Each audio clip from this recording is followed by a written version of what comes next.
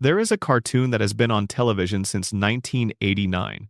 It airs on Sunday nights. It features a yellow family living in a fictional American town. The father works at a nuclear power plant. The mother bakes things and worries. The oldest kid skateboards and gets into trouble. The middle child plays saxophone and reads too much. The baby sits in a high chair and stares at you. You know this show. You have always known this show. If you were born after 1989, The Simpsons has existed for your entire life. If you were born before 1989, you watched it arrive and then watched it stay, through administrations and recessions and the rise and fall of entire media empires, while the yellow family on Evergreen Terrace kept having the same arguments and eating the same donuts and somehow, impossibly, never aged a single day. But here is the thing about The Simpsons that stops people cold when they really sit with it. The show keeps being right. Not about small things. Not about the kind of vague cultural observations that any half-attentive writer might make if they watched enough news. The show keeps being right about specific things. Named things. Dated things. Events that happened years, sometimes decades, after the episode aired, and that align with what was on screen in ways that feel less like coincidence and more like something else entirely. A man descends an escalator to announce his presidential campaign, and a cartoon from 16 years earlier showed the same man descending an escalator to announce a presidential campaign. A deadly respiratory illness spreads out of Asia and sweeps across America in 2020, and a cartoon from 1993 showed a deadly respiratory illness spreading out of Asia and sweeping across Springfield, complete with the panic buying, the mob demanding a cure, and the chaotic government response. A technology company releases a small wrist-mounted computer that communicates with satellites and monitors your health, and a cartoon from 1995 showed someone wearing exactly that device on their wrist, using it in exactly that way.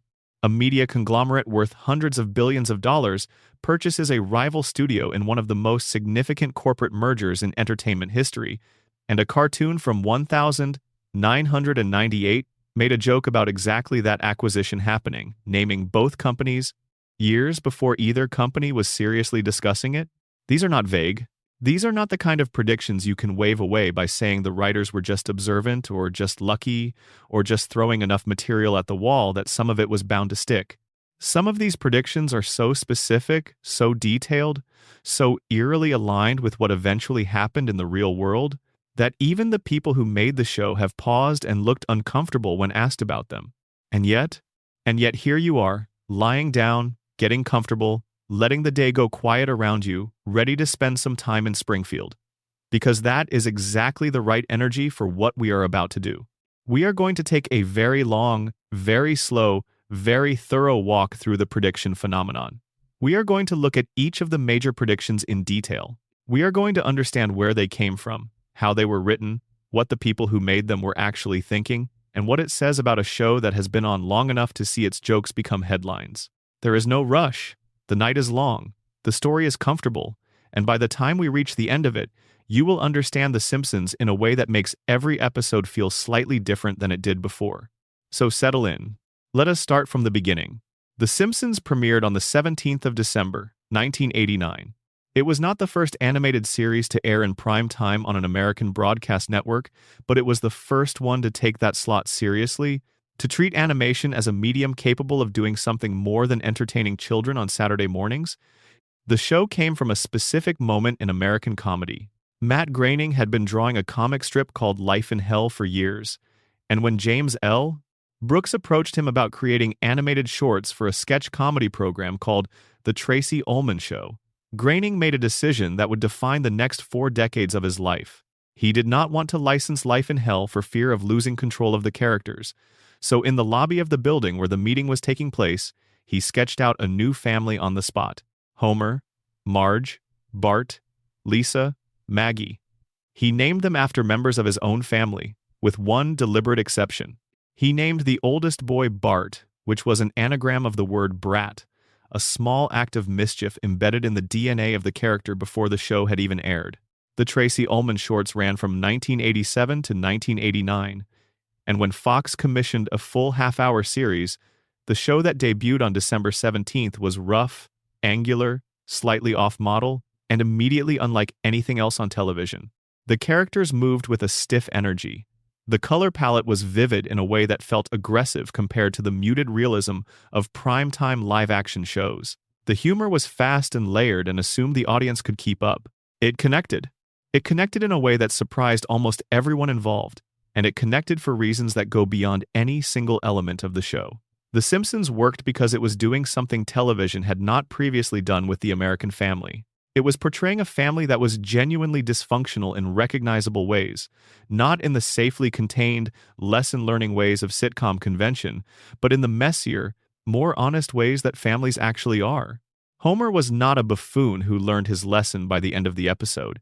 He was a man who kept making the same mistakes because that is what people do. Marge was not just a supportive wife. She was a person with her own anxieties and ambitions and moments of genuine unhappiness. Bart was not a bad kid.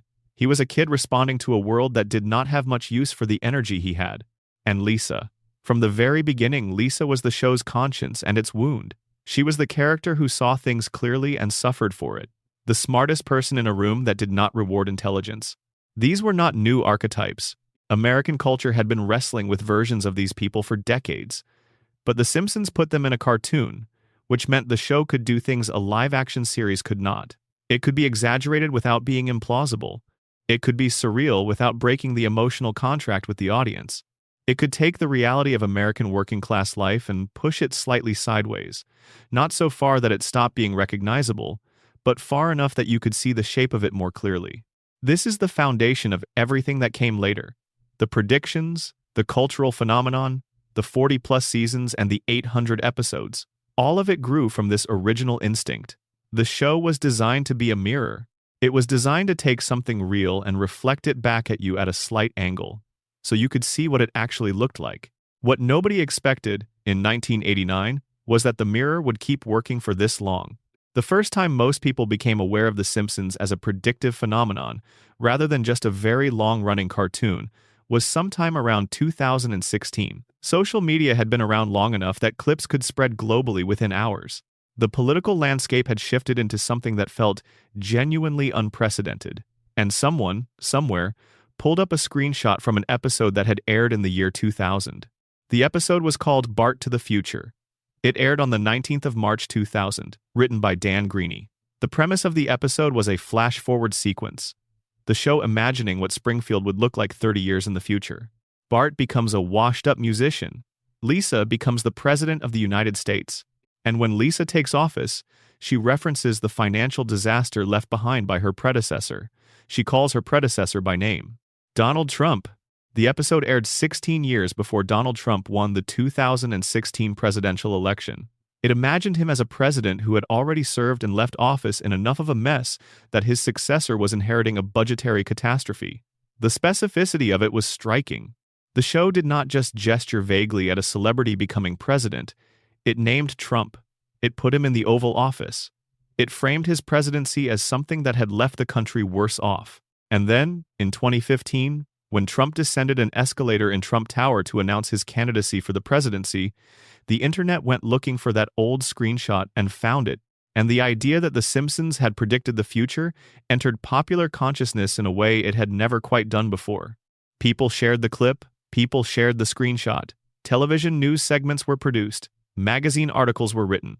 The phrase "The Simpsons" predicted it became a cultural shorthand, a way of expressing the particular mixture of awe and unease that people felt when fiction and reality lined up in ways that seemed impossible. And once people started looking, they found more. They found the smartwatch. They found the pandemic episode. They found the Disney-Fox merger. They found the Higgs boson. They found the tiger attack on one of the most famous performers in Las Vegas. They found a long, strange list of moments where a cartoon from Springfield had apparently glimpsed something that had not happened yet. The question everyone was asking was the same question. How did they know? We are going to spend a great deal of time with that question. We are going to look at it from every angle. We are going to be honest about the cases where the answer is genuinely surprising, and we are going to be equally honest about the cases where the answer is less mysterious than the internet would like it to be. But first, we need to understand what kind of show The Simpsons actually was in its prime, because the quality of the prediction phenomenon is inseparable from the quality of the writing that produced it. The golden era of The Simpsons is generally agreed to span from around season 3 through season 8, with some generous fans extending it to season 10 or even 12. This is the period when the show was producing what many people consider to be the finest comedy writing in the history of American television. The episodes from this era are dense with jokes that operate on multiple levels simultaneously. They reward close attention. They reward rewatching. They work as entertainment in the moment and as satire on reflection. The writing staff during this period was remarkable, not just in terms of their talent, which was obvious, but in terms of their academic backgrounds. The Simpsons had, at various points in its writing room, a genuinely unusual concentration of people who had studied subjects beyond the standard creative writing or film track. There were writers with degrees in mathematics. There were writers with backgrounds in physics. There were people who had done graduate work in history, in economics, in political science. This is not a small thing. When you sit down to write a satirical joke about the future of American politics, or the trajectory of media consolidation, or the logical endpoint of wearable technology, what you bring to that joke is shaped by what you actually know. A writer who has studied economics understands corporate consolidation in a way that goes beyond the headlines. A writer who has studied physics understands the Higgs boson in a way that allows for a genuinely informed joke. A writer who has spent years studying political history understands the appeal of celebrity candidacy in a way that lets them extrapolate it a decade or more forward.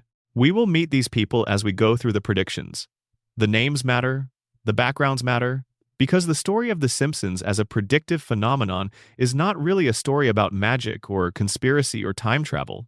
It is a story about what happens when you put very intelligent, very well-read people in a room and ask them to take the world seriously enough to make fun of it. There is also something else to understand before we move into the individual predictions, and it is the thing that the show's own producers have said most consistently when asked about all of this. Volume. The Simpsons has produced nearly 800 episodes.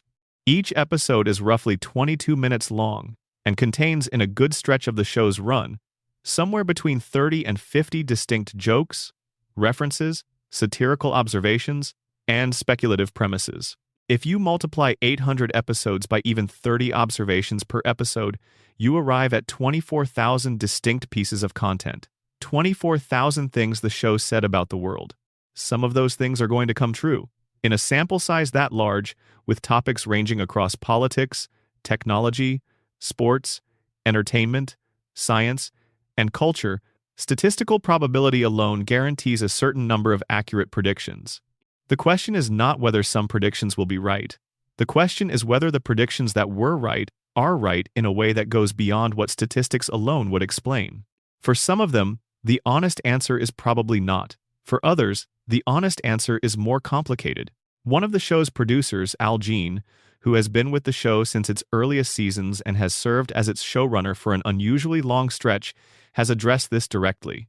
He has said, in various forms across various interviews, that the show produces a very large amount of material about the directions American society seems to be heading, and that when any piece of that material lines up with something that actually happens, it gets amplified by social media and remembered, while the much larger body of material that did not line up with anything gets quietly forgotten. This is honest, this is accurate, and it is also not the complete picture, because there are predictions in the body of The Simpsons that are not adequately explained by volume and confirmation bias alone. There are specific, named, detailed predictions that would require an extraordinary amount of luck to chalk up purely to statistical probability. We will look at all of them. The ones that have mundane explanations and the ones that do not. The ones that the writers can fully account for, and the ones that leave even the most skeptical observer slightly unsettled. One more thing before we move forward, and this is something worth holding on to as you settle in for the night. The Simpsons is a show about America, not just set in America, not just using American characters and American cultural references. It is a show whose fundamental purpose, underneath all the jokes and all the surrealism and all the guest stars, is to take a long, clear look at the country that produced it and say something true about what is actually going on there.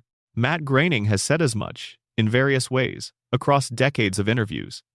The show was born from a particular skepticism about American institutions, about the gap between the stories America tells about itself and the reality of what the country actually is. about the nuclear power plant that represents the cheerful industrialism of the post-war boom while quietly poisoning the town around it, about the billionaire employer who cannot remember the name of his employee of 30 years, about the town that keeps resetting to normal after each catastrophe because the alternative, actually dealing with what happened, is too difficult to contemplate. If you understand that the show is, at its core, a sustained satirical observation of American life, then the prediction phenomenon becomes something different. The show is not predicting the future. The show is reading the present with exceptional clarity and writing down what it sees. Sometimes the present contains things that have not fully materialized yet. Sometimes a trend visible in 1993 or 1998 or 2000 does not fully arrive until a decade or two later. When it does, it looks like prophecy. But it was always just clear observation wearing a yellow cartoon suit. That is the frame. That is the lens through which we are going to look at all of this. Now, drop your shoulders, let the blanket settle. The night is wide and quiet, and we have a long way to go, so let it be gentle. Let us begin. If you are watching this late at night, or early in the morning when the light is still soft, drop a comment below and tell me where you are watching from and what time it is. There is something wonderful about the idea of people all over the world settling in at different hours to drift through the same story, and I want to know where you are. Subscribe if you have not already, because we are going to go very deep into Springfield before this is over, and you will want to be there for all of it. The 19th of March, 2000. The world was different. The dot-com bubble had not yet burst. The World Trade Center was still standing. George W. Bush and Al Gore were in the middle of a primary season that would eventually end in the most contested presidential election in American history. The internet existed, but most people used it through dial-up modems that made a sound like a cat falling down a flight of stairs. Social media did not exist. The iPhone was 7 years away. The idea that a reality television star and real estate developer from New York would one day become the 45th president of the United States was not something serious political analysts were spending their time on. On that particular March night, The Simpsons aired an episode called Bart to the Future. The episode is a flash-forward story. A Native American casino owner shows Bart a vision of his future, and what follows is a portrait of what Springfield looks like 30 years down the line. Bart has grown into a drifting, unsuccessful musician, living in a cramped apartment with Ralph Wiggum and sharing space with a band that is going nowhere. The comedy of Bart's portion of the episode is the comedy of potential unfulfilled, of the rebellious kid growing up into a man who never quite found a use for his rebellion. But the episode's other storyline, the one nobody remembered at the time and everyone remembered after 2016, involves Lisa. Lisa Simpson has become the President of the United States. She sits in the Oval Office, dressed in a purple pantsuit, trying to address a fiscal crisis of extraordinary proportions. She calls her cabinet together, she surveys the damage, and at a certain point in that conversation, she references the reason the crisis is so severe. She explains, with the resigned competence of someone cleaning up a mess they did not make, that the country is dealing with the budget crunch inherited from President Trump. President Trump. Named, specific, not a vague celebrity president, not a thinly veiled caricature. Donald Trump, the actual person, described as a former president of the United States in the context of having left the country financially worse off than he found it. The episode writer was Dan Greeny, and when journalists and interviewers began asking him about this prediction after Trump's actual election in 2016, Greeny gave an answer that is worth sitting with. He said the joke was intended as a warning. Not a prediction, exactly, and not an expectation. More of a dark extrapolation. The writers in the room in 1999, when the episode was being written, looked at the trajectory of American celebrity culture, at the increasing blurriness of the line between entertainment and politics, at the specific gravity that Trump had always exerted on the American imagination, and they pushed that trajectory forward. They asked what would happen if the country kept moving in the direction it was already moving. Trump became the answer because Trump already existed in the cultural imagination as a symbol of a particular kind of American ambition. He had been flirting with presidential runs since the late 1980s. In 1988, he gave a speech in New Hampshire that was interpreted as an early test of political waters. In 1999, around the time Greeny was writing the episode, Trump was publicly considering a run for the Reform Party nomination. The idea was not invented by the writers in that room. They looked at what was already in motion and followed the line. But there is something else about the Bart to the Future prediction that gets less attention than the simple fact of Trump's name appearing in a 2000 episode. The escalator. When Donald Trump descended the escalator at Trump Tower on the 16th of June 2015 to announce his candidacy for the 2016 Republican presidential nomination, there was something about the image that felt familiar to anyone who had been paying attention to the prediction discourse. The visual composition of that announcement, the slow descent from above, the crowd arranged below, the theatrical staging of a man coming down from his tower to tell the people what he would do for them, bore a resemblance to imagery associated with the Simpsons' treatment of Trump that was difficult to fully explain as coincidence. The show had not, to be precise, shown Trump descending an escalator in Bart to the Future. The overlap is more conceptual than purely visual in that specific episode. But across the body of the show's treatment of Trump as a character and a symbol, across the various moments when the show returned to the idea of Trump as a political figure, there is a consistent visual language that the real-world announcement seemed to echo. This is the kind of thing that is genuinely hard to evaluate. Escalators are not unique to Trump Tower. Theatrical political announcements are not a new phenomenon. The overlap could be real, or it could be the kind of pattern that the human mind imposes on coincidence, because the mind is extraordinarily good at finding patterns, including patterns that are not actually there. What is not in dispute is the name and the framing. Trump as a former president who left behind financial chaos? That was in the episode. That was specific. And it aired 16 years before it happened. Dan Greeny said the episode was meant as a warning. It is worth understanding what he meant by that because it opens into the larger question of what The Simpsons was doing when it was doing its best work. The writers in the room in 1999 were not, for the most part, fans of the direction American politics seemed to be heading. The show had always had a left-leaning perspective, not in the sense of being ideologically explicit or hectoring, but in the sense of being fundamentally skeptical of concentrated power, of corporate influence on governance, of the tendency of American institutions to serve the people who could afford to pay for access to them. The Simpsons had been satirizing the corrupting effect of money on democracy since its earliest seasons. Mr. Burns, the show's central villain, is essentially a walking indictment of the idea that wealth should translate into political influence. He buys elections, he funds candidates, he sends lobbyists to City Hall. He has judges in his pocket and politicians on his payroll. The show had been saying, for years before Bart to the Future aired, that a democracy which allowed this much money to operate this freely in its political system was a democracy moving towards something troubling. The Trump prediction, in this context, is less a case of mysterious foreknowledge and more a case of the show following its own established logic to a conclusion that happened to be correct. If you believe, as the show clearly did, that the line between celebrity and political authority was eroding, that money could buy not just influence but the office itself, that the American appetite for spectacle was becoming indistinguishable from the American appetite for governance, then a reality television star and billionaire becoming president is not a surprising endpoint.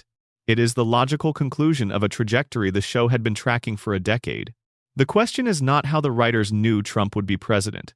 The question is why, with the same information available to everyone, more people did not reach the same conclusion. There is a broader category of Simpsons political prediction worth exploring here. Because the Trump episode is the most famous, but it is not the only time the show anticipated something about American political life with uncomfortable accuracy. In a 1996 episode, the show satirized the role of money in local politics by depicting a town hall election that was effectively purchased by the highest bidder. The specifics of the episode are comedic, but the underlying observation that local democratic processes were increasingly susceptible to the influence of concentrated wealth was not just a joke, it was a description of something that was already happening in 1996 and has continued to accelerate in the decades since.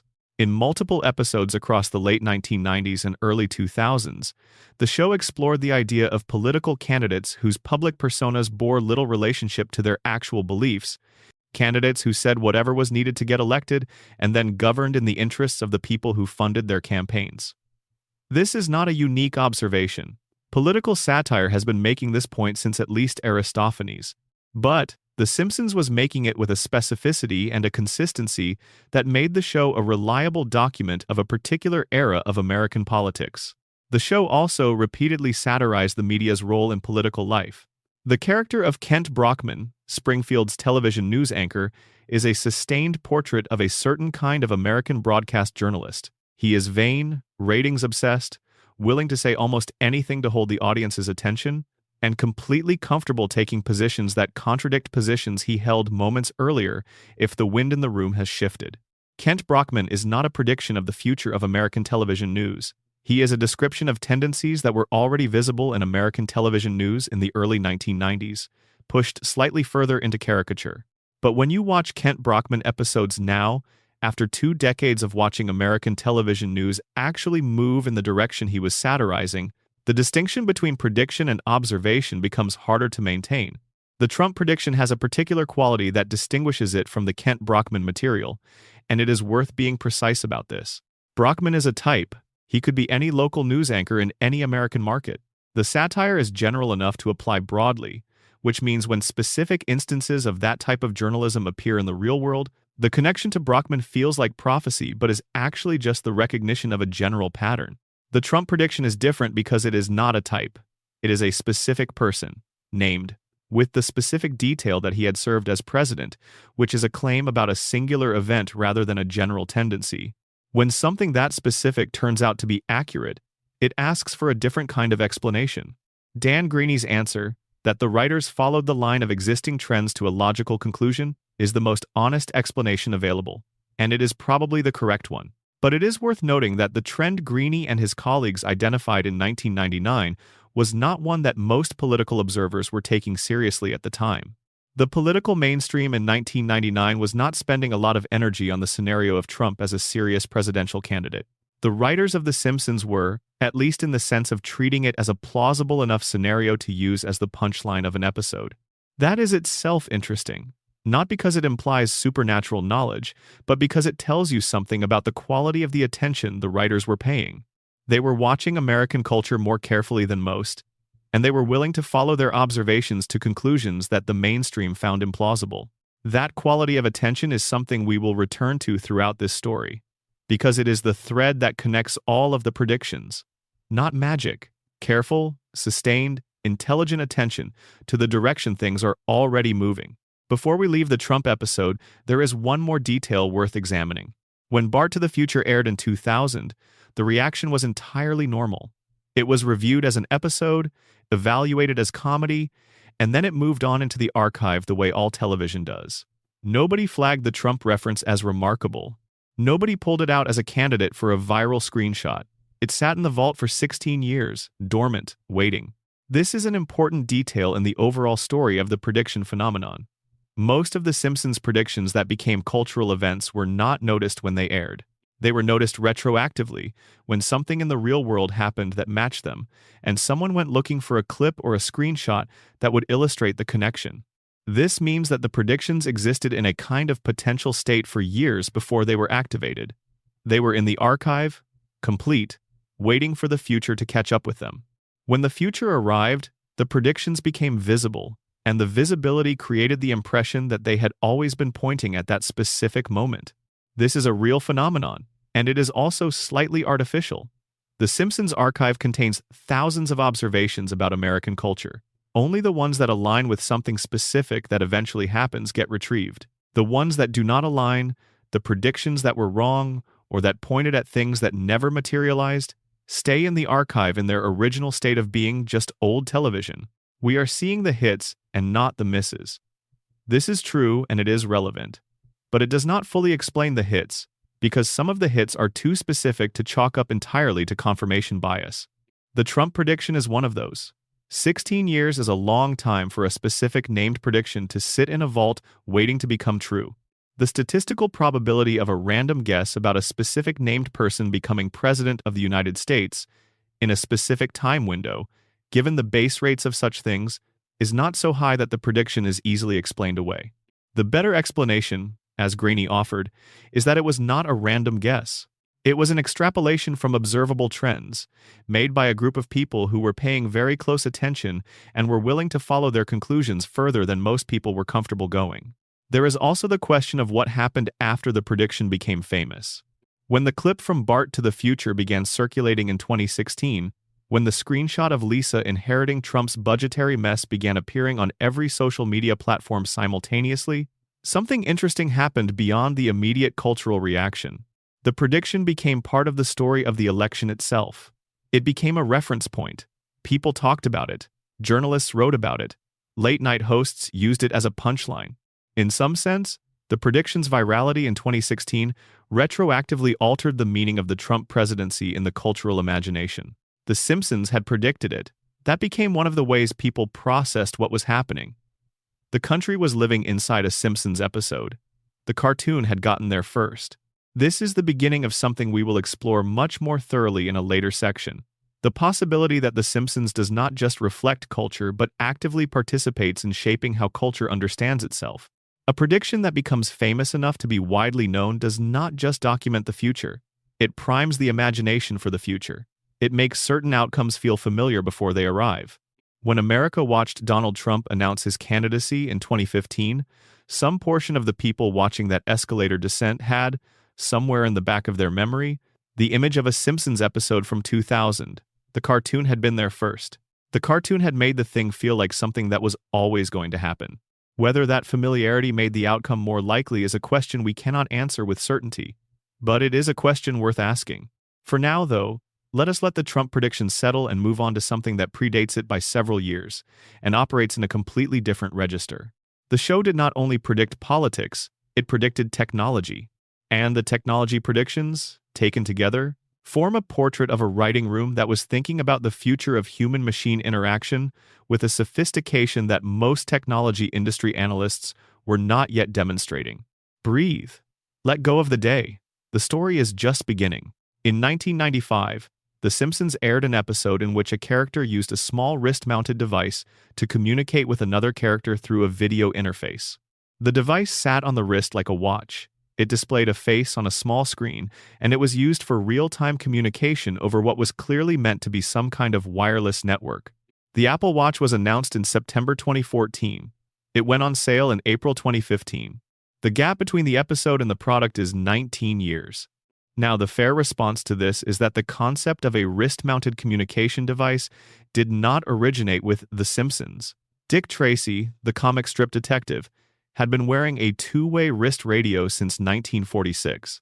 Wrist communication devices had been a staple of science fiction for decades before The Simpsons episode aired. The idea was not new. What is interesting about The Simpsons version is not the mere existence of the concept. It is the specificity of the implementation. The device in the episode is not a radio. It is not a telephone in any traditional sense. It is a video communication device with a small rectangular screen, worn on the wrist, used in the casual, almost incidental way that people now use their smartphones and smartwatches. The person wearing it is not a spy or a soldier or a science fiction hero. It is an ordinary character in a domestic setting, using a wrist device the way you might now glance at your phone while making breakfast. That specificity of context, the ordinariness of it, is part of what the predictions get right in ways that pure conceptual precedence does not fully explain. Science fiction had imagined wrist communicators for decades. What The Simpsons imagined was wrist communicators as mundane consumer products used by middle-class Americans in their daily lives. The technology predictions in The Simpsons form a loose but coherent cluster, and understanding them together tells a more interesting story than any single example. In a 1994 episode, the show depicted a version of autocorrect, the feature on smartphones and computers that automatically corrects misspellings, producing the kinds of confident errors that have become a staple of internet humor. The show's version shows a character sending a message that has been transformed by an automatic correction system into something absurd and unintended. The joke is fundamentally the same joke that millions of people make every day about autocorrect failures on their phones. The show aired this joke approximately 15 years before autocorrect became a ubiquitous feature of consumer mobile devices. The iPhone, which popularized the specific version of autocorrect that became culturally dominant, was announced in January 2007. The Simpsons was making jokes about the comic potential of automated text correction in 1994. In a 1995 episode, the show depicted video calling, not as a futuristic technology, not as something that required special equipment or a dedicated service, but as a feature of ordinary communication, something characters used in passing the way you might now use FaceTime or Zoom or any number of video calling services that became genuinely ubiquitous in the 2020s. The show imagined video calling as part of the texture of everyday life over a decade before the technology to support consumer-grade video calling was widely available. In a 1996 episode, the show depicted something that looks remarkably like a modern tablet computer, a flat, rectangular, touch-sensitive device used to access information, control systems, and communicate. Not a laptop, not a desktop computer. A tablet. The iPad was released in April 2010. When you look at these technology predictions together, a pattern emerges that is different from the pattern in the political predictions. The political predictions, like the Trump episode, tend to be about specific events or specific people. They take something that exists in the cultural landscape, a recognizable individual or a visible trend, and project it forward to a specific conclusion. The technology predictions are different. They are about the shape of technology rather than specific products. They are about how technology will be used, what it will look like in practice, how it will fit into everyday domestic life. And in this, they reflect something specific about the composition of the writing room. The Simpsons in the mid-1990s had several writers with technical and scientific backgrounds. Jeff Westbrook, who joined the show in 1992 and stayed through 2002, has a PhD in computer science from Princeton. His research before joining the show was in algorithms and data structures. This is a person who understood the trajectory of consumer technology, not as a fan or an enthusiast, but as someone with deep technical knowledge of what the underlying infrastructure was capable of and where it was likely to go. When you have someone with that background in the room, the jokes about technology are not purely speculative. They are informed extrapolations from what that person knows about how computing was developing, what miniaturization was making possible, what the engineering community was working on that had not yet reached consumers but was clearly on its way. This does not make the predictions supernatural. It makes them educated. An educated guess about the future of consumer technology, made by someone who understood the technical foundations, looks a great deal like prophecy from the outside, even when it is actually just informed extrapolation. There is one technology prediction that sits in a slightly different category from the others because it is not about a consumer product. It is about a number. In a 1998 episode called The Wizard of Evergreen Terrace, Homer becomes obsessed with the legacy of Thomas Edison. He sets up a makeshift laboratory and tries to produce inventions that will outlast him, that will secure his place in history. The episode is a meditation on legacy and ambition, and the specific despair of feeling like your life has not added up to anything permanent. During the episode, Homer fills a chalkboard with mathematical equations. He is working on something, the precise nature of which is not the focus of the joke. The focus is on the spectacle of Homer, a man of extremely limited intellectual ambition, suddenly seized by the desire to understand the universe. But the equations on the chalkboard are not invented. They were put there by someone who knew mathematics, and one of them, a formula that Homer writes in the lower portion of the chalkboard, turns out to describe something real. The equation, when examined by people who know enough mathematics to evaluate it, appears to predict the mass of the Higgs boson particle. The Higgs boson is the particle associated with what is called the Higgs field, the mechanism by which fundamental particles acquire mass. It was theorized in 1964 by Peter Higgs, among others. It was not experimentally confirmed until July 2012, when the Large Hadron Collider at CERN detected evidence of its existence. The Simpsons episode aired in 1998. Homer's chalkboard equation appeared 14 years before the experimental confirmation. Simon Singh, a British author who has written extensively about mathematics, analyzed the chalkboard equation and wrote about it in his book on The Simpsons and Mathematics. He confirmed that the equation does approximate the mass of the Higgs boson at around 775 giga-electronvolts, which is within an order of magnitude of the actual measured mass of approximately 125 giga-electronvolts. It is not perfectly accurate, but it is in the right ballpark in a way that cannot be entirely explained by chance. The equation was put on the chalkboard by David X. Cohen, who was a writer and producer on the show at the time and who has a degree in physics from Harvard and a master's degree in computer science from Berkeley. Cohen was not guessing randomly when he put equations on Homer's chalkboard. He was drawing on genuine mathematical knowledge, and one of the equations he chose happened to reflect theoretical work on the Higgs boson that was current in physics circles at the time. This is not prophecy, but it is something interesting. A writer with genuine physics training, putting real physics equations into a comedy episode, happened to include an approximation of a particle mass that would not be experimentally confirmed for another 14 years. The equation was in the literature that Cohen had studied. The prediction was an artifact of actual scientific knowledge appearing in a comedic context. The technology predictions clustered together to tell a story about a particular kind of comedy writing, and it is a kind of writing that is worth understanding if you want to understand why the prediction phenomenon happened at all. The show in its prime was not interested in being safe. It was not interested in making jokes that required no real knowledge, that could be understood entirely on the surface without any background. The room was full of people who knew things, real things, substantive things, and they brought those things into the jokes.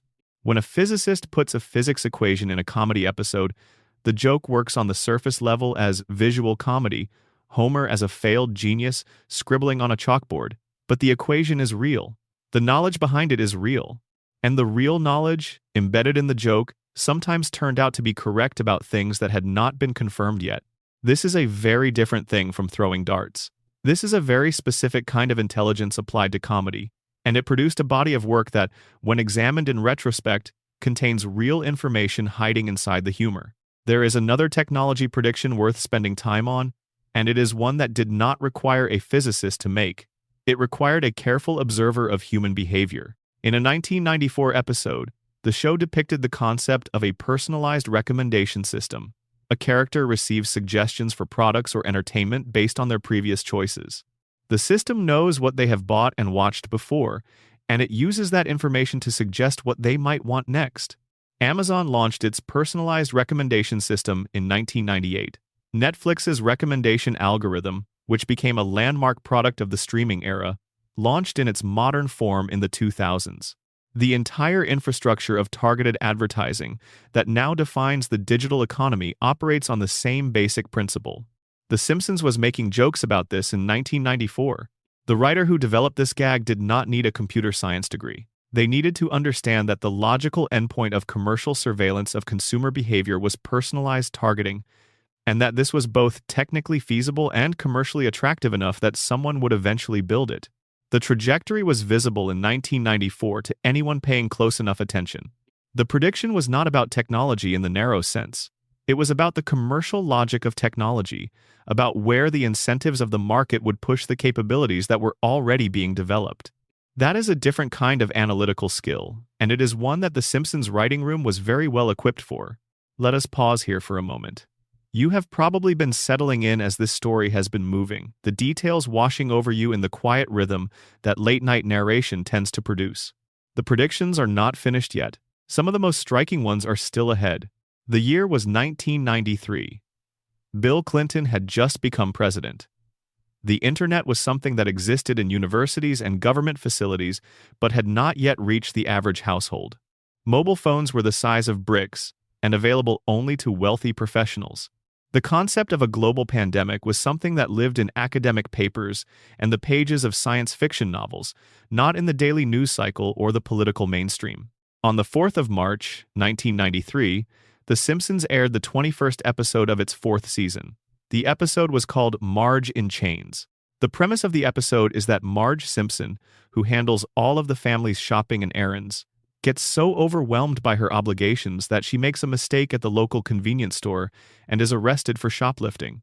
The episode is primarily about the consequences of that arrest, about the social dynamics of a community turning on one of its members, about the particular cruelty of suburban judgment. It is a Marge episode, which in the Simpsons canon tends to mean it is quieter and more emotionally grounded than the Homer or Bart episodes.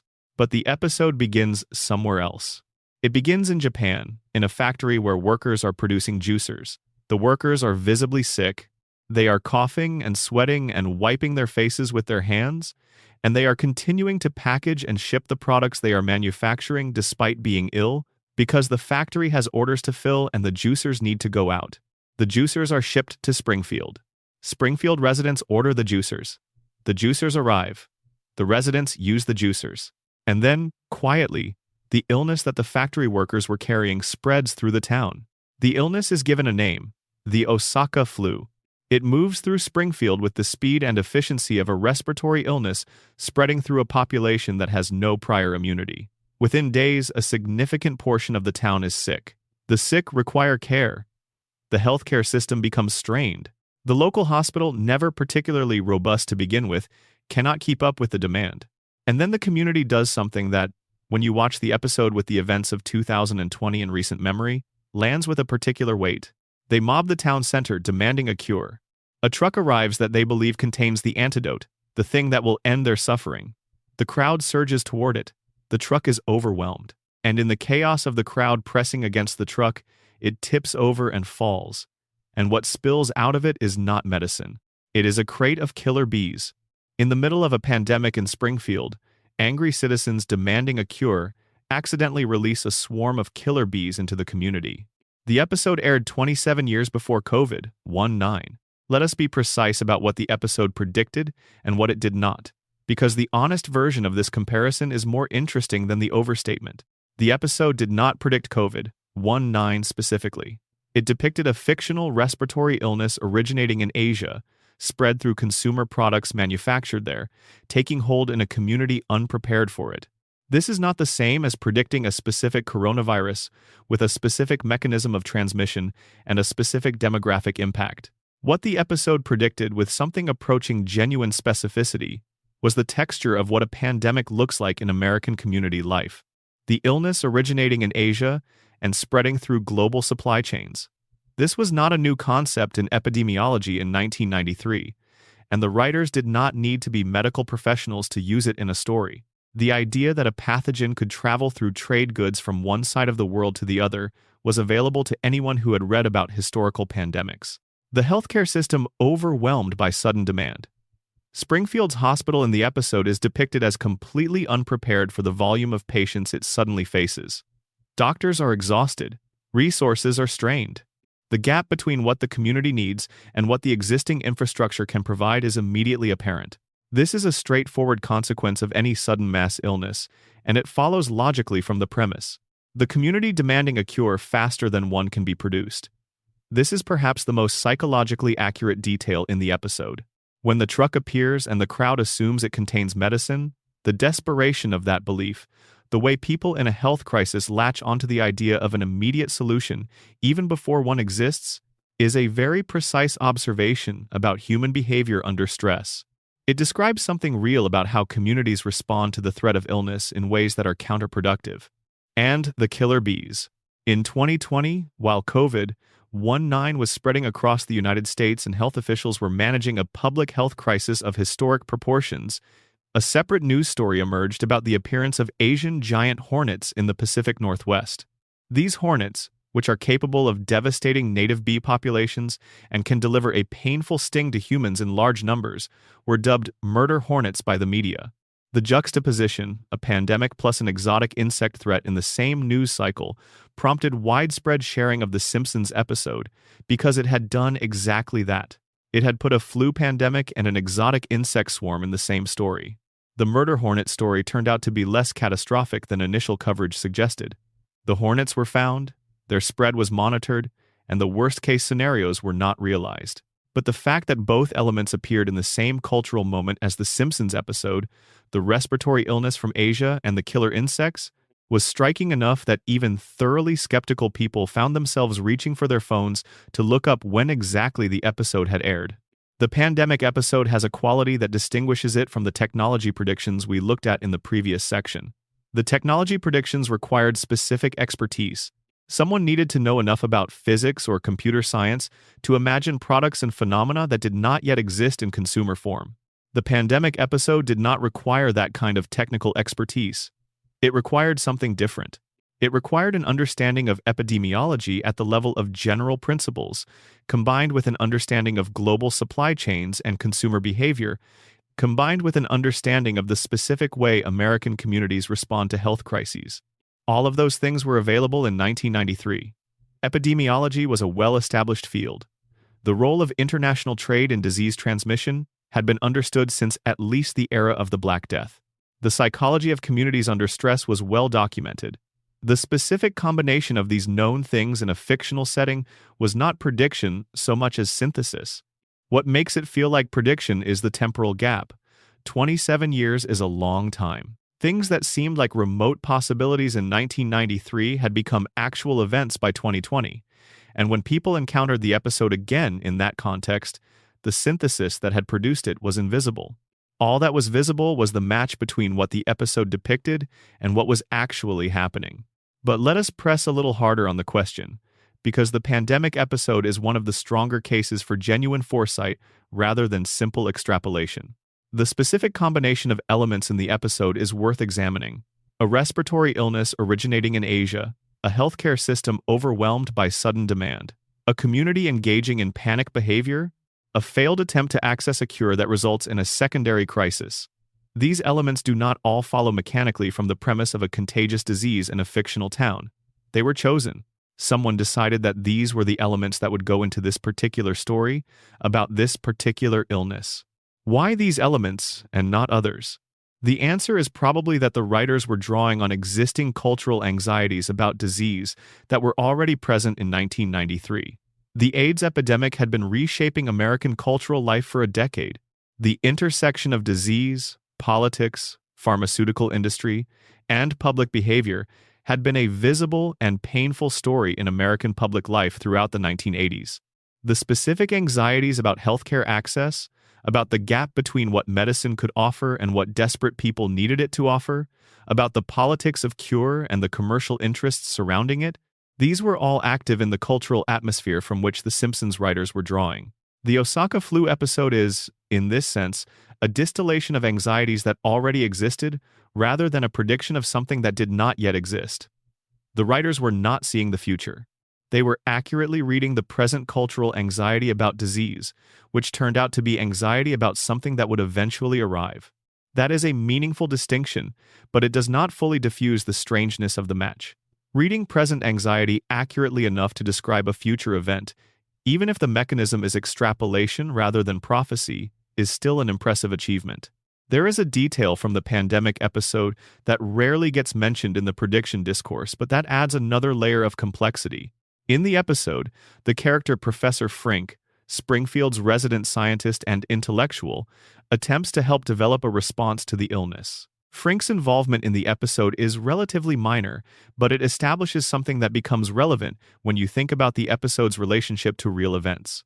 The episode depicts the scientific community as slow, under-resourced, and impeded by the gap between what science can do and what a panicked public is demanding. Frink cannot solve the problem fast enough. The timeline of scientific response does not match the timeline of public need. This is not a detail that follows automatically from the premise of a contagious illness. It was added by the writers as a specific observation about the dynamics of how communities and science interact under crisis conditions. And it turned out to be one of the more accurate elements of the episode's portrait of pandemic life, because the tension between the speed of scientific response and the speed of public demand for solutions was one of the defining dynamics of the COVID-19 period. Vaccines were developed in record time, but record time was still a year. In the interim, the gap between what science could offer and what a frightened public was demanding produced the exact kind of crowd behavior around unproven remedies that the Simpsons episode depicted with the truck and the swarm. Let us also acknowledge what the episode did not predict, because intellectual honesty requires it. The episode did not predict social distancing. It did not predict masking.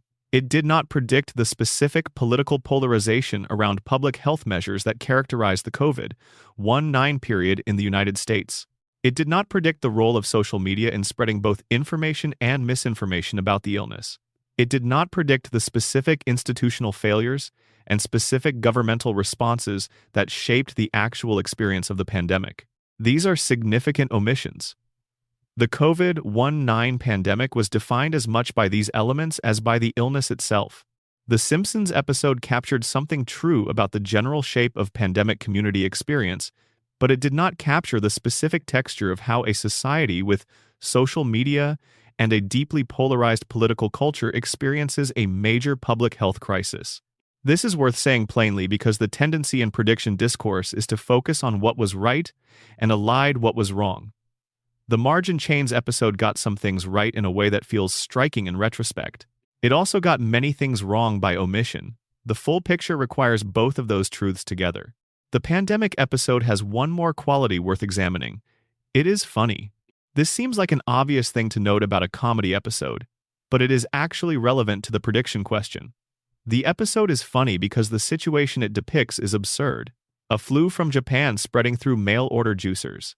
A truck full of killer bees. These are comic exaggerations, elements chosen because they are comic rather than because they are the most realistic possible version of the scenario. The fact that the real world, in 2020, produced something that matched several of these comic exaggerations in its broad strokes is part of what makes the prediction feel so strange. Reality caught up to the comedy. The absurd scenario turned out not to be entirely absurd. There is something in this that speaks to a quality of great satire. The quality of taking social and cultural anxieties and pushing them slightly past the point of comfort into the territory of dark laughter. Great satire about things that are genuinely frightening, about real anxieties about health and vulnerability and the limits of institutional competence, has always risked this particular kind of prophecy where the joke turns out to be less extreme than the reality. The best satire does not just make you laugh. It makes you slightly uncomfortable while you are laughing, because it is pointing at something real. The best Simpsons episodes in their prime had this quality consistently, and when the things they were pointing at eventually became the dominant reality, rather than the underlying tendency that the satire was exaggerating, the discomfort became something different. It became recognition.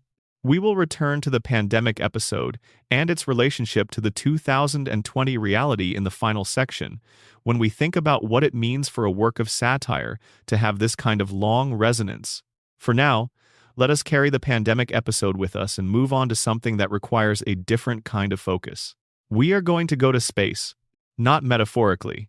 In 1994, The Simpsons sent Homer Simpson to space, alongside Buzz Aldrin, the actual Buzz Aldrin, the man who walked on the moon. And in doing so, the show made a prediction about the future of space exploration that, 30 years later, is still in the process of coming true. On the 5th of January 1994, The Simpsons aired an episode called Deep Space Homer. It is one of the most beloved episodes of the show's golden era, a dense, funny, frequently absurd story about Homer Simpson being selected to go to space as part of a NASA program designed to attract average Americans to the space program and boost sagging viewership of shuttle launches. The premise was already a gentle satire of the space program's relationship with public relations. NASA in the episode is driven not purely by scientific goals but by the television ratings of its launches. When those ratings drop, the agency concludes that what it needs is someone relatable in space, someone ordinary, someone the average American viewer can see themselves in. The logical endpoint of that reasoning in the show's comic universe is Homer Simpson. Homer is selected not because he has any skills relevant to space travel, but because he scores at exactly the mean on every cognitive and psychological assessment, making him the statistically most average person in the applicant pool. He goes through training, manages to cause a catastrophic problem during the mission, and ultimately saves the shuttle by using an inanimate rod to unclog a food bar that had become lodged in a critical component, guided through the process by James Taylor singing a folk song over the radio. It is an extraordinary episode, and it is also, in retrospect, a prediction. Not primarily because of what happens in the story, but because of what the story assumes. The episode assumes, in 1994, that within the foreseeable future, NASA would be sending ordinary civilians to space as part of a program designed to engage public interest. The episode assumes that the distinction between professional astronauts and private citizens going to space would eventually blur, not as a technical achievement, but as a public relations strategy. Richard Branson flew to space in July 2021. Jeff Bezos flew to space in July 2021. Elon Musk's SpaceX sent the first fully private crew to orbit in September 2021. Commercial space tourism, the concept The Simpsons episode was satirizing in 1994, became a reality 27 years later. The commercial space tourism parallel is not the sharpest element of the deep space Homer prediction. The episode also featured Buzz Aldrin. Buzz Aldrin appeared in the episode as himself, playing an astronaut who accompanies Homer on the mission. The detail worth noting is not that Aldrin appeared in the episode, though that in itself is interesting. It is how Aldrin appears.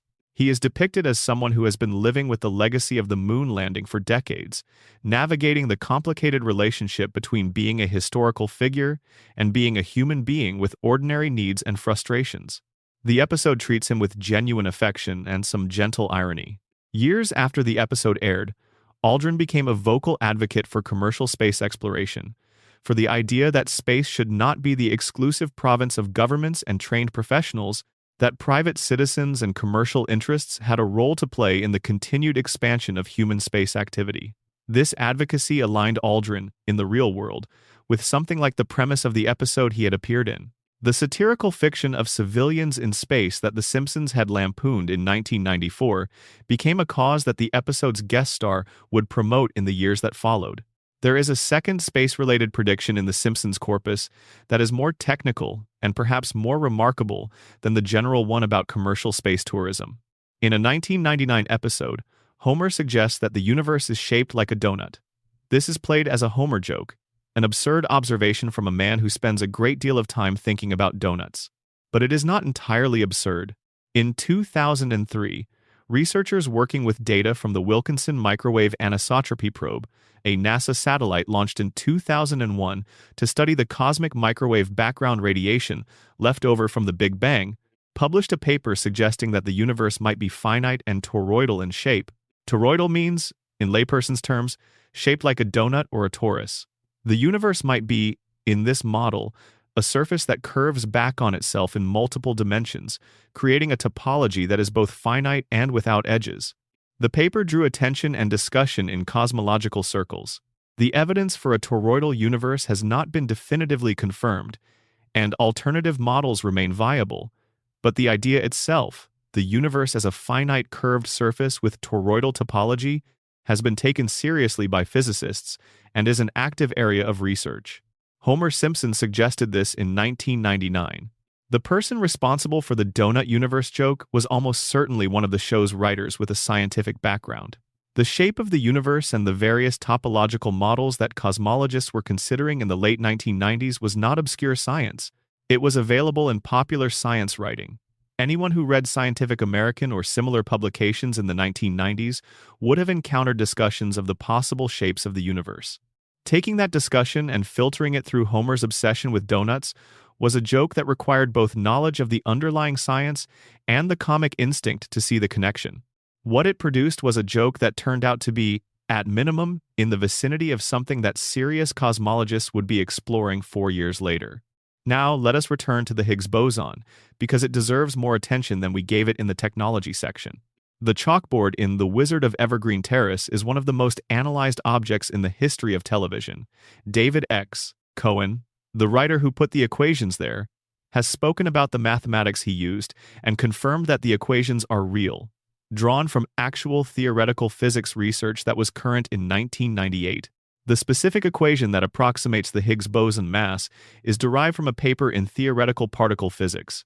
Cohen, with his Harvard physics degree, was familiar with the theoretical landscape around the standard model of particle physics, which includes the Higgs mechanism as one of its central components.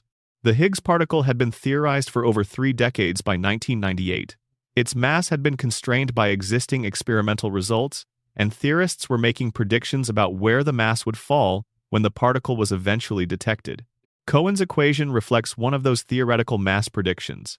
He put it on the chalkboard because it was real, because it was part of the actual mathematics of particle physics, and because putting real equations in Homer's fake genius chalkboard was funnier than making up nonsense.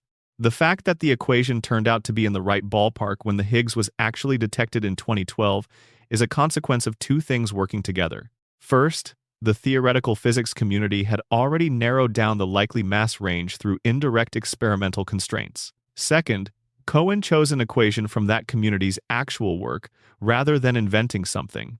This is an important distinction. Cohen did not predict the Higgs boson mass independently. He correctly identified and used a real theoretical prediction from the physics literature. The prediction that turned out to be approximately right was not his. It was the physics community's. He put it in a cartoon. But putting real physics in a cartoon at all, and having the specific real physics turn out to be correct, is still a remarkable thing. Most comedy writers, faced with the need to fill a chalkboard with equations, would either make something up or use known equations from high school mathematics. Cohen used equations from active theoretical physics research, and one of them happened to anticipate an experimental discovery 14 years in the future. The science predictions in The Simpsons form a coherent picture when you look at them together. They reflect a writing room in which genuine scientific knowledge was considered a useful ingredient in comedy, not decorative knowledge, not the kind of science-adjacent references that signal sophistication without requiring real understanding, but actual knowledge of what the scientific community knew and what it was working toward. This is unusual. Most comedy television does not have this. Most comedy television uses science as set dressing, as a backdrop for jokes that are fundamentally about character or situation. The Simpsons in its prime did something different. It used real science, current science, science that the writing staff had actually studied, as the basis for jokes that were simultaneously funny and substantively correct. The consequence of this approach, across a run of over a decade of peak seasons, was an accumulation of episodes that contained real scientific information hidden inside jokes. Some of that information turned out to be predictive, not because the writers were seeing the future, but because they were accurately representing the current state of science, and the current state of science was pointing toward things that would eventually be confirmed. There is one more science prediction worth examining, and it sits somewhat apart from the others because of the domain it operates in. In a 1999 episode, the show depicted genetic engineering in agriculture in a way that proved remarkably prescient about both the technology and the controversy surrounding it.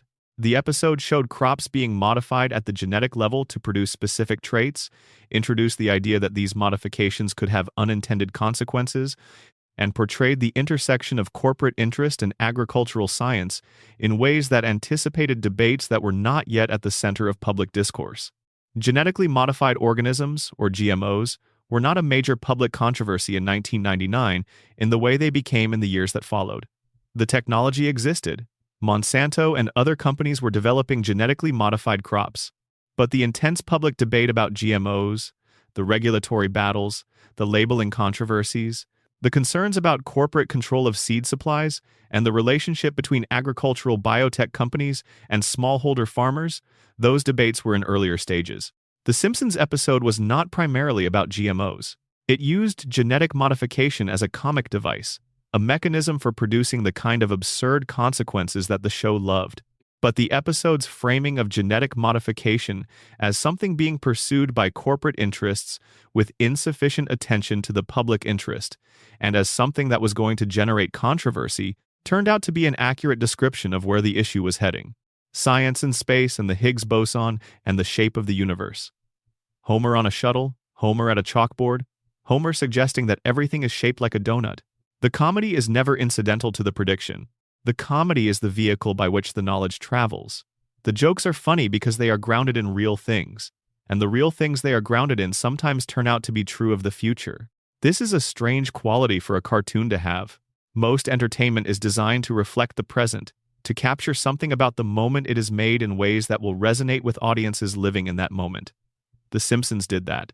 But the depth of knowledge it drew on meant that it was also, inadvertently, capturing the present state of human understanding in domains that were moving towards significant discoveries. The discovery of the Higgs boson was going to happen eventually. The theorists knew it would.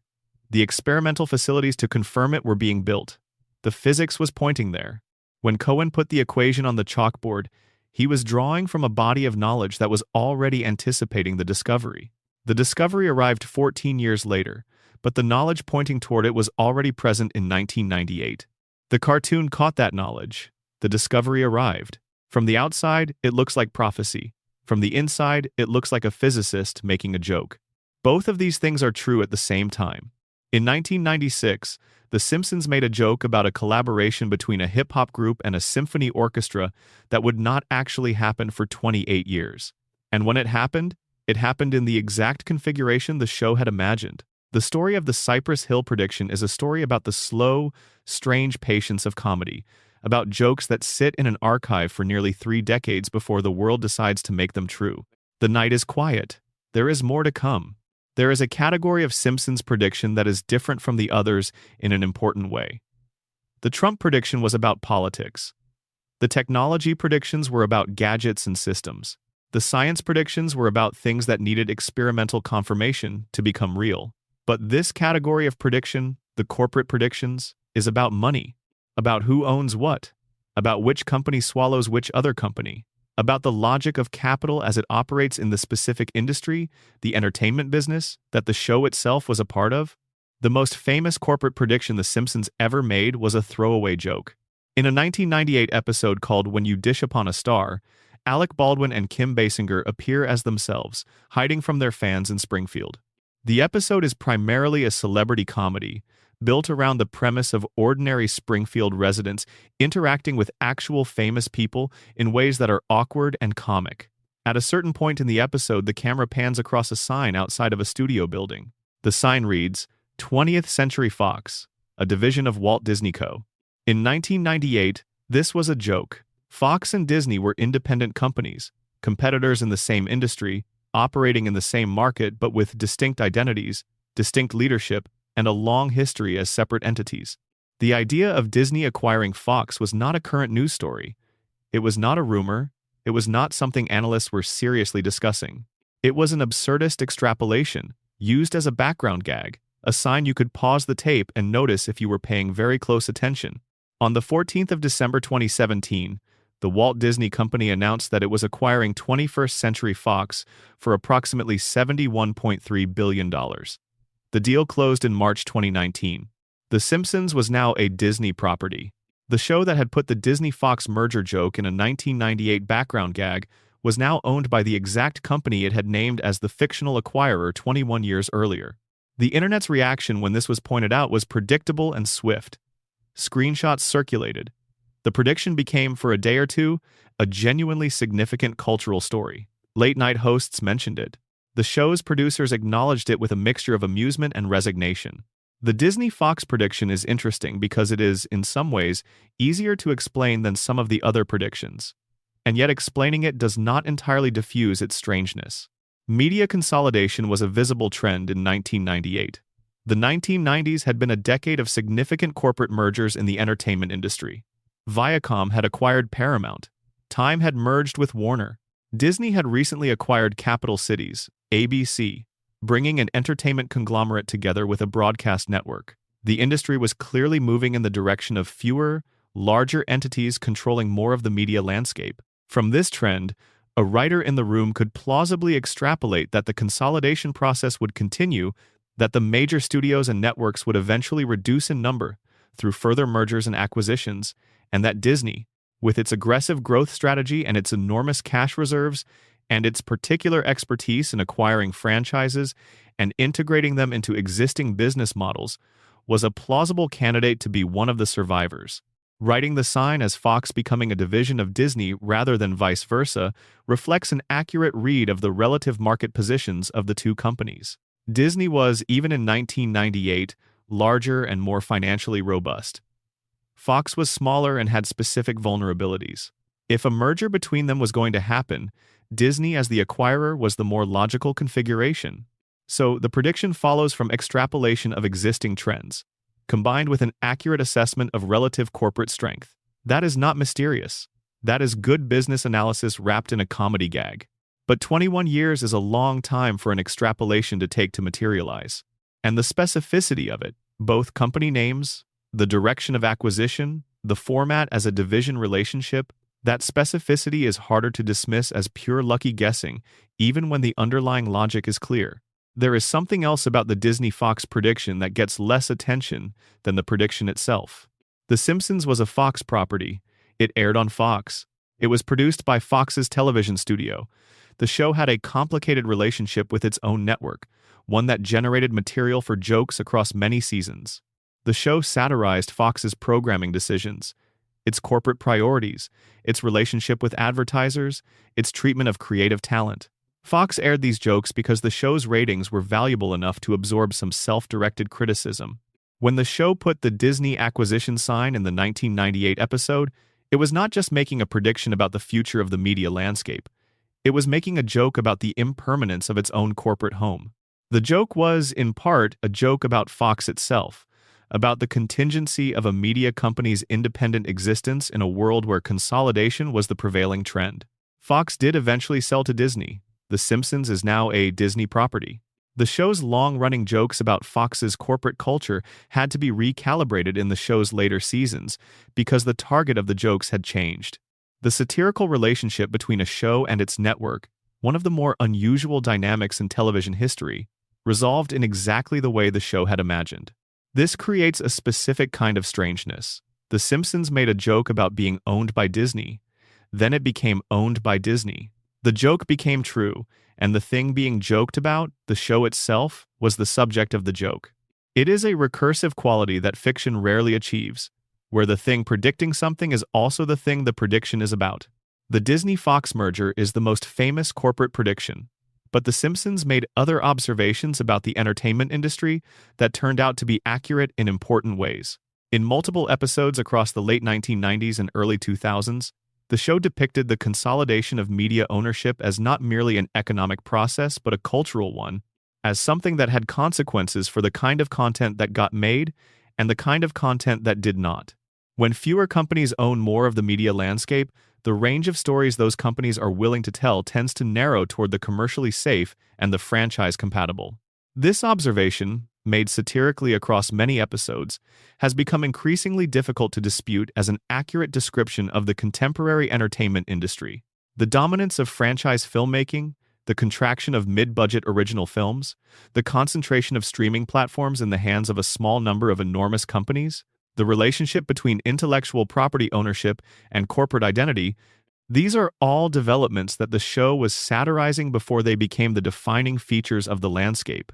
The show did not predict these developments in the specific way it predicted the Disney-Fox merger. It satirized the tendencies that produced them, the underlying logic of corporate entertainment as an industry, the incentive structures that shape what gets made. And in doing so, it described a future that the tendencies were already pointing toward. There is a particular Fox-specific prediction that is worth its own moment.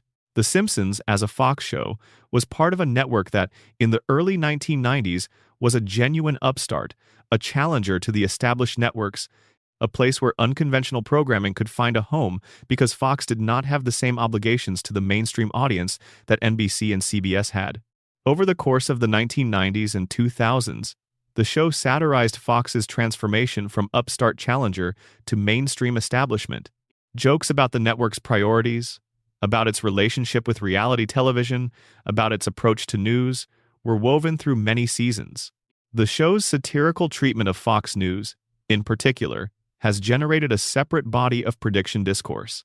The show depicted certain qualities of cable news coverage, the use of emotionally provocative presentation techniques, the blurring of editorial and entertainment values, the appeal to tribal identity over informational content, with a consistency across multiple seasons that amounts to a portrait of a specific kind of journalism.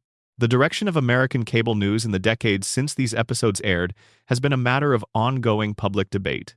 What is not debatable is that several of the specific things the show satirized in its depictions of television news, across its Fox-adjacent jokes and its Kent Brockman material, have become recognizable features of the actual landscape. The corporate predictions, taken together, tell a story about a show that understood the industry it was in. The Simpsons had unique visibility into the entertainment business because it was part of the entertainment business. The writers and producers were not outside observers analyzing the media landscape from a distance. They were inside it, working for a corporation, navigating the dynamics of network television, dealing with advertisers and ratings, and the particular pressures of producing content for a profit-driven medium. When the show satirized media consolidation or corporate priorities or the relationship between ratings and content, it was drawing on direct experience.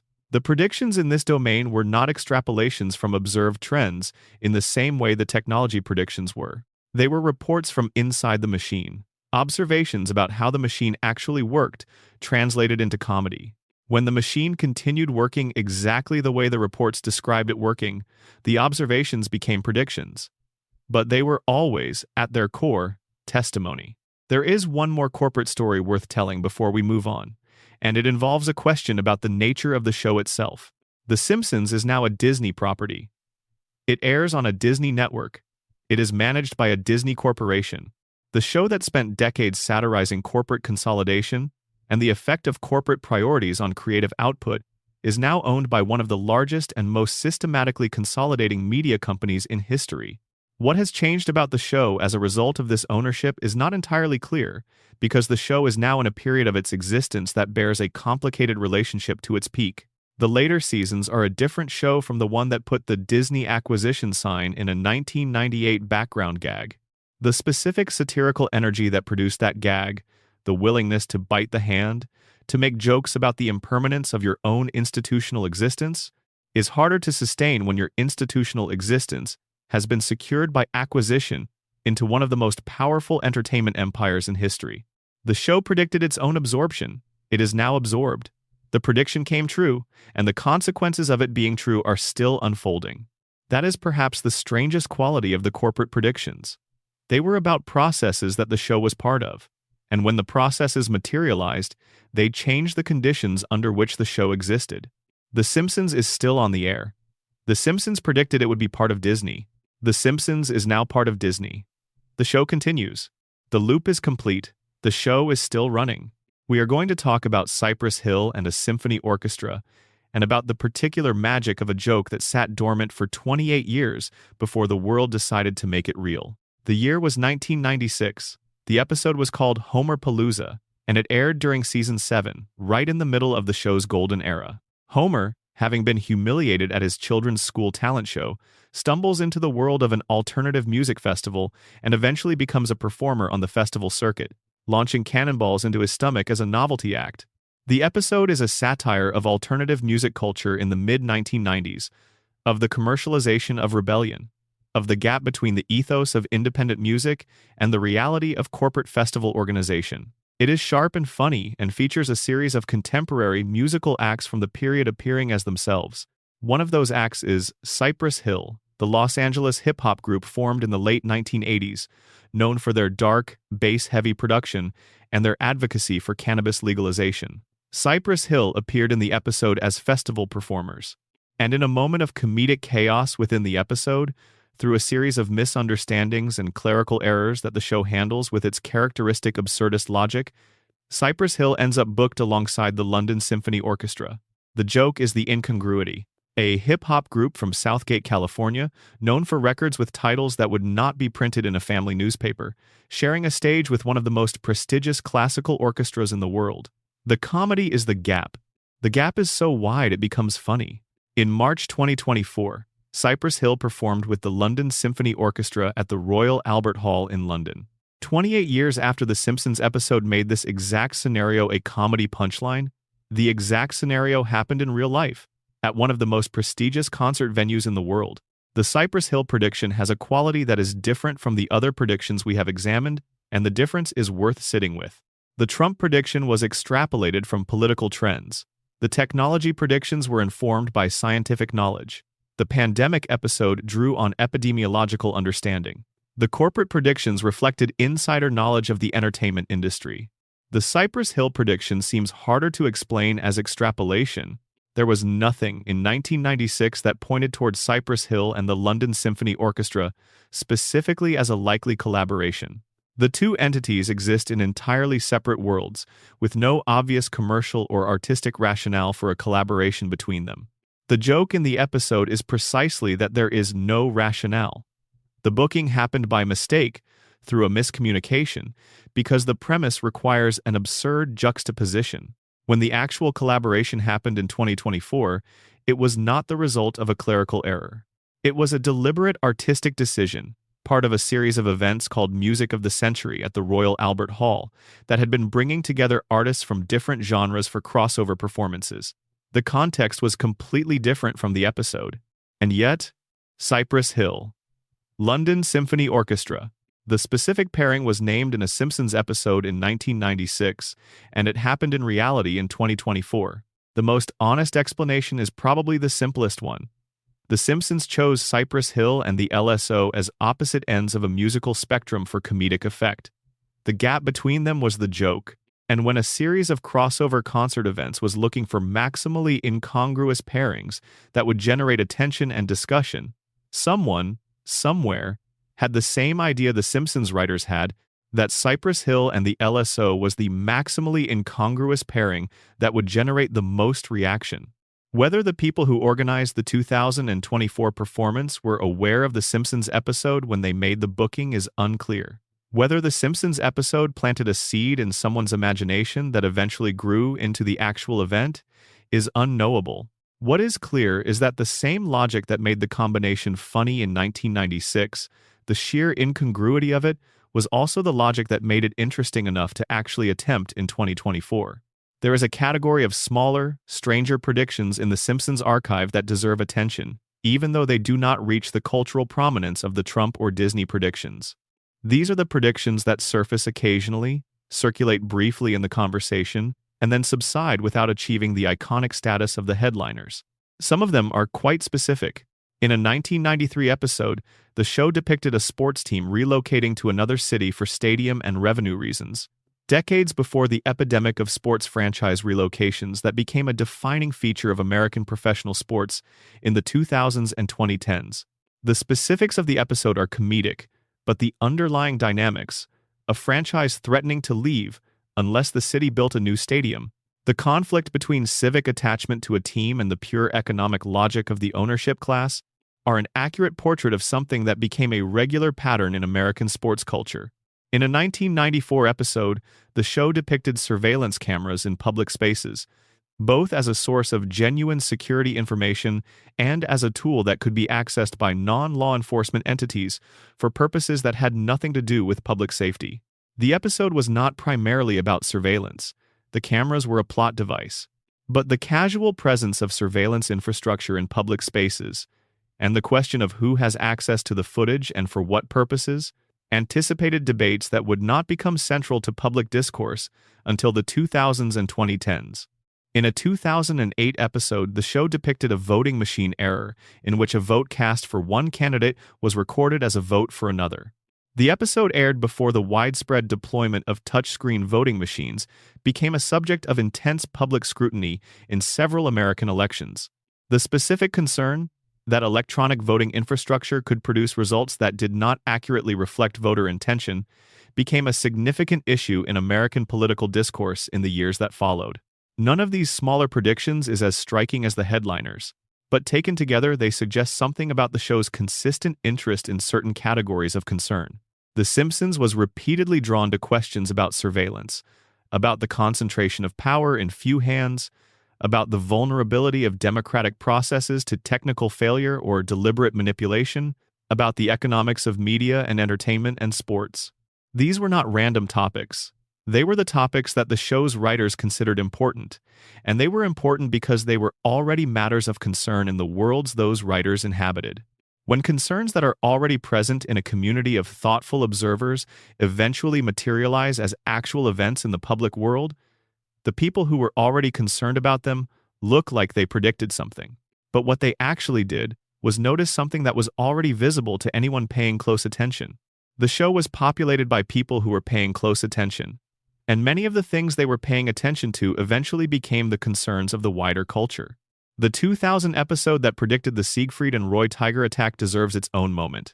In the episode, a parody of the famous Las Vegas magician duo appears under slightly changed names, performing with exotic white tigers. In the course of the episode, one of the tigers attacks its trainer. This is played for dark comedy. On the 3rd of October, 2003, Roy Horn of Siegfried and Roy was attacked during a live performance in Las Vegas by one of the act's white tigers. The attack ended the duo's performing career and caused serious injuries to Horn. The Simpsons episode aired in 2000. The tiger attack prediction has a different quality from the corporate or technology predictions because it is about a specific event involving specific real people rather than a trend or a development. The attack on Roy Horn was not the result of a visible trend that anyone could extrapolate. It was a singular event, an accident in the specific dangerous context of performing with large wild animals. The most skeptical possible reading of this prediction is that wild animal attacks are a predictable category of event in performances involving large wild cats. If you depict a tiger act in a comedic context and want a dramatic reversal, having the tiger attack its trainer is the most logical choice. That is what tigers do when they attack. The show was not predicting a specific attack. It was using the general category of tiger attack as a comedy beat, and then a specific instance of that general category happened to involve the exact people who had inspired the parody. This is probably right. But it is also true that having the specific real people be the ones involved in the real-world attack, rather than any of the many other tiger acts in the world, adds a specificity to the coincidence that is hard to fully account for. There is a category of prediction that The Simpsons made across multiple episodes that has received less attention in the viral screenshot economy, but is arguably more interesting than many of the famous ones. The show repeatedly predicted the specific ways that the internet would change social life. Not the technology of the internet, which was already visible in broad strokes, but the sociological effects. The way it would change how people consume news, the way it would create new forms of community and new forms of loneliness simultaneously, the way it would accelerate the spread of both accurate information and misinformation, the way it would create new economies of attention and new forms of celebrity. These predictions are spread across many episodes in ways that resist easy compilation into a single viral screenshot. They live in observations and jokes and background details rather than in single quotable lines. But across the body of the show's work, through the late 1990s and early 2000s, there is a coherent picture of the internet as a force that would be both liberating and corrosive, that would give everyone a platform and ensure that many of those platforms would be used for things worth regretting. The specifics of what the internet became, the dominant platforms, the algorithmic mediation of attention, the political uses and misuses of social media, the economy of outrage, these are developments the show did not anticipate in specific detail. But the general character of what the internet would do to public discourse, to community, to the relationship between information and trust, the show got close enough to that to feel, in retrospect, like foresight. Before we leave the smaller predictions and move into the section that examines the actual mechanics of how the writing room produced all of this material, there is one more prediction worth mentioning, and it is the prediction that the show's own producers find most uncomfortable to discuss. In a 2010 episode, the show depicted a specific sequence of events that matched, in several details, something that would happen years later in the real world involving a public health issue and a specific medical institution. The show's writers have been reluctant to discuss this prediction in the same casual way they discuss others, and the episode itself is not among those most frequently cited in the prediction discourse. The reason this prediction is uncomfortable is not because it is more accurate than the others. It is because the thing it anticipated involved real suffering, rather than the kind of prediction subjects, technological developments, corporate mergers, political outcomes, that lend themselves to being discussed as interesting curiosities. When a prediction touches on something that caused real harm to real people, the conversation about it has a different quality. This is worth noting as a principle rather than a specific story, because it reflects something important about the prediction phenomenon in general. Not all predictions that come true are the same. Some of them are interesting, some of them are eerie, and some of them, if they were taken seriously as predictions, would raise questions that are genuinely uncomfortable about the responsibility of fiction that anticipates harm. The Simpsons has been on long enough to have made predictions in all of these categories. The strange predictions, the ones that do not fit neatly into the extrapolation from trends framework, the ones that seem to require something more specific than intelligent observation of existing dynamics, are the hardest to talk about honestly. The honest answer is that there are a small number of predictions in The Simpsons archive that are difficult to explain entirely through the mechanisms of statistical probability and confirmation bias. They are specific in ways that go beyond what the volume of the show's output would predict, and they are accurate in ways that seem to require either extraordinary coincidence or something that functions, at minimum, like genuine insight. Whether that insight is supernatural or simply the product of very careful attention, applied over a very long period of time, is a question this narration will not pretend to answer definitively. What we can say is that the show, across its run, demonstrated a quality of attention to the world around it that is rare in any medium, and that produced, as one of its consequences, a body of work that keeps turning out to be right about things. The nature of that rightness is the subject we will explore now, in a section that takes us inside the room where it all happened. In the early 1990s, if you had walked into the Simpsons writing room, you would have found something that looked nothing like the television comedy writing rooms of previous eras. American television comedy writing in the decades before The Simpsons had a specific culture and a specific pathway. You wrote for newspapers, or you performed stand-up, or you worked your way up through the ranks of sketch comedy programs. You were funny in a specific, practiced way that reflected the traditions of broadcast comedy, the needs of a live audience, the rhythms of a medium that rewarded reliable joke structures and punished experimentation. The Simpsons writing room was different from the beginning. The early seasons drew writers from unusual places. Several of the show's most important early contributors had gone to Harvard. Not Harvard Drama School or Harvard's comedy scene, which does exist and is actually quite significant, but Harvard, the academic institution, where they had studied things like mathematics and physics and literature and history. The Harvard Lampoon, the college humor publication, was a significant pipeline into the show's early writing staff, and the Lampoon was known not just for producing funny people, but for producing funny people who were also exceptionally well educated in substantive disciplines. Al Jean, the writer and eventual showrunner who has been with the show longer than almost anyone, studied mathematics at Harvard. Mike Reiss, who co-created the show's format with Jean, also came from the Lampoon. George Meyer, often cited as the writer who most shaped the specific voice of the show in its peak years, attended Harvard and brought an unusually rigorous intellectual sensibility to the comedy.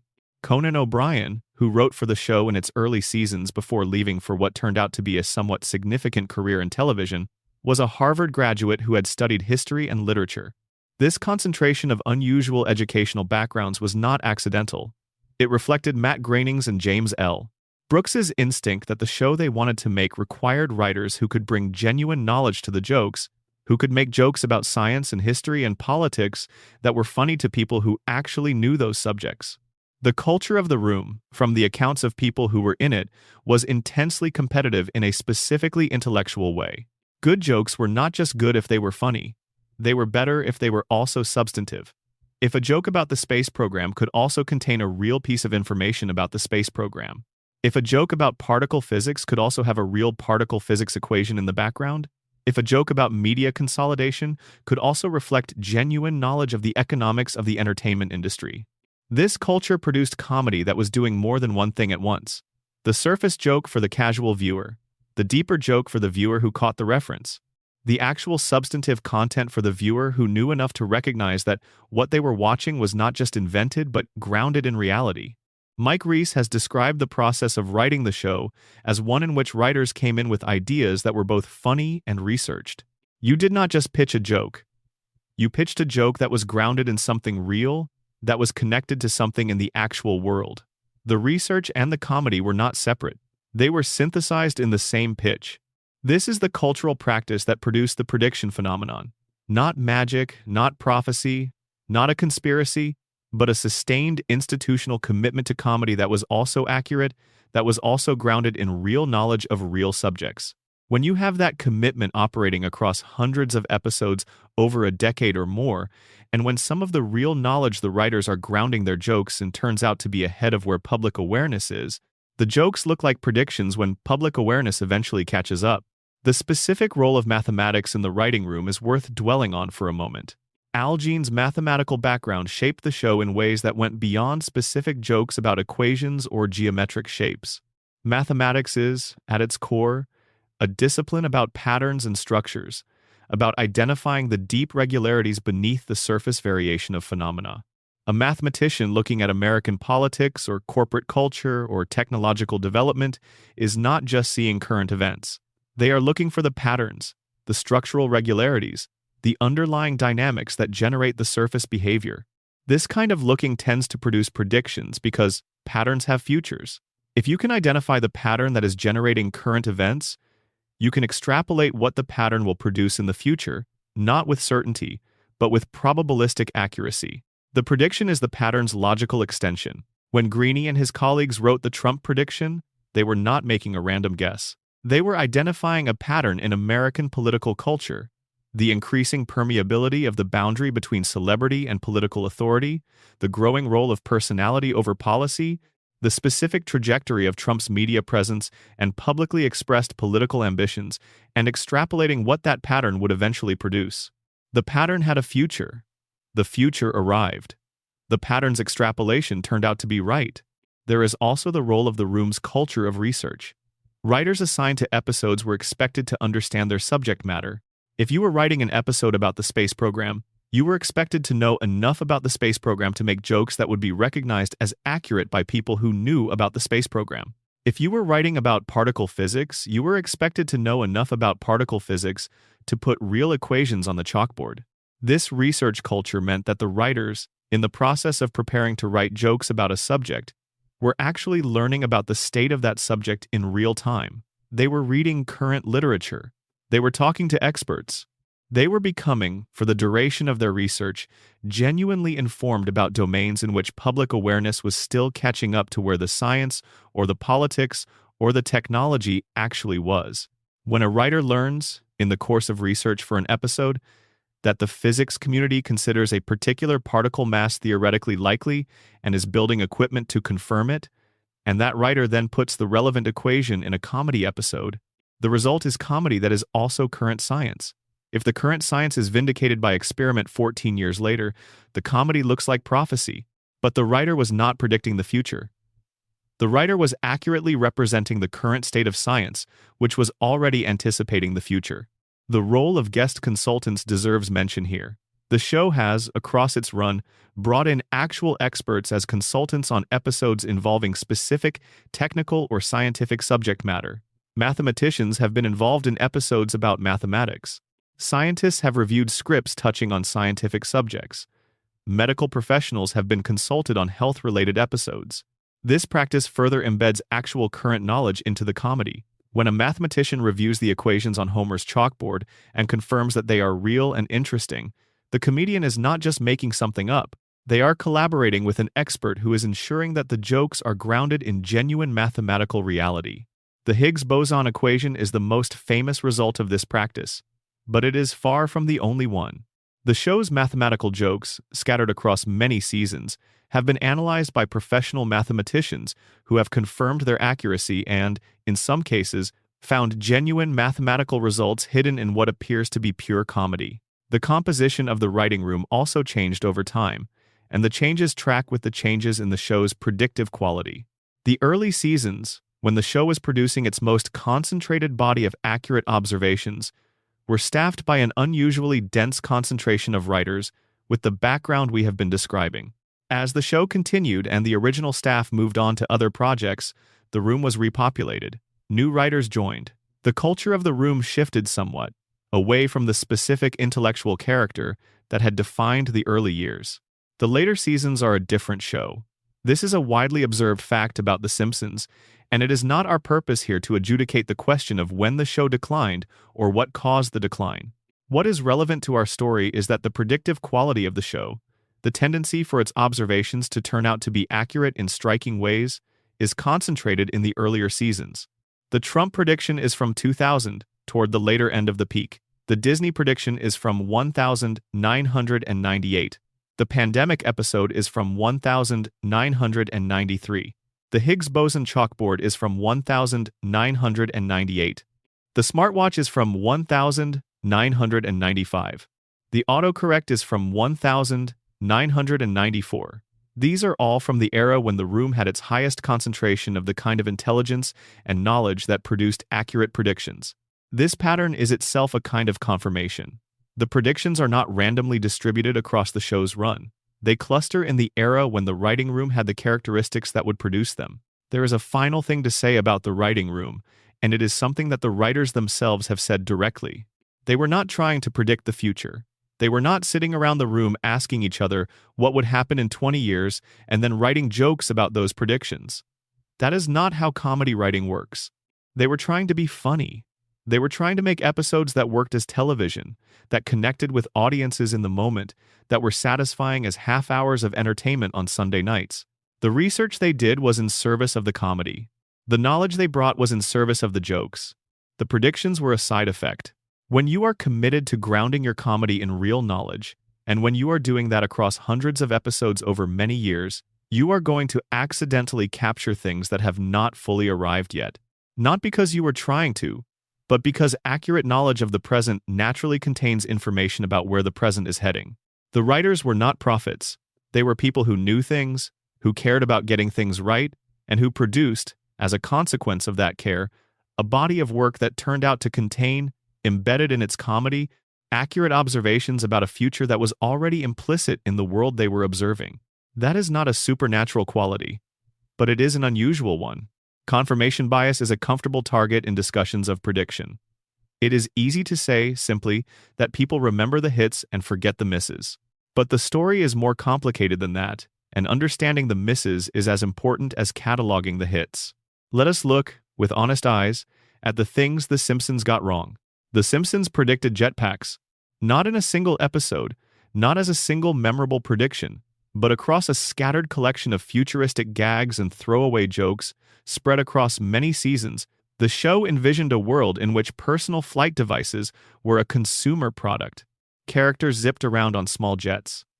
The future Springfield was populated with vehicles that defied gravity in individual, personal ways. The implication was that, at some point in the not-too-distant future, people would commute by flying. Personal jetpacks are not, as of the moment this narration was written, a consumer product. They exist in prototype form. They are being developed by various companies. They have been at the edge of commercial availability for decades. But the casual, ubiquitous personal flight that The Simpsons occasionally imagined as the future of transportation has not arrived. The show missed. The Simpsons predicted moon colonies. Multiple episodes across multiple seasons depicted a future in which humans had established permanent presence on the moon, in which lunar real estate was a category of investment, in which the moon was a destination that civilians could visit with some frequency. The moon has not been revisited by humans since 1972. There is a planned NASA mission to return to the moon that has been in various stages of development and delay for years. Permanent human presence on the moon is not a near-term reality. The moon colonies the show imagined for the future have not arrived and do not appear to be arriving soon. The show missed. The show predicted several specific political outcomes that did not materialize. It depicted certain candidates winning elections who did not win.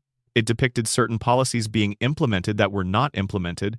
It depicted certain social movements achieving outcomes they did not achieve on the timeframes the show implied. The show missed these, repeatedly and without fanfare, and the misses went into the archive the same way everything goes into the archive, quietly, without anyone pulling out a screenshot. The show predicted flying cars. The show predicted teleportation as a consumer technology. The show predicted political scenarios that were not realized. The show predicted cultural trends that reversed. The show predicted corporate mergers that did not happen and institutional developments that went different directions. There are thousands of predictions in The Simpsons archive that did not come true. Thousands of extrapolations that pointed at futures that did not arrive. Thousands of satirical observations about where things were headed that turned out to be wrong. We do not know about most of them because nobody took screenshots. This is the core of what is called confirmation bias in the prediction discourse, and it is a genuine phenomenon that deserves honest engagement. When a prediction comes true, it is noticed. When a prediction does not come true, it is not noticed. The archive of predictions contains both kinds, but only one kind surfaces in the cultural conversation. The result is a skewed picture of the show's predictive accuracy that makes it look more accurate than it actually is. This is not a new observation. The show's own producers have made it. Researchers who study the prediction phenomenon have made it. It is the most common debunking response to the viral screenshot culture around Simpsons predictions, and it is correct. But correct in what sense? It is correct that confirmation bias inflates the appearance of the show's predictive accuracy. It is correct that the show made many more failed predictions than successful ones. It is correct that the viral screenshot economy systematically selects for the hits and ignores the misses. It is not correct, however, that this fully explains the phenomenon. Because the phenomenon is not just about overall accuracy, it is about specific cases. And in specific cases, the question of whether a particular prediction is adequately explained by volume and confirmation bias is a question that requires individual examination rather than general dismissal. Let us take the Trump prediction as a specific case. The show made many political predictions across its run. Some of them were correct.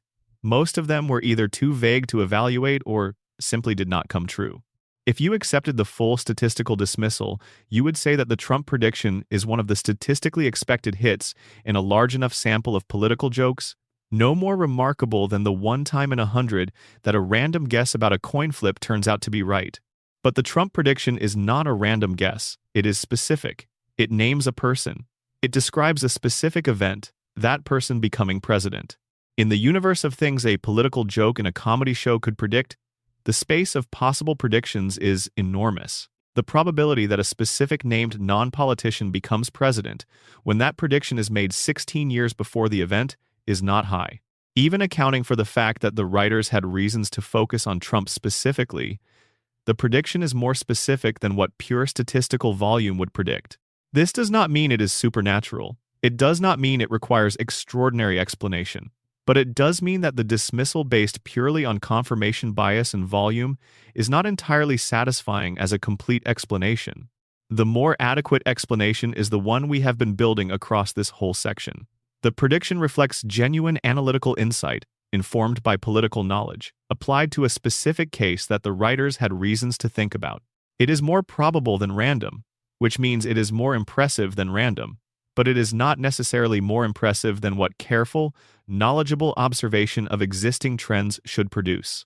The distinction between predictions that are explained by volume and those that require something more is important, and it maps imperfectly onto the distinction between the famous predictions and the less famous ones. Some of the famous predictions, like the Disney-Fox merger, are actually fairly well explained by informed observation of industry trends. The conclusion is correct, but the path to the conclusion is visible, and the path does not require any ability beyond careful attention to the direction the industry was moving. Some of the less famous predictions, like the Higgs boson equation, reflect something more specific, a genuine piece of current scientific knowledge embedded in a comedy episode, which turned out to be correct before the experimental confirmation arrived. This prediction is less famous than the Disney merger or the Trump presidency, but it requires a more interesting explanation, one that involves the specific educational background of the person who wrote the equation and the specific state of theoretical physics at the time. The prediction phenomenon is not uniform. Different predictions have different explanations. Some are statistical, some are extrapolation, some are based on insider knowledge.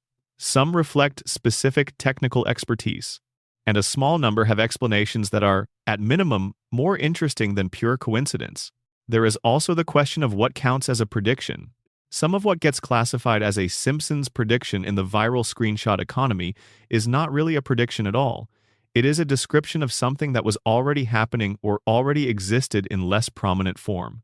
When the show depicts a behavior that is already present in the culture but not yet widely discussed, and then that behavior becomes more prominent in the years that follow, the show looks like it predicted something when it actually just noticed something that most people were not yet paying attention to. The episode about personalized recommendation systems is a good example. Algorithmic recommendation was not invented by the episode. It was being developed in exactly the form the episode described in the very years the episode was written. The show did not predict the technology. It depicted a technology that was already in development.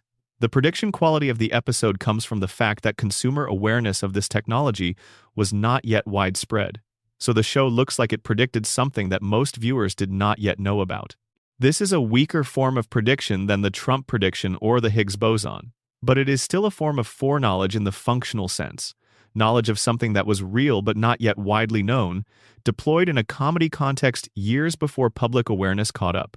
Snopes, the fact-checking organization, has examined many of the most viral Simpsons prediction claims and found that a significant number of them are less impressive than they appear when examined closely. Some of the claimed predictions require visual elements that do not match as precisely as the screenshots suggest. Some require ignoring significant differences between what the show depicted and what actually happened. Some are based on episodes that have been misremembered or slightly misrepresented in the way they circulated online. And some are from much later seasons, from the period after the show's creative peak, in episodes that were clearly aware of the prediction discourse and deliberately making jokes that would look like predictions if shared as screenshots, which is a completely different thing from actually predicting something. This last point is important. In the later seasons, The Simpsons began making jokes that were self-consciously about the prediction phenomenon itself. The show knew it was famous for predicting things, and it began writing jokes that referenced or parodied that reputation. Some of these jokes then got shared as genuine predictions by people who did not know the context, creating a hall of mirrors quality in which the show was being credited with predicting things. It was actually mocking itself for supposedly predicting. This is the terminal stage of the prediction phenomenon, the point at which the show's relationship to its own reputation had become so tangled that distinguishing genuine foreknowledge from self-parody became nearly impossible. The honest summary of the confirmation bias question is this. The confirmation bias argument correctly explains why the prediction phenomenon is larger in the cultural imagination than in the archive. The misses are real, they are numerous, and they are invisible in the discourse. The confirmation bias argument does not correctly explain why the hits are hits. The specific predictions that turned out to be correct are not fully accounted for by saying that a large enough sample will contain some accurate predictions. Some of them reflect something more specific than statistical inevitability. The best way to think about the prediction phenomenon is probably as a spectrum. At one end, there are predictions that are entirely explained by volume, confirmation bias, and the fact that any large enough archive of observations will contain some accurate ones. At the other end, there are predictions that reflect genuine analytical insight, specific knowledge, or careful extrapolation from real trends, producing conclusions that were more probable than random but less certain than prophecy. Most of the famous predictions are in the middle of this spectrum. The Trump prediction is probably near the analysis end. The Cypress Hill prediction is probably near the coincidence end. The Higgs boson is somewhere interesting in between. There is a final element of the confirmation bias question worth sitting with, and it is the one that is most uncomfortable to examine. The show has made predictions that came true and caused people to feel good about the show. It has also made predictions that came true and caused people to feel unsettled. The predictions in this second category get less attention. When a prediction is about something charming or impressive, a technological innovation, a corporate merger, a cultural development, the prediction discourse treats it with the amused appreciation of someone looking at a parlor trick. But when a prediction is about something that involved real harm, a health crisis, a violent event, a human tragedy, the discourse becomes more complicated. The Simpsons made observations across its run about systemic failures in American life that eventually materialized as real events. The healthcare system's inability to respond to mass need, the vulnerability of democratic processes to technical interference, the potential for a public health crisis to produce both suffering and a chaotic search for false solutions. These observations came true in the sense that the tendencies they described eventually produced the outcomes they were pointing toward. But calling them predictions in the same cheerful tone we use for the smartwatch and the escalator descent requires some adjustment, because the things they correctly anticipated were not entertaining curiosities. They were tragedies. The prediction phenomenon has a dark side that the viral screenshot economy is not well equipped to address, because the screenshot economy rewards novelty and cleverness, and what some of the show's accurate observations are actually about is not clever, it is sad. We will hold that observation in the room with us as we move forward. This is a different kind of prediction. Not observation becoming prophecy, observation becoming influence. The theory is called the cultural priming hypothesis, and it is the most unsettling idea we have considered yet.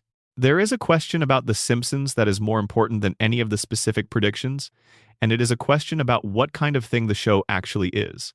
Is The Simpsons a comedy that occasionally, through a combination of intelligence, knowledge, and sheer volume, produces observations that happen to anticipate future events? Or is The Simpsons a document of American culture that, taken as a whole, constitutes a sustained and accurate diagnosis of what America is and where it is going? The specific predictions, the Trump escalator and the Disney merger and the pandemic episode and the Higgs boson chalkboard are all interesting. But they are interesting in the way that individual symptoms are interesting to a doctor. The real question is whether those individual symptoms point to something systemic, something structural about what the show is doing. Springfield is not a real place, but it is a specific portrait of a kind of place. It is a post-industrial American town built around a nuclear power plant.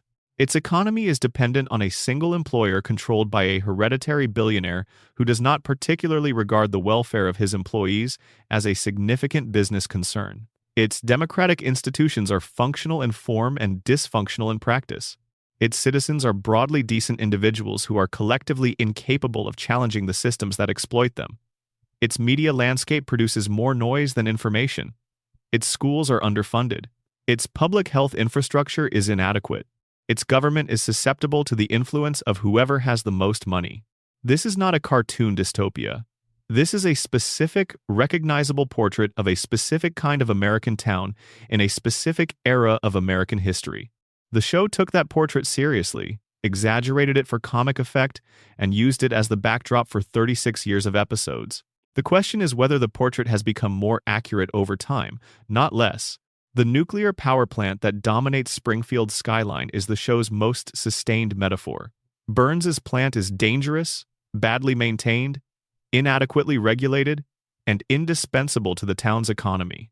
It poisons the environment, employs a significant portion of the workforce, and is operated in ways that prioritize cost reduction over safety at every turn.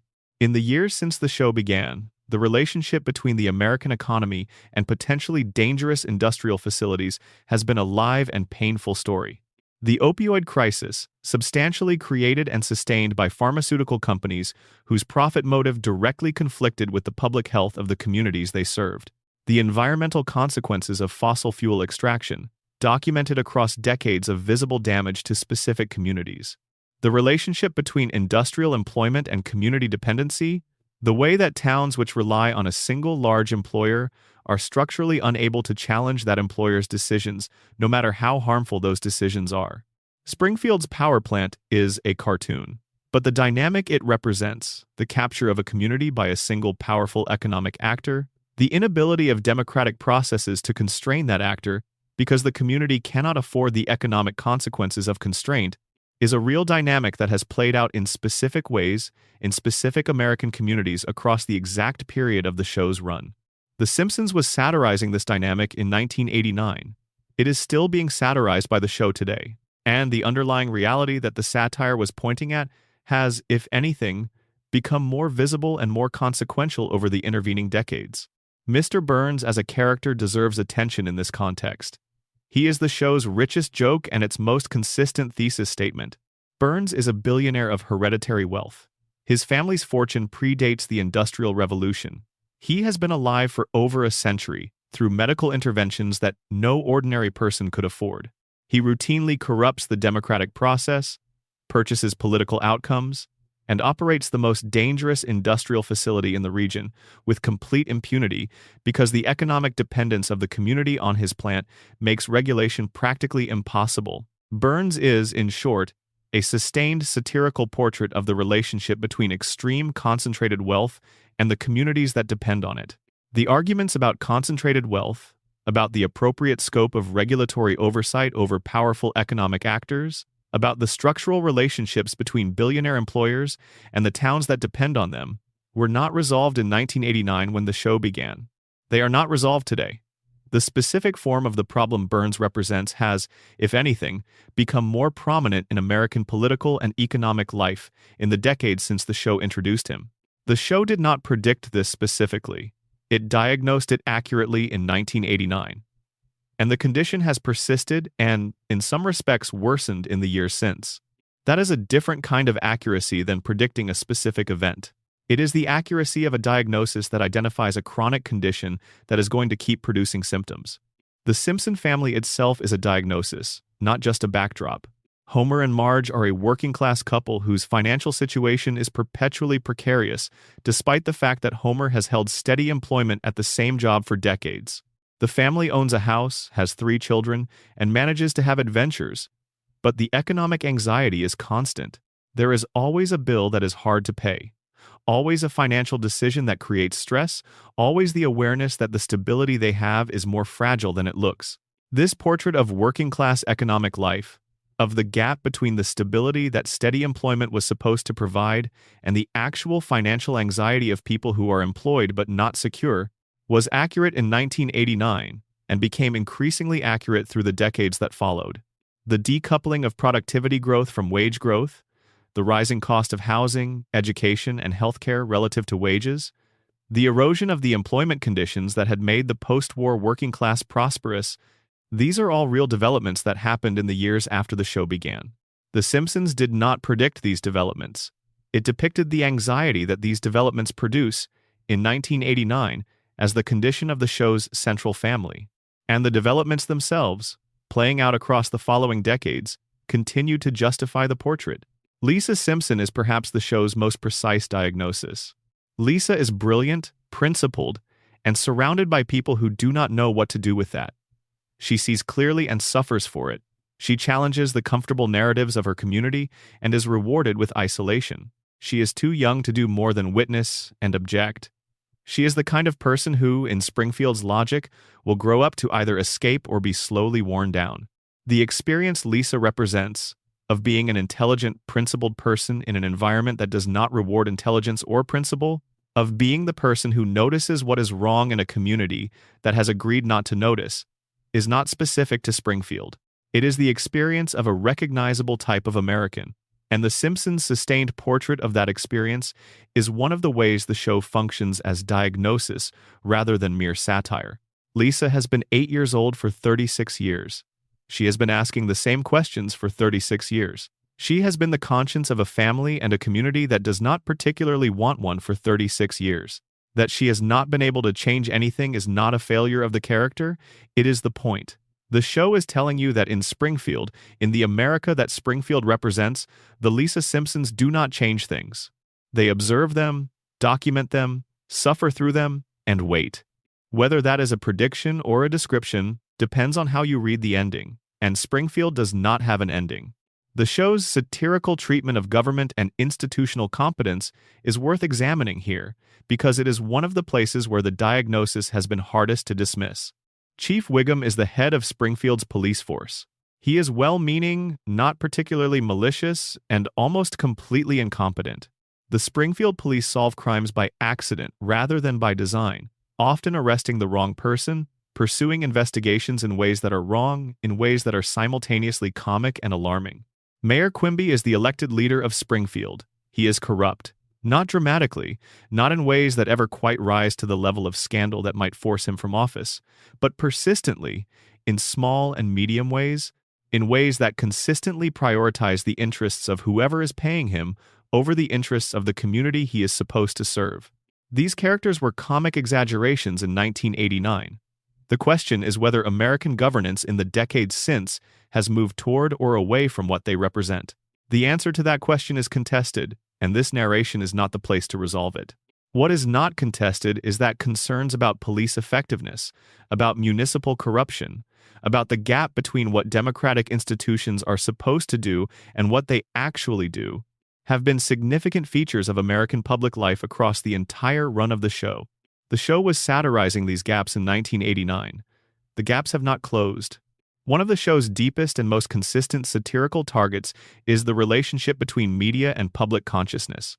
The Simpsons is full of characters who are shaped by what they watch on television, who interpret their own lives through the lens of media narratives, whose understanding of the world is filtered almost entirely through their screens. Homer is not intellectually curious. He is a consumer of media. His worldview is assembled from television and radio and overheard conversations rather than from direct engagement with evidence and argument.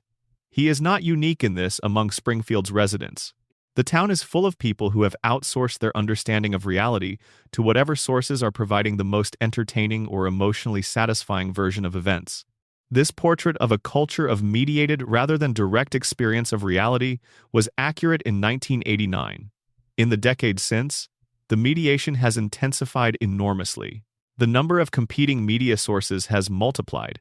The sophistication of the techniques used to make media emotionally compelling has increased. The average American's daily diet of mediated experience has expanded from a few hours of broadcast television to something that occupies most of the waking hours of a significant portion of the population. The Simpsons was satirizing the consequences of this for civic and democratic life in 1989, with Homer as the exemplar. In the decades since, the problem Homer represents has become more widespread, more intense, and more obviously consequential for the functioning of democratic society. This is the deeper prediction, not a specific event, but the trajectory of a condition. There is a way of reading The Simpsons as a whole that makes the specific predictions feel secondary to the overall project. The show, viewed across its entire run as a single sustained act of cultural commentary, is a prediction in the broadest possible sense. It is a prediction that the tendencies already visible in American life in 1989, the concentration of economic power, the dysfunction of public institutions, the vulnerability of communities to corporate capture, the replacement of civic engagement with media consumption would continue to develop in the directions they were already moving. Those tendencies have developed. The specific predictions are moments where the development crossed a visible threshold, where something that was already present in the culture became undeniable enough to generate a headline. But the deeper prediction, the one the show has been making for 36 years, is not about headlines. It is about the ongoing reality of a specific kind of American life, about what it means to be a family in a post-industrial town in a country that is moving in specific directions, about the consequences of allowing the dynamics the show has been satirizing to continue unchallenged. That prediction is not viral. You cannot put it in a screenshot. But it is the one that stays with you after the specific predictions have been cataloged and explained and filed away. Springfield is America. Not a prediction of what America would become. A portrait of what it already was. This is the feedback loop. This is the most interesting idea in the whole story of the Simpsons predictions. And it is coming up next. There is an idea that circulates in the prediction discourse that is more interesting and more verifiable than the supernatural explanations. The idea is this: The Simpsons did not just observe and anticipate American culture. The Simpsons actively participated in shaping it. Not through magic, through influence. The Simpsons, at its peak, was one of the most watched television programs in America.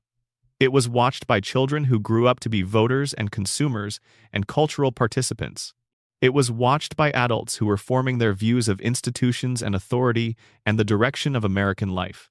It was watched by politicians and business executives and journalists and academics, people who influenced the broader culture in return.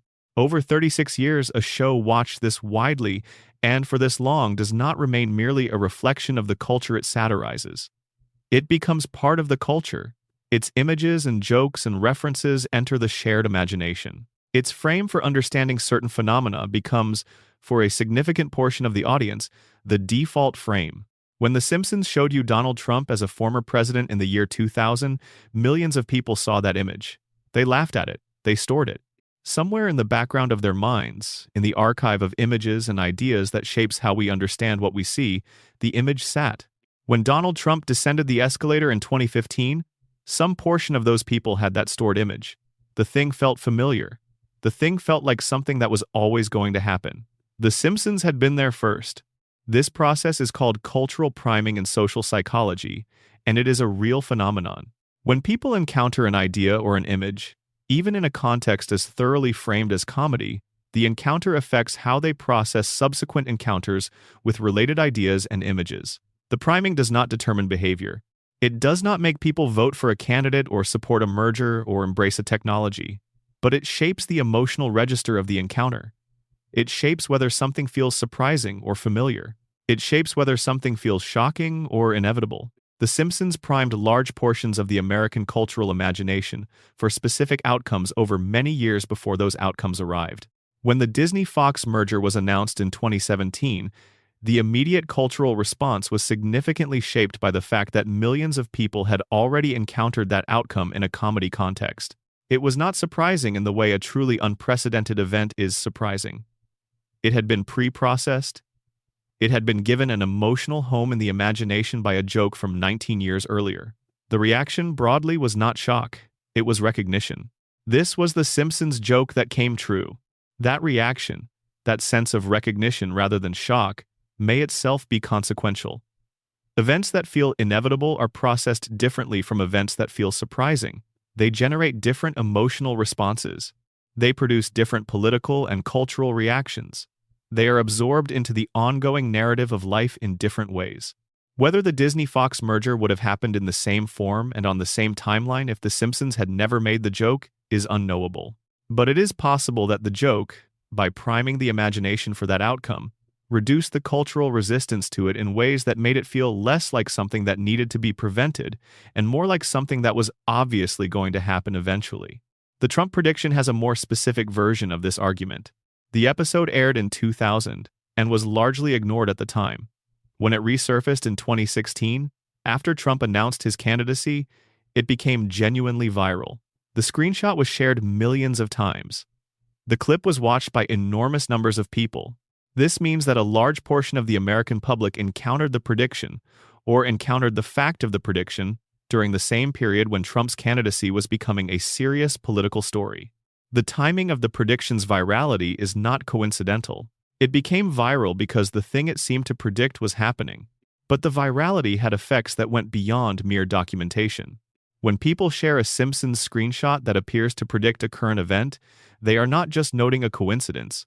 They are participating in a narrative that frames the current event as something that was always going to happen, something that was implicit in the cultural logic of America long before it arrived, something that a cartoon figured out 16 years ago.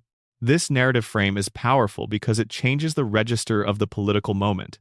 Instead of asking whether this thing should happen or how to prevent it or what its consequences are, the narrative of the prediction invites you to ask only whether the prediction was accurate.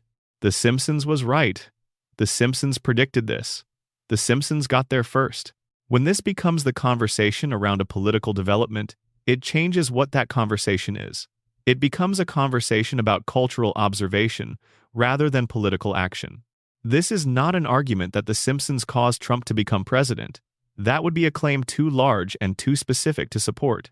It is an argument that the show's cultural priming of the imagination for that outcome over many years contributed to the sense that it was inevitable, and that the sense of inevitability, widely shared, is itself a factor in how political outcomes develop. People vote differently for things they think are inevitable than for things they think are contingent. Mobilization, resistance, political effort, all of these things are partly functions of whether people believe an outcome can be changed. When the cultural imagination has already processed an outcome as something that was always going to happen, the energy for preventing it is at least partially preempted. The Simpsons made Trump's presidency feel like an inevitable punchline for 16 years before it happened. When it happened, it felt like a punchline arriving on schedule. Whether that feeling, widely shared, shaped the political response to it in ways that mattered is an empirical question that social science has not fully addressed. There is a lighter version of the cultural priming argument that does not require us to trace specific causal chains between television comedy and political outcomes. Consider the technology predictions. When The Simpsons depicted smartwatches and video calling and personalized recommendation systems as ordinary features of daily life, millions of viewers encountered those technologies in a normalized, familiar context. They were not seeing these technologies for the first time as products. They were seeing them as things that the world of Springfield, the world that was continuous with their own world, already contained.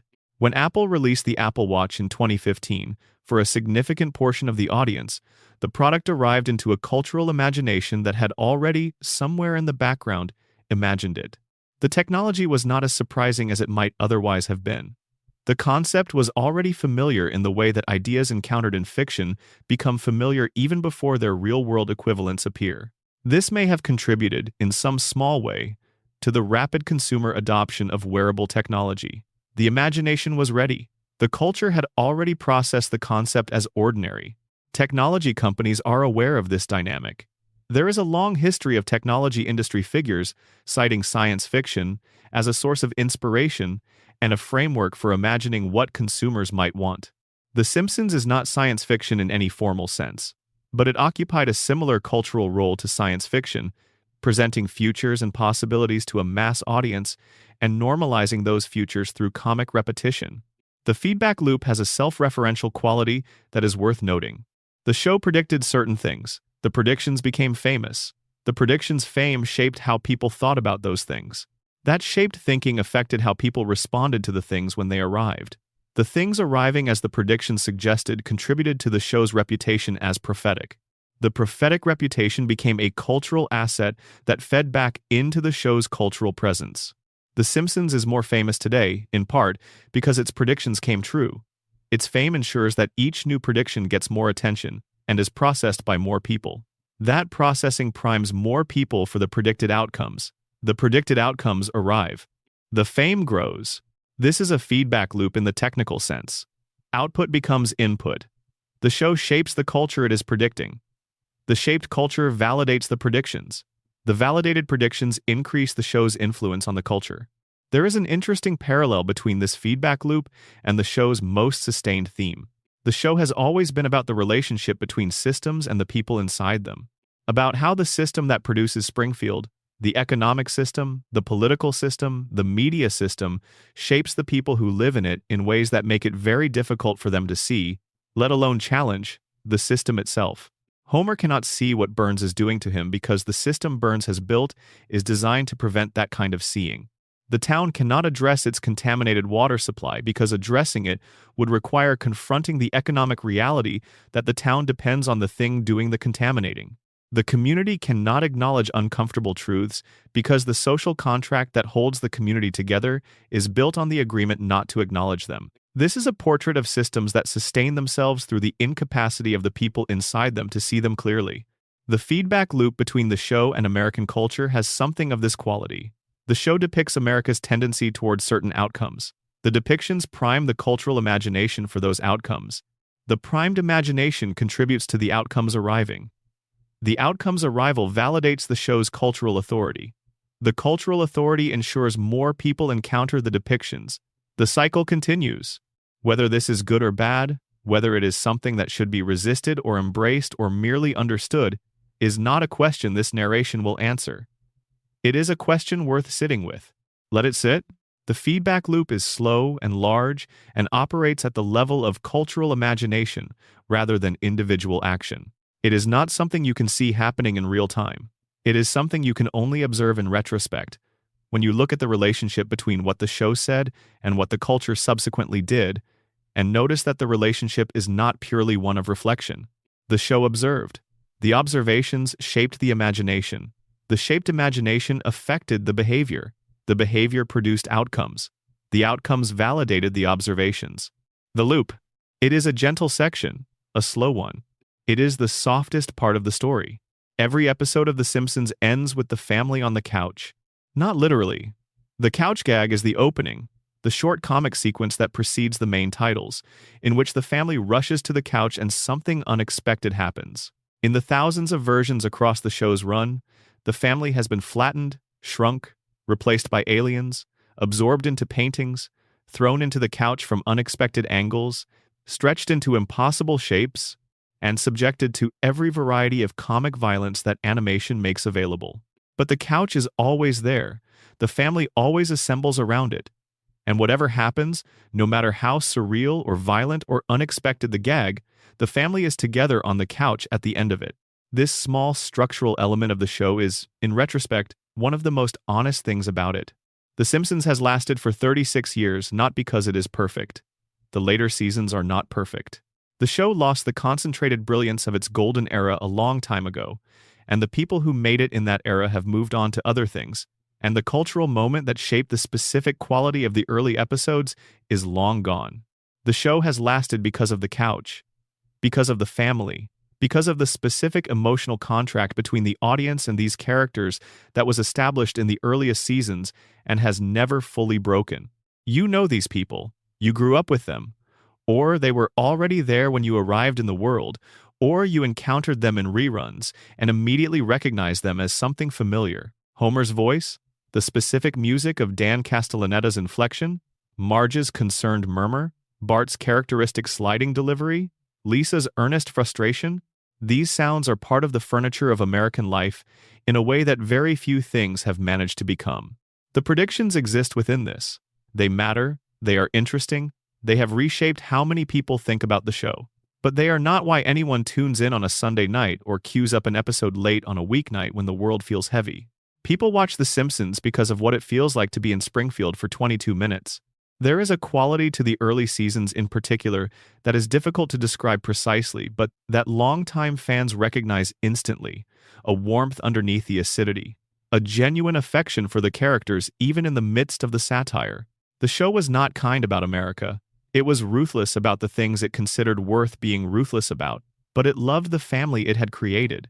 It loved Homer in the specific way you can love a person who is failing more than they are succeeding. It loved Marge with the specific tenderness you reserve for someone who keeps going when the going is clearly not getting easier. It loved Bart as the kid who is not bad but who needs a world that has more patience for his specific energy than the world tends to have. It loved Lisa as the kind of person who sees everything and whose seeing costs them. This love is inseparable from the show's satirical work. You cannot make useful satire about things you do not care about. The show cared about what working-class American families experienced. It cared about the specific quality of the life it was depicting. And because it cared, its observations about what was wrong with that life were not merely critical, they were compassionate. The predictions, viewed through this lens, have a different quality. When the show depicted a future in which financial instability had become the defining condition of American working-class life, it was not making a dispassionate observation about economic trends. It was expressing something about what it felt like to be Homer and Marge, to be a family that worked and tried and kept falling slightly short, to be embedded in a system that was not designed with your well-being as a priority. When that prediction came true, as the decades following the show's debut produced exactly the kind of economic conditions The Simpsons had been depicting, it was not a triumph for the show's forecasting accuracy. It was a tragedy for the people the show had been depicting. The prediction being right meant the thing the show was worried about had arrived. This is the part of the prediction phenomenon that rarely gets discussed. The predictions being right is not always good news. Many of the things the show accurately depicted are things that would have been better not to have happened. The pandemic was real, the healthcare system's inadequacy was real, the economic anxiety was real. The political dynamics that the show had been satirizing for decades produced real consequences. The show was right. The world would have been better if it had been wrong. There is a question that the prediction discourse rarely asks, and it is the most important one. What do we do with this? If we accept that The Simpsons, across its run, produced an accurate portrait of American tendencies and an accurate anticipation of where those tendencies were heading, what does that knowledge require of us? The show has been telling us things for 36 years. It has been showing us the power plant and the billionaire and the dysfunctional institutions and the communities too economically dependent to resist the things that damage them. It has been doing this with humor, which makes it possible to watch. It has been doing this with love, which makes it possible to care. And the predictions, these specific moments when the show turned out to be right about something, are evidence that the portrait was accurate, not just as comedy but as diagnosis. The question is not whether the show predicted things. The question is whether what it was predicting matters enough to think about what should be different. That is not a question a comedy show can answer. That is a question for the audience. The show will keep running. By the time anyone watches this, it will probably have aired several more episodes, contained several more observations, made several more jokes that may or may not turn out to be accurate about things that have not yet happened. The archive will keep growing. The predictions will keep accumulating. Some of them will be right. Most of them will be wrong in the invisible way that most predictions are wrong, quietly, without anyone pulling out a screenshot. And somewhere in that archive, in some episode that is playing right now, or that played last Sunday, or that will play next week, there is probably a joke that a person in 15 or 20 years will share as a screenshot with the caption, "The Simpsons predicted this." The joke is in there somewhere. It has already been written. It is already in the archive. We just do not know which one it is yet. That is the particular quality of the prediction phenomenon that makes it most compelling as a thing to think about. The predictions have already been made. The future they anticipate is already somewhere in the archive of 800 episodes, waiting. When the future arrives, the prediction will become visible, and the viral screenshot will go out, and people will once again ask how the show knew. And the answer will be the same answer it has always been. Not that the show knew in any supernatural sense. Not that the writers had access to information that was unavailable to anyone else, but that the show was paying very close attention, for a very long time, to the direction that things were moving. And when you pay very close attention to the direction that things are moving, for long enough you end up in possession of a large and detailed archive of observations about where those things are going. When the things arrive at where they were going, the observations become predictions. The archive is the prophet. The attention is the instrument. We have been in Springfield for a long time now. We have traced the predictions forward from their origins in the writing room, through the cultural moments when they became visible, through the mechanics of how they were made and what made some of them more than statistical noise. We have looked at the misses with the same honesty we gave the hits. We have thought about the feedback loop and the deeper prediction and the diagnostic quality of the show as a whole. There is one more thing to say, and it is perhaps the most personal thing in this whole long story. The reason the prediction phenomenon matters to people The reason it generates the cultural energy that it does, the reason people share screenshots and argue about whether the writers were prophetic or just statistically inevitable, is not really about the predictions themselves. It is about the experience of finding out that something you watched for entertainment was also, secretly, telling you something true. The Simpsons was a comedy. You watched it to laugh. You watched it to spend time with a family that was familiar and funny and occasionally touching. You did not watch it to receive a diagnosis of the American economy or a forecast of the next pandemic or a prediction of the next presidential election. And then years later, something happens in the world and you see the screenshot and you realize that the show you were watching for entertainment was also, at the same time, saying something accurate about the world you were living in. That the comedy contained truth. That the jokes were grounded in something real. That experience of retroactive recognition, of discovering that something you were watching casually was also watching you carefully, is unusual and genuinely moving. It is the experience of realizing that attention was being paid, that the world you were living in was being taken seriously enough to be observed and recorded and reflected back to you through humor. The predictions are evidence of that attention. Each one, when it becomes visible, is a small proof that someone was watching carefully, that the show was not just entertainment for entertainment's sake, that underneath the jokes there was something serious trying to say something true. That quality of serious attention expressed through humor is the thing that made The Simpsons important. Not the predictions themselves. The attention that produced them. The attention that made a physicist put real equations on Homer's chalkboard. The attention that made a writer follow the logic of celebrity politics to its conclusion 16 years before the conclusion arrived. The attention that made a room full of writers think seriously about the consequences of a global respiratory illness spreading through consumer supply chains, and depict those consequences with enough accuracy that people would recognize the depiction 27 years later. That attention is the show's real legacy, not the individual predictions. The sustained, serious, caring attention to the world and the people in it that made the predictions possible. The Simpsons is still on, 800 episodes and counting, the family is still on the couch, the kids are still the same age, Homer is still stumbling through the door at 5:30. The nuclear plant is still behind them in the skyline. The show has outlasted the specific cultural moment that made it great. The writing room that produced the most accurate observations has dispersed. The concentrated intelligence and knowledge that produced the Higgs boson and the Trump prediction and the pandemic episode has moved on to other projects. What is left is a show that continues, that maintains the characters and the setting and the structure, that occasionally produces something that connects with the quality of the original, and that mostly exists as a continuation of itself, rather than as the vital thing it once was. And yet the archive is still there.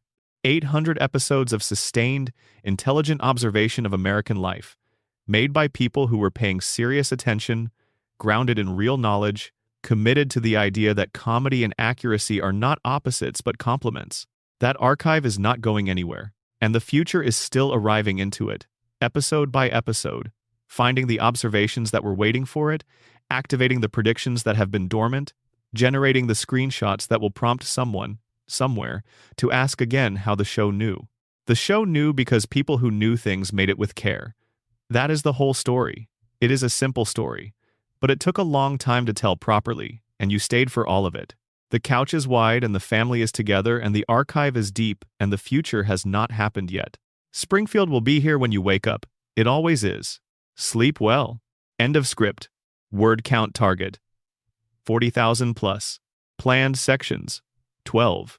Average section length to 4,000 words. This script covers 1. Introduction and framing. 2. Trump escalator prediction. 3. Technology predictions, smartwatch, autocorrect, etc. 4. Pandemic episode margin chains. 5. Space, Higgs boson, science. 6. Corporate predictions, Disney Fox. 7.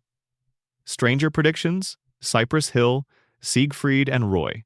8. Writing room mechanics. 9. Confirmation bias and failed predictions. 10. Springfield as mirror, diagnosis.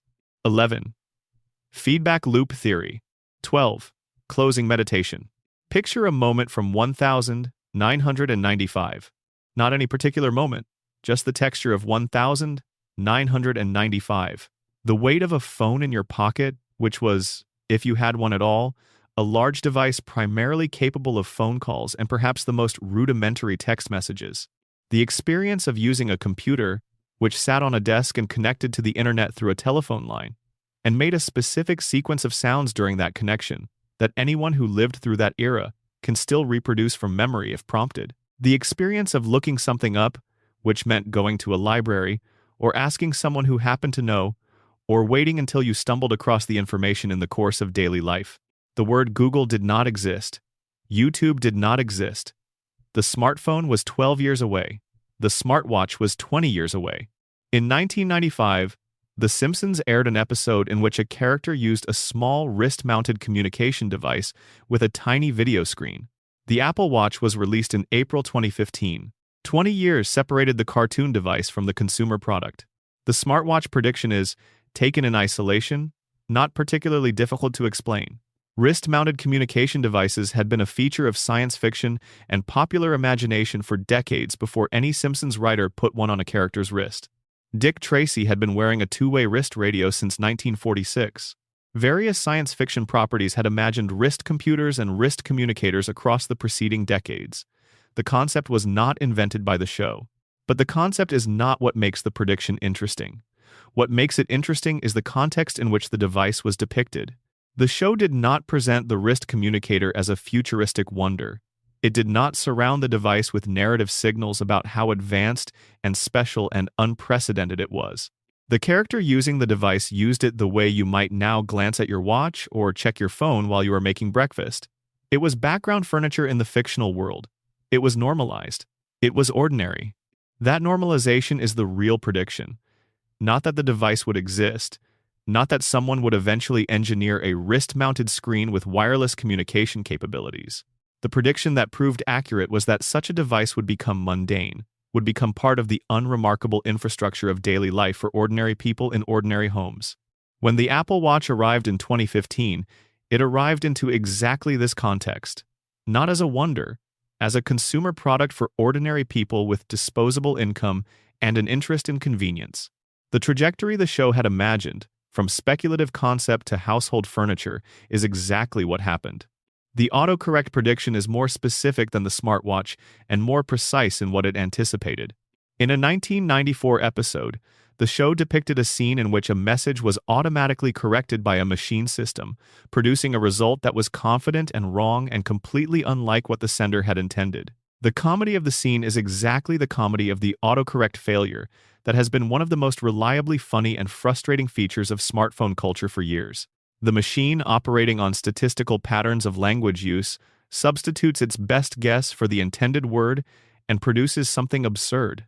The iPhone, which popularized the specific consumer-facing implementation of autocorrect that became culturally dominant, was announced in January 2007. The Simpsons was generating jokes from the same basic premise in 1994, 13 years before the product that would make that premise a daily reality for hundreds of millions of people. The person who wrote this joke in 1994 was not guessing randomly about future technology. They were thinking about what would happen when text input became mobile and rapid, and the correction became automatic rather than deliberate.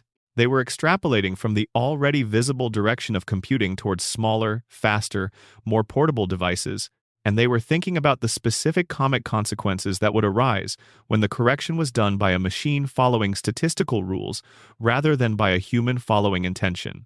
That is a specific analytical act. The joke requires not just the imagination of a future device, but the imagination of a specific failure mode of that device. The confidence of wrong correction. The gap between what you meant and what the machine guessed. The comedy is in the gap, and the gap was imagined accurately before the device that would create it existed. Let us spend a moment with the broader cluster of technology predictions, because individually they are interesting, but together they form a picture of something significant about the show. In 1994, a joke about autocorrect. In 1995, a wrist communicator. In 1996, a flat touch-sensitive information device that closely resembles a modern tablet computer. In 1998, a scene involving what looks like video calling used casually, in passing, as an ordinary feature of communication. The iPad was released in April 2010. Widespread consumer video calling through platforms like FaceTime and Skype, and eventually Zoom became a standard feature of daily life across the decade after that. What is striking about this cluster is not just that the technologies were anticipated, it is that they were consistently depicted in the correct register.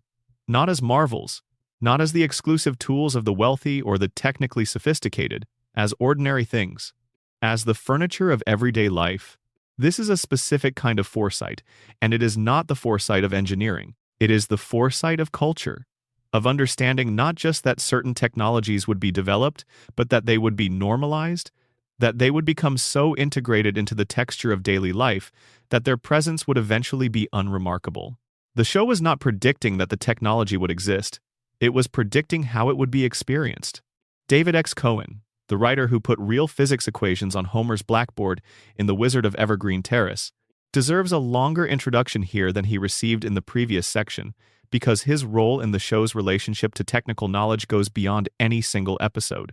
Cohen has a physics degree from Harvard University and a master's degree in computer science from the University of California at Berkeley. Before he became a television comedy writer, he was a scientist. He was a person who understood the specific landscape of what physics and computer science knew and were working on, who had been educated in the actual practice of these fields rather than in their public narrative. When Cohen was in the writing room in the early 1990s, his presence changed the quality of the technical jokes the show was making. The technology jokes that went through the room with Cohen's involvement were not just plausible technology jokes. They were informed technology jokes, jokes that reflected genuine knowledge of what the engineering and scientific communities were working on, of what was coming rather than just what existed. The specific combination of Cohen's background in computer science and his understanding of where computing was heading in the early 1990s gave the technology predictions their specific quality. He was not imagining futures from nothing. He was aware of what was in the pipeline, of what the research community was developing that had not yet reached consumers, of what was inevitable if the current trajectories continued. Putting those inevitabilities into comedy, normalized, ordinary, treated as furniture rather than wonder, was the specific contribution of someone who understood what was coming well enough to imagine how it would feel when it arrived. Now, the Higgs boson deserves its full story, because it is the technology prediction that is least about technology and most about the specific quality of mind that the show's best writing represents. The episode is The Wizard of Evergreen Terrace, from 1998. Homer, gripped by the specific midlife despair of someone who suspects his life is not adding up to anything permanent, becomes obsessed with the legacy of Thomas Edison. He converts part of his home into a laboratory and attempts to invent things that will outlast him, that will give his existence historical significance. The comedy of the episode is built on the gap between Homer's aspiration, which is genuinely large, and his capacity, which is limited in ways the show has been documenting for years. He wants to be an inventor. He has the passion. He does not have the foundational knowledge. But the episode puts real knowledge in the background. Cohen wrote real physics equations for Homer's blackboard. Not approximations, not scientific-sounding nonsense. Real equations, drawn from real physics literature that Cohen had studied during his academic career. One of those equations, placed in the lower portion of the chalkboard in a shot that requires careful viewing to notice properly, predicts the mass of the Higgs boson particle. To understand why this is remarkable, you need to understand what the Higgs boson was in 1998. The particle had been theorized by Peter Higgs and several colleagues in 1964. It was a prediction of the Standard Model of particle physics, the theoretical framework that had been one of the great achievements of 20th century science. The Standard Model required the Higgs to exist, required a particle associated with the mechanism by which fundamental particles acquire mass. But in 1998, no experimental facility had the energy to produce the Higgs and observe it directly. The particle was a theoretical certainty and an experimental absence. Physicists knew it should exist. They had used indirect measurements to constrain the range of possible masses, but they had not seen it. Cohen's equation reflects the state of theoretical knowledge about the Higgs mass in 1998. The equation uses real mathematical structures from particle physics to estimate where the Higgs mass would fall when the technology to detect it finally arrived. The particle was detected in July 2012 at the Large Hadron Collider at CERN, 14 years after the episode. The measured mass of the Higgs, approximately 125 giga-electron volts, is lower than the value Cohen's equation suggests, approximately 775 giga-electron volts. The discrepancy is significant, a factor of about 6, but the equation is not wrong the way a random guess would be wrong. It reflects real physics. It is grounded in the actual theoretical landscape of 1998. The gap between the predicted mass and the measured mass is the gap between the state of theoretical knowledge in 1998 and the experimental result that arrived 14 years later, not the gap between a number someone made up and the truth. Cohen was not predicting the Higgs. He was accurately representing the physics community's current theoretical understanding, which itself was attempting to anticipate what experiment would eventually confirm. He put that representation on a cartoon chalkboard because it was funnier that way than putting fake equations. The donut universe is the prediction that makes physicists most visibly uncomfortable when journalists ask them about it. In a 1999 episode, Homer suggests that the universe might be shaped like a donut. The suggestion is made in Homer's characteristic offhand way, connecting the most cosmic possible subject to the most earthly possible of his enthusiasms. It is funny. It is also, in a specific and scientifically legitimate sense, not wrong. In 2003, researchers analyzing data from the Wilkinson microwave anisotropy probe published a paper proposing that the universe might have a finite toroidal topology. A torus, the technical name for the shape of a donut, is a surface that curves back on itself in a specific way. If the universe has toroidal topology, a spaceship traveling in a straight line in certain directions would eventually return to its starting point. This idea is not confirmed. It is not the scientific consensus. It is one of several viable models for the universe's large-scale topology, none of which has been definitively ruled out by current observations. But it has been taken seriously by working cosmologists, has generated peer-reviewed papers, and remains a live possibility in discussions of physical cosmology. The person responsible for the donut universe joke was drawing from actual cosmological literature that was current in 1999. The literature on the shape of the universe, on the various possible topologies that were consistent with existing observational data, was available in popular scientific publications that anyone following cosmology would have encountered. Taking that literature and filtering it through Homer's obsession with donuts was a joke that required both awareness of the science and the comedic instinct to see the connection. What it produced was a joke that, in 2003 and in subsequent years as the toroidal universe idea continued to be discussed, looked like prophecy. It was not prophecy. It was the result of someone paying enough attention to cosmological discussions to know that the shape of the universe was genuinely unknown and that certain shapes, including the toroidal one, were being considered seriously. The science predictions, taken together, describe a writing room that had a specific relationship to knowledge. Most entertainment uses knowledge decoratively. It uses the surface appearance of expertise to signal sophistication without requiring any actual engagement with the substance. The scientific jargon is real-sounding but invented. The equations are arranged to look impressive. The detail is present but not accurate. The Simpsons in its peak years did something different. The scientific content was genuine. The equations were real. The concepts reflected actual current science. The show was willing to do the work of actually understanding the subjects it was making jokes about, and the understanding produced comedy that was accurate in ways that mattered. When the accuracy turned out to be predictive, when the current science the show was drawing from turned out to anticipate things that experiment would eventually confirm, the comedy became prophecy. But it was always at its core just honesty. The prediction was the residue of taking the subject seriously enough to get it right. The year was 1993, the particular March of it. The 4th day of March, in a year when the word pandemic was not part of ordinary public vocabulary. Bill Clinton was in his first months as president. The World Wide Web had been publicly accessible for a few years, but had not yet become the dominant infrastructure of daily life.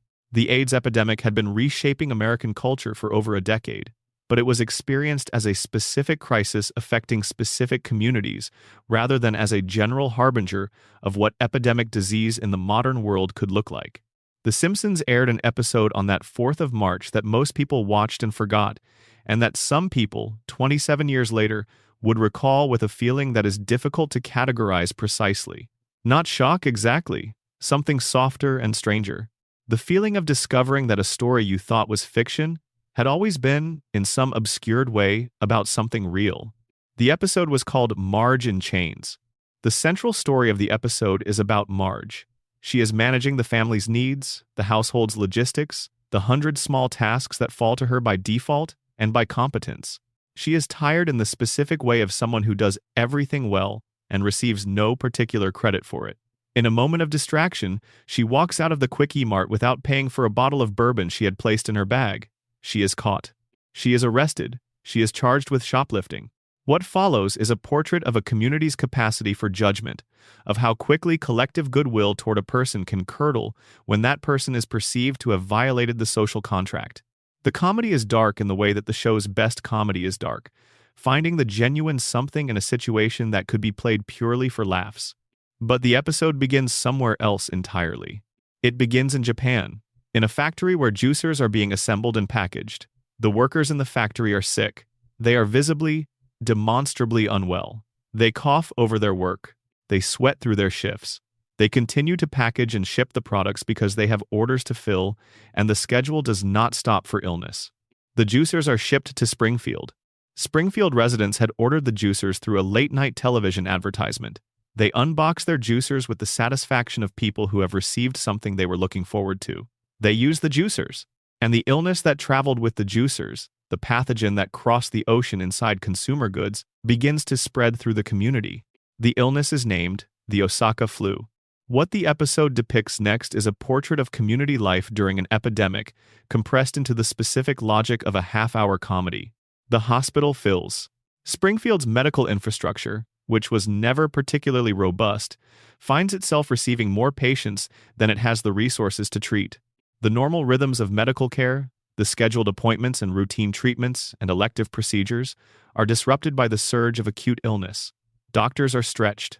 Resources are prioritized and then run short even when prioritized. The community does what communities do when they are afraid and in pain, and the official response is not keeping pace with the scale of what is happening. They gather, they demand.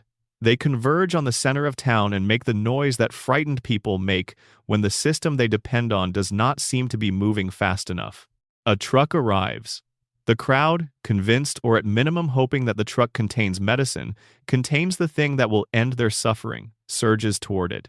The truck is overwhelmed by the pressure of the crowd. It tips over and falls.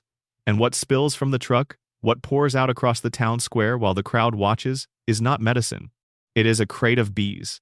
Killer bees, specifically, which then distribute themselves through the community in their own chaotic fashion. The episode aired on the 4th of March, 1993. COVID-19 began spreading in the United States in early 2020. The gap between the episode and the experience it seemed to describe is 27 years. When COVID-19 began spreading in the United States, and the specific combination of events the epidemic was producing began to feel familiar in a way that was hard to place, the Simpsons episode resurfaced. Not just the fact of a pandemic originating in Asia spreading through an interconnected world. Not just the community demand for a cure that did not yet exist. Not just the healthcare system straining under sudden and unexpected load. All of those things, together, in the same episode, from 1993. The screenshots spread through social media in March and April of 2020. The episode trended internationally. People who had not watched it in years or who had never watched it at all sought it out because other people were talking about it, because the description of what it depicted was close enough to what was actually happening that the curiosity was genuine. And then, separately, in May of 2020, while the COVID-19 situation was still in its most chaotic early phase, news organizations began reporting on the appearance of Asian giant hornets in the Pacific Northwest. These hornets, capable of devastating native bee populations and delivering severe stings to humans when encountered in numbers, were given the name murder hornets by the media and generated a brief period of intense coverage. The combination, a respiratory illness originating in Asia spreading through consumer goods and global supply chains, a community experiencing the chaos of sudden epidemic, a crowd demanding a cure, a truck, and killer bees. The Simpsons had all of these elements in the same episode in 1993. Let us be precise about the nature and limits of this prediction, because precision is respect for the actual phenomenon. The episode did not predict COVID-19 as a specific disease. The Osaka flu is not a coronavirus. The mechanism of transmission through packaged juicers is not how SARS-CoV-2 actually spreads through populations. The specific demographics, the specific severity, the specific institutional failures, and specific policy responses that characterize the actual COVID-19 pandemic in the United States, none of these are in the episode in any meaningful sense. What the episode predicted, with genuine accuracy, was the texture of community experience during a respiratory epidemic. The social and psychological dynamics, the gap between the scale of need and the scale of institutional response, the behavior of frightened people who want a solution immediately and cannot understand why the solution is not already available, the secondary chaos that occurs when communities that are already stressed make decisions that are individually understandable but collectively counterproductive.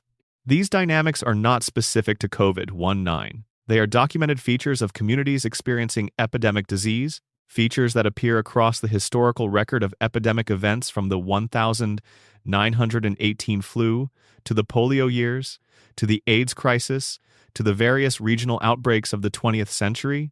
Any writer who had read seriously about the history of epidemic disease in American communities would have the raw material for the portrait the episode paints. The writers were not predicting a specific future event. They were describing a general structure of human community behavior under epidemic stress that they understood from historical sources. When the specific future event that matched the general structure arrived, the description became a prediction. But the description was always accurate about the structure, not about the specific instance. There is an element of the pandemic episode that receives less attention than the specific prediction parallels, and may be the most durable insight the episode contains. Professor Frink appears in the episode as the community's attempt to mobilize scientific expertise in response to the crisis. His involvement is modest, a few scenes, a few lines. But his function in the story is to represent the gap between what science can provide and what a panicked community is demanding. He cannot produce a cure on the timeline the community wants. The timeline of rigorous scientific response, which involves testing and validation and the careful building of evidence before anything reaches patients, does not match the timeline of human suffering, which is immediate and urgent and cannot wait for the process to run its course. This gap, between scientific time and community time, between the pace of careful investigation and the pace of desperate need, was one of the defining dynamics of the COVID-19 period. Vaccine development in 11 months was genuinely unprecedented, genuinely a scientific achievement of the first order. And 11 months, in the context of a pandemic that was killing people every day, was an agony for the families living through it. The Simpsons episode depicted this gap in 1993 with precision that did not require any special foreknowledge. The gap is a structural feature of the relationship between science and public health crises. It has appeared in every major epidemic event in the historical record. Any writer who understood the history could have put it in the story, and apparently the writers of this episode did.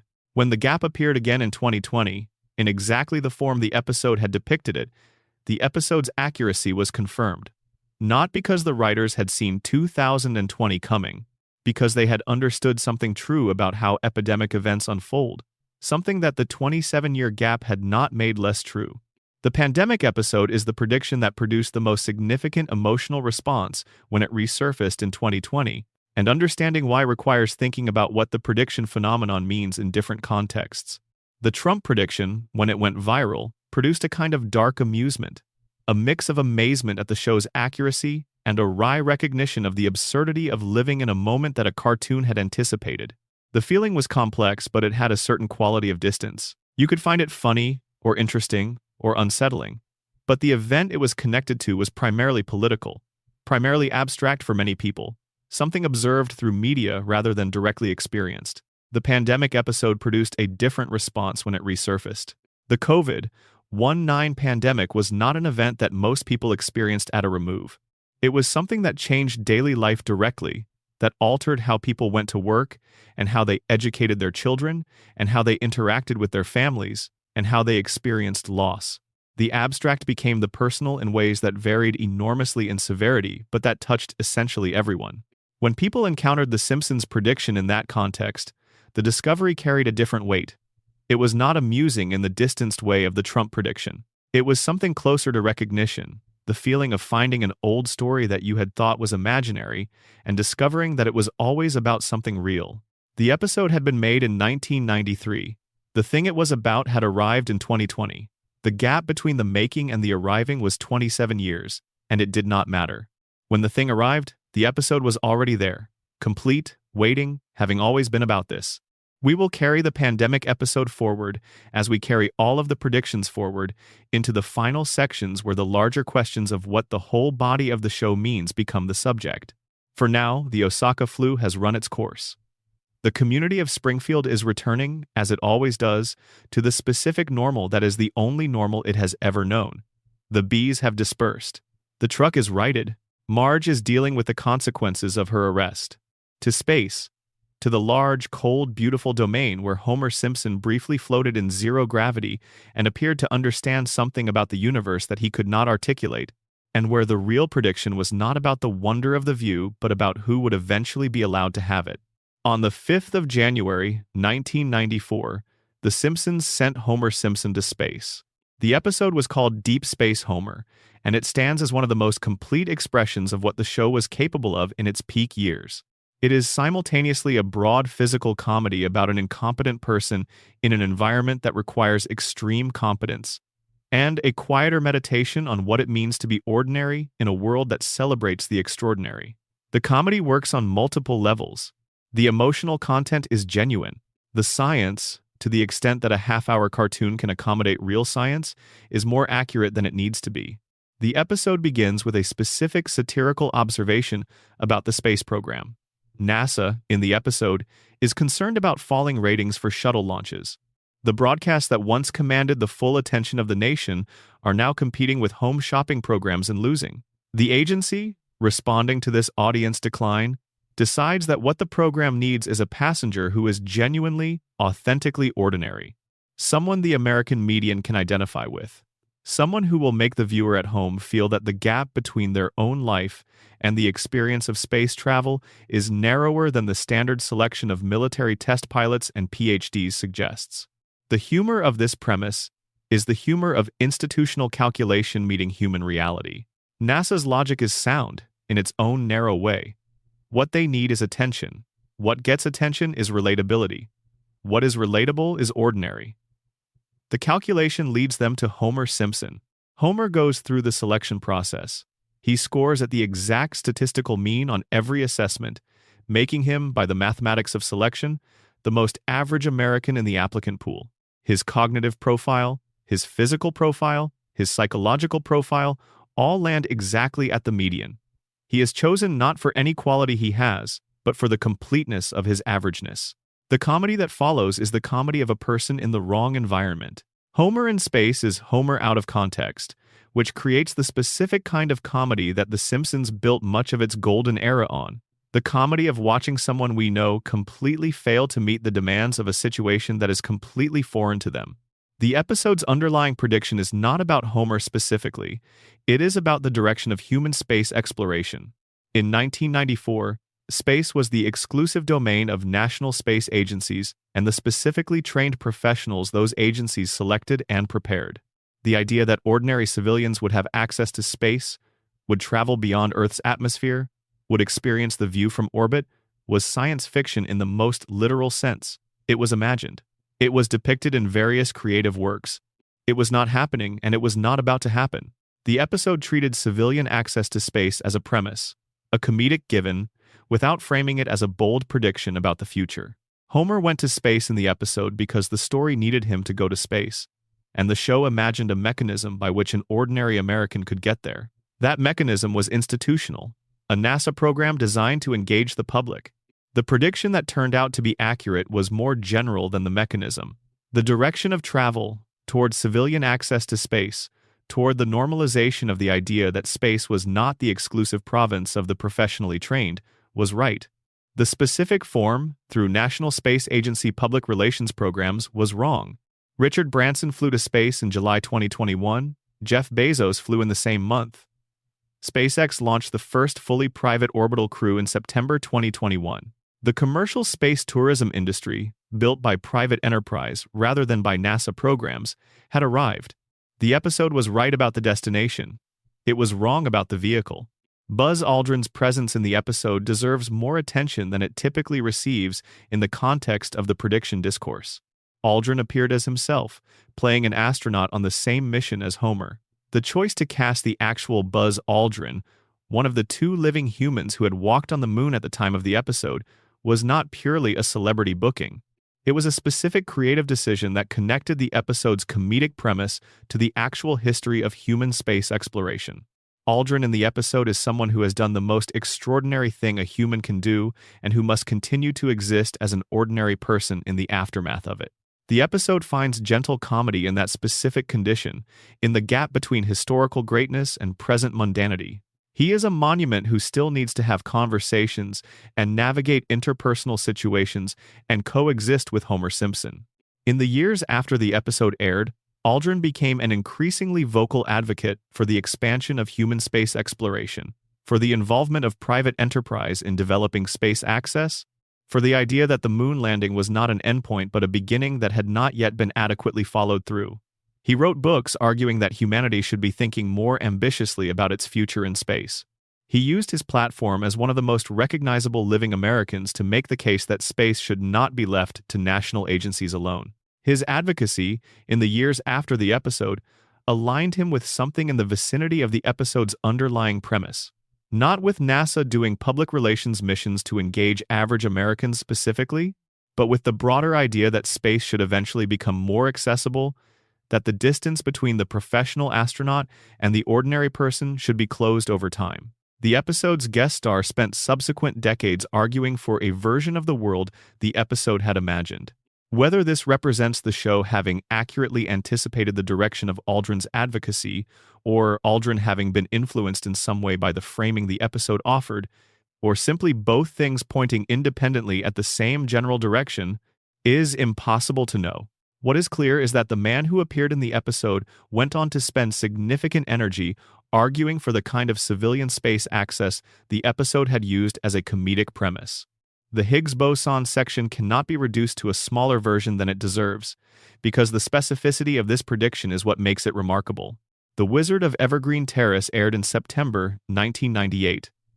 David X. Cohen was on the writing staff at the time, and his role in the episode included putting real physics equations on Homer's blackboard. Cohen has a degree in physics from Harvard, not a survey course, a physics degree, which means exposure to the actual literature and the actual mathematics of physics at the level of genuine engagement rather than popular science. Cohen understood the standard model of particle physics. He understood the Higgs mechanism. He understood where the theoretical physics community stood in 1998 on the question of the Higgs mass. The Standard Model, by 1998, had been one of the great successes of 20th century theoretical physics for decades. It described the fundamental particles and forces of nature with extraordinary precision. It made predictions that experimental physics had confirmed repeatedly. And one of its central predictions, a particle that the mathematics of the model required but that had never been observed, was the Higgs boson.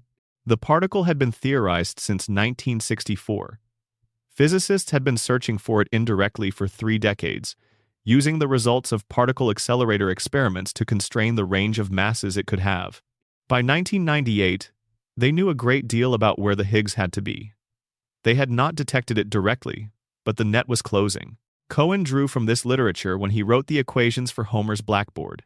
He chose equations that reflected the real state of theoretical physics, that represented the community's actual current understanding of where the Higgs mass would fall when an accelerator powerful enough to detect it directly was built and turned on. The equation he wrote predicts a Higgs mass of approximately 775 giga-electronvolts. In July 2012, the Large Hadron Collider at CERN announced the detection of a new particle consistent with the Higgs boson. The measured mass was approximately 125 giga-electronvolts. The gap between the prediction and the reality is significant. A factor of 6 is not a small discrepancy, but the equation is not wrong the way a random number would be wrong. It is in the right domain. It reflects genuine theoretical reasoning about the right kind of quantity. The mass range the equation implies, while wider than the actual measured value, is not absurd relative to the theoretical landscape of 1998. What Cohen did was represent the actual theoretical knowledge of 1998 accurately. The knowledge itself turned out to be somewhat high on the mass, which is a reflection of the imperfect state of the physics rather than of Cohen's having made anything up. He was accurately representing where the physics was in 1998. The physics was pointing toward the right place in the right approximate range. Let us also linger on what the Higgs boson prediction tells us about the nature of the other predictions. The Trump prediction was about extrapolating from a visible political trajectory. The Disney-Fox prediction was about extrapolating from a visible corporate logic. The pandemic episode drew from documented epidemiological knowledge. The Higgs boson equation drew from documented theoretical physics. In each case, the accuracy of the prediction is traceable to the accuracy of the underlying knowledge. The writers were not guessing. They were drawing from real sources that were already pointing at the right answer, or in the vicinity of it, before the answer was confirmed. This is not the same thing as prophecy. It is accurate reporting from the frontier of knowledge. The frontier was already pointed at the future before the future arrived. The show put the frontier into comedy.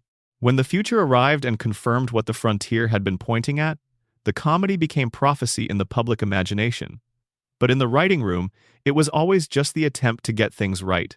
The donut universe deserves one more moment before we leave the science section entirely. Homer's suggestion that the universe might be shaped like a donut is, of all the scientific predictions in the show's corpus, the one that produces the most specific reaction when physicists are asked about it. The reaction is not dismissal. The reaction is closer to reluctant acknowledgement that the idea is not entirely wrong, combined with obvious discomfort at having to say that.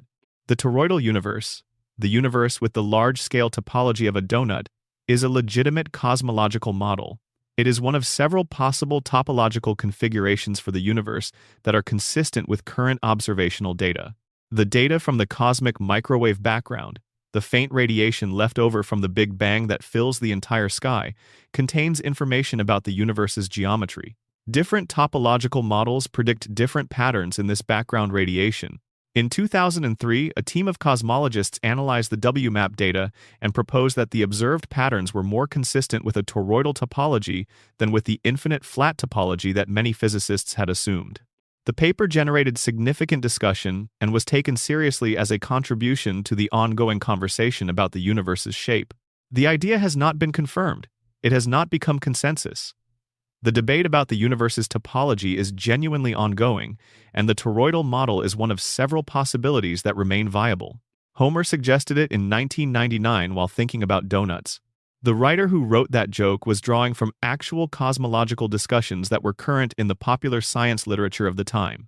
The shape of the universe was being discussed in Scientific American and similar publications accessible to educated lay readers. Someone in the writing room was reading those publications carefully enough to know that the question of the universe's shape was genuinely open, and that the toroidal model was one of the options being considered. Taking that from the scientific literature and connecting it to Homer's obsession with donuts was the comedic act. But the scientific content was real, already in the literature, already being taken seriously by cosmologists. When the 2003 paper appeared and the toroidal model received renewed attention, the Simpsons episode was already 4 years old and waiting in the archive. The corporate world is next. There is a sign in a 1998 episode of The Simpsons. It appears in the background of a shot on the exterior of a studio building. The camera is not pointed at it. It is not the subject of any dialogue. It exists, in the frame, as background detail, as the kind of thing that a viewer watching the episode casually would not notice and that a viewer watching carefully might catch and find mildly amusing. The sign reads, 20th Century Fox, a division of Walt Disney Co. The episode was When You Dish Upon a Star. It aired on the 8th of November, 1998. The central premise was that Alec Baldwin and Kim Basinger were hiding from their fans in Springfield, and the episode was primarily a celebrity comedy built around the specific dynamic of fame, meeting the particular intensity of the Simpsons town's various residents. In December 2017, the Walt Disney Company announced a deal to acquire the film and television businesses of 21st Century Fox for approximately $71.3 billion. The transaction closed in March 2019. The background sign from the 1998 episode became, in the weeks after the announcement, one of the most widely shared images in the brief and vivid cultural conversation about the Simpsons prediction phenomenon. The reaction to the Disney-Fox prediction, when it was widely noticed in 2018 and 2019, was characteristic of the prediction discourse in general. A mixture of genuine surprise, dark humor about what the absorption meant for the show itself, and a kind of resigned recognition that the corporate logic the joke had imagined had turned out to be the corporate logic that eventually prevailed. The surprise was genuine because 21 years is a long time. A background gag from 1998, unnoticed by most viewers at the time, turning out to accurately name a specific corporate transaction in 2019, is striking in a way that resists being dismissed as pure statistical inevitability. The specificity of both company names, in the specific configuration of one as a division of the other, across a gap of 21 years, pushes against the comfort of the pure coincidence explanation. The dark humor emerged from the self-referential quality of the situation. The Simpsons was a Fox property. It was made by Fox. It aired on Fox. The joke it had made in 1998, placing Fox in a subordinate relationship to Disney, had been a joke about its own institutional home, about the potential disappearance of the specific corporate entity that gave the show its home. When the joke came true, the show was absorbed into the entity it had joked about being absorbed into. The Simpsons predicted that it would be owned by Disney. It is now owned by Disney. The prediction came true, and the consequence of the prediction coming true was that the show became a product of the company it had joked about belonging to. The most intellectually honest account of how the writers arrived at the joke begins with the state of the entertainment industry in 1998. The 1990s had been a decade of significant consolidation in the American entertainment industry. Disney had acquired Capital Cities, ABC, in 1995, bringing a major entertainment company together with a major broadcast network. Viacom had acquired Paramount. Time had merged with Warner Brothers, creating one of the largest media conglomerates in history. Fox itself was part of News Corp, Rupert Murdoch's multinational media empire, which had acquired it in 1985. The logic of scale was operating visibly and consistently throughout the industry. The economic incentives pointed toward consolidation. Owning more of the value chain, from production to distribution, reduced friction and increased margin. The major studios were looking at the economics of global distribution in an increasingly connected world and finding that larger entities had structural advantages over smaller ones. A writer in the room in 1998, paying attention to these dynamics, could reasonably extrapolate that the consolidation process would continue, that the number of genuinely independent major entertainment entities would decline, that the entities that survived the process would be the ones with the most capital, the most franchise assets, the most global infrastructure. In that landscape, Disney was the most obvious consolidating force. Its financial position was strong, its franchise assets were valuable and growing. Its appetite for acquisition was already demonstrated. Fox was smaller, somewhat more financially precarious, and had vulnerabilities that a better capitalized acquirer could exploit. If a transaction between Disney and Fox was going to happen, the direction of acquisition, Disney absorbing Fox rather than the reverse, followed from the relative financial positions of the two companies. The background gag in the 1998 episode reflects this analysis. Not in the form of a business memo, in the form of a joke.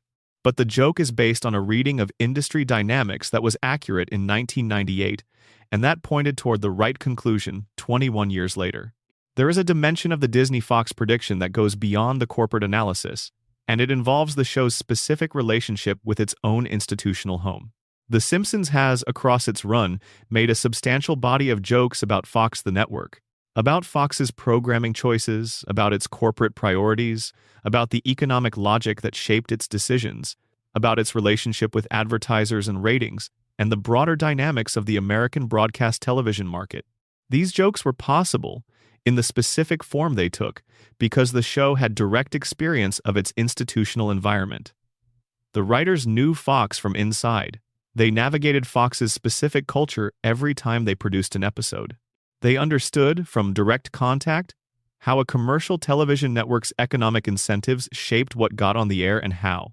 When the show satirized Fox, it was doing insider satire. When the background gag placed Fox in a subordinate relationship to Disney, it was using the show's insider knowledge of its own institutional vulnerability to make a joke about the precariousness of any corporate entity's independence in an industry that was moving toward consolidation.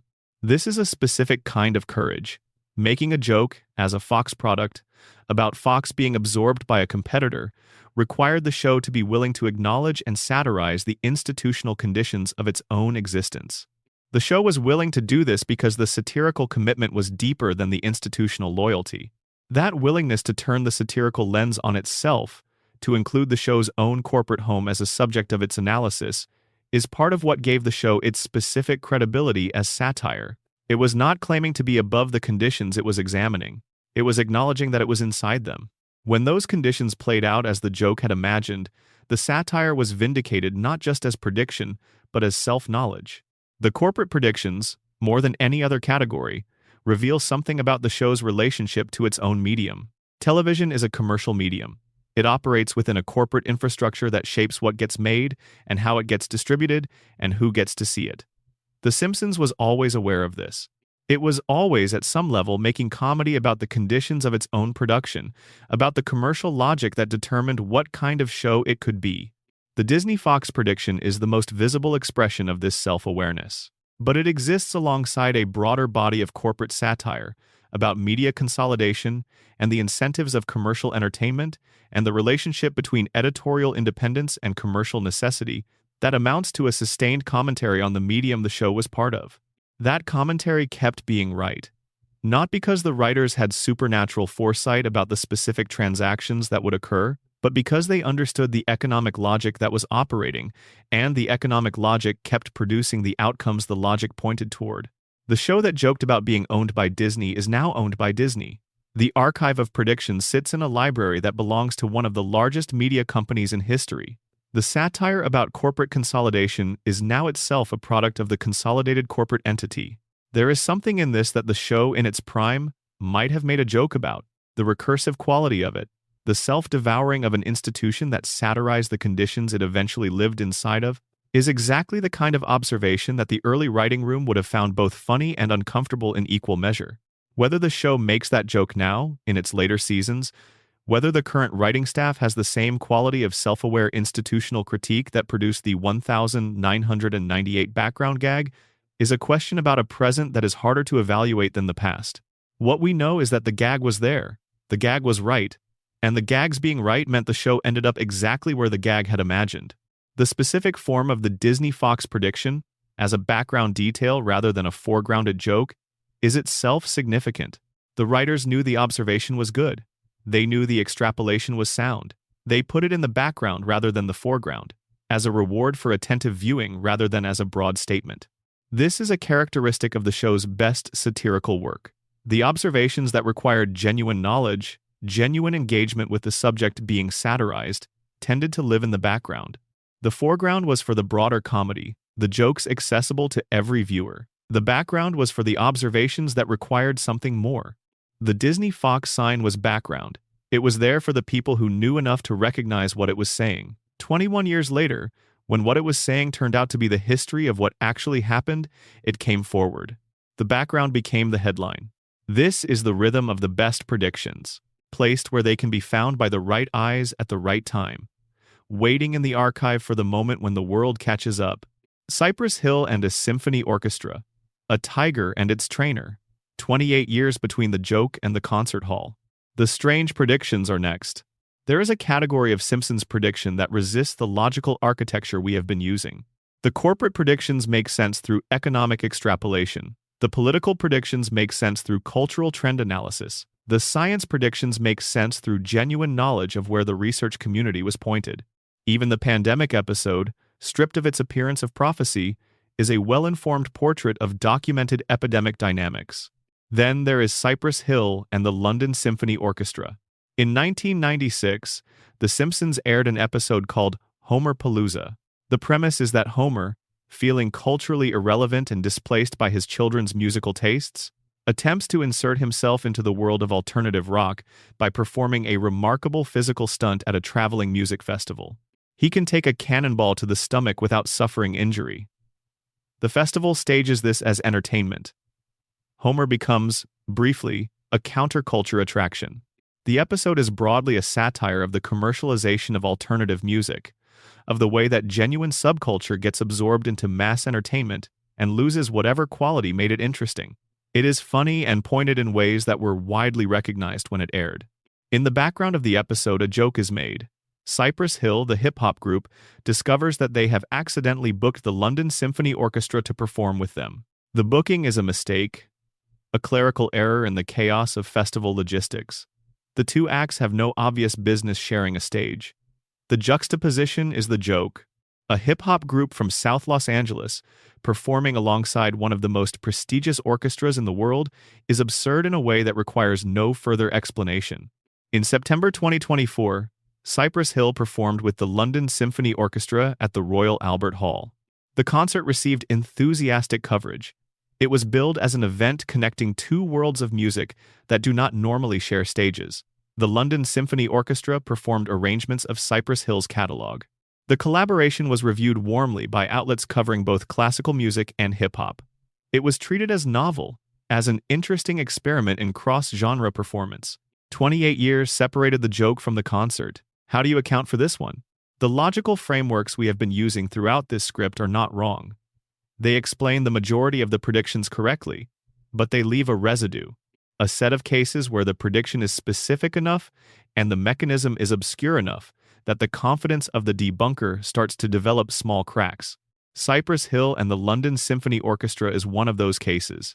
The logic of trend extrapolation does not obviously account for it. In 1996, there was no particular visible trajectory pointing toward this specific collaboration. Cross-genre experiments in music had existed for decades, and some hip-hop and classical crossovers had occurred, but there was no specific momentum toward this particular pairing at that moment. The logic of pure statistics is available. The show made many jokes about incongruous pairings and unexpected collaborations.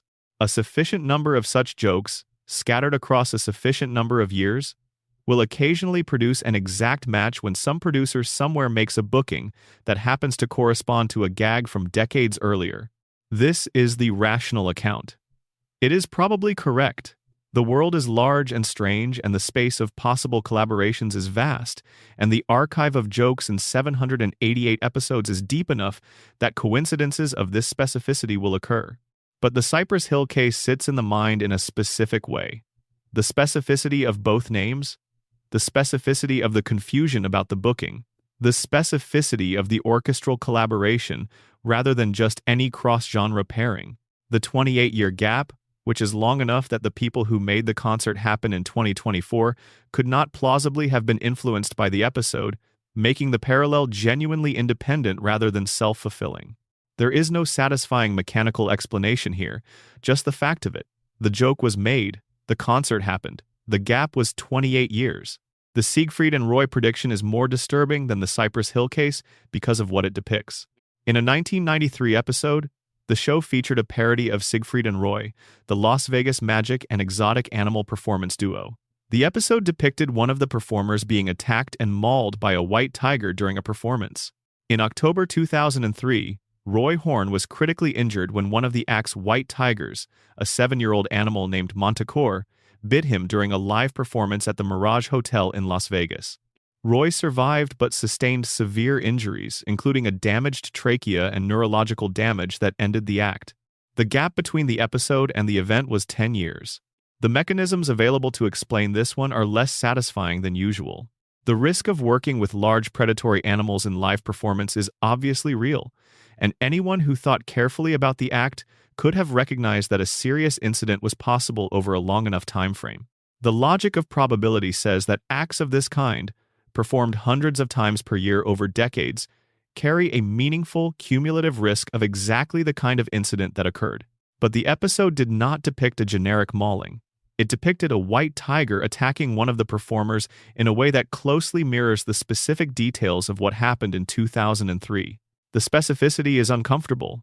The most honest position is that the episode correctly identified a genuine risk and that the risk materialized in approximately the way the episode had imagined. This is extrapolation from probability rather than prophecy. The prediction was accurate because the risk was real, not because the writers saw the specific future. But this case, more than most, sits in the category of predictions that resist being made fully comfortable. There is a subcategory of predictions worth spending time with here. The technology predictions that were specific in ways that the smartwatch and autocorrect cases were not. In a 1995 episode, the show depicted a character using a device that closely resembles a modern flatbed scanner. The specific visual, a glass surface on which a document is placed and moved by a mechanical arm beneath the glass to produce a digital image, is functionally identical to the consumer flatbed scanner technology that became standard office equipment in the mid to late 1990s. The flatbed scanner was not brand new in 1995. The technology existed in industrial applications, but consumer-grade versions were still expensive and not yet standard household or small office equipment. The episode depicted the technology as ordinary, as background furniture in a scene that was about something else entirely. The normalization, again, was the prediction. Not that the technology would exist, but that it would become ordinary. The episode was right about the direction of travel, and right about where the technology would land in terms of everyday familiarity. There is also the matter of the 2014 FIFA World Cup prediction, which occupies a specific place in the discourse because it involves not just the existence of an event, but a particular outcome. In a 2014 episode that aired before the World Cup began, the show depicted Germany defeating Brazil in the final. Germany did not defeat Brazil in the final. Germany defeated Brazil in the semi-final by a historic scoreline and then defeated Argentina in the actual final. The prediction was wrong in the details and pointing in the right general direction at the same time. The dominant narrative of that tournament was Germany's demolition of Brazil, which occurred at a scale and with a completeness that shook the football world. The episode captured something about that tournament story before it happened, even though the specific match it put Germany and Brazil in was wrong. Whether this counts as prediction, as near miss, or as coincidence adjusted by memory is a genuinely open question. The show imagined Germany winning the tournament and imagined them doing it against Brazil. Half of that was right in a larger sense than any statistical framing comfortably accounts for. The smaller, stranger predictions accumulate into a texture that resists easy summary. A 1994 episode depicted something resembling a modern voice recognition interface years before Siri or Alexa. A 1998 episode depicted something resembling a streaming video recommendation algorithm in a way that feels specific in retrospect. A 1996 episode depicted a virtual reality environment that closely resembles what the consumer VR industry eventually produced, complete with the specific kind of physical awkwardness that actual consumer VR headsets produce in people using them for the first time. None of these are as clean as the Trump prediction or as specific as the Higgs boson equation. But they accumulate. They form a pattern that is, in aggregate, more than coincidence can comfortably account for, even accounting for confirmation bias and the filtering effect of memory. The honest position is that the pattern exists, that it is partly explained by volume, partly by the genuine quality of the show's predictive analysis, partly by confirmation bias and selective memory, and partly by something that remains in the residual category that honesty requires us to maintain. The category of things that the available explanations have not fully accounted for. This residual category is small. It does not require supernatural explanation. It does require the admission that the statistical argument alone does not cover everything in the archive. Some of what the show got right is right in ways that are harder to walk through than the examples we have been using. In the beginning, there was the Harvard Lampoon. The Lampoon is a humor magazine published at Harvard University, one of the oldest humor publications in American history, and for reasons that involve both its institutional prestige and the specific culture it generated, it became the most important training ground for comedy writers in American television history. The early Simpsons writing room had a specific connection to this institution. A notable proportion of the show's original and early season writers came through the Lampoon or had educational backgrounds at Harvard and comparable institutions. The names are familiar to anyone who has spent time with the history of American comedy writing. Al Jean and Mike Reiss, who ran the show during several of its most critically celebrated seasons. George Meyer, widely considered one of the most singular comedy minds in the room's history. Conan O'Brien, who wrote for the show in its early seasons before his career moved in a different direction. John Swartzwelder, the most prolific scriptwriter in the show's history, who produced a body of work that fans have studied with the intensity normally reserved for literary canons. This is an unusual concentration of formal education for a television comedy writing room. Writing rooms have traditionally been populated through pathways that do not require advanced degrees in mathematics or physics or computer science. Instinct and timing and a specific ear for comedic rhythm have historically been more valued than academic credentials. The Simpsons, in its peak years, was different. The people in the room had both the instincts and the credentials. They were funny and they were educated in ways that went beyond general intelligence into specific bodies of knowledge that they brought to the material. The implications of this for the prediction phenomenon are specific and traceable. David X. Cohen, who put real physics equations on Homer's chalkboard, has a physics degree from Harvard and a master's in computer science from Berkeley. When he wrote those equations, he was not reaching for scientific-sounding nonsense. He was drawing from a genuine understanding of the theoretical physics landscape. He knew where the Higgs mass estimate stood in 1998 because he had studied the field. Jeff Westbrook, another writer on the show during its peak seasons, has a PhD in computer science from Princeton and published academic papers in algorithms before he joined the writing room. His presence shaped the quality of the computer science and mathematics jokes in ways that a room without his background could not have produced. The show's relationship to mathematics was specific enough that professional mathematicians have written academic papers analyzing the mathematical content of various episodes. The prime number jokes are jokes about primes that work as jokes even for people who do not know number theory, and that work as genuine number theory observations for people who do. The coding jokes reflect actual knowledge of programming. The physics jokes are grounded in actual physics. This dual operation, working simultaneously for the general audience and for the subject matter specialists, is technically demanding. It requires the joke to be both accessible and accurate. The accuracy required for the specialist version of the joke is what generates the predictions when the subjects being joked about are areas of active development that eventually confirm what the specialists in the room already knew. There is a broader point about the education question that goes beyond the specific technical predictions. The writers who had formal training in mathematics and science brought a specific habit of mind to the room. The habit of engaging with questions rigorously, of not accepting surface explanations when deeper mechanisms were available, of thinking through implications and following the logic of a system to its conclusions rather than stopping when the argument became uncomfortable. These are cognitive habits developed through formal training and disciplines that reward them. And when those habits are applied to comedy, they produce the specific quality of observation that made the show's social and political satire as accurate as its scientific jokes. The Trump prediction was made by someone who had thought seriously about the logic of celebrity politics and followed it to its conclusion. The corporate predictions were made by people who understood economic incentives and followed them. The prediction of autocorrect failure was made by someone who understood how statistical language correction would interact with human intention. Each case reflects a habit of mind that takes a system, understands its operating logic, and extrapolates. The academic training was not the only source of this habit, but it reinforced and formalized it in the people who had it, and the room had an unusual concentration of people who had been trained in exactly this kind of systematic thinking.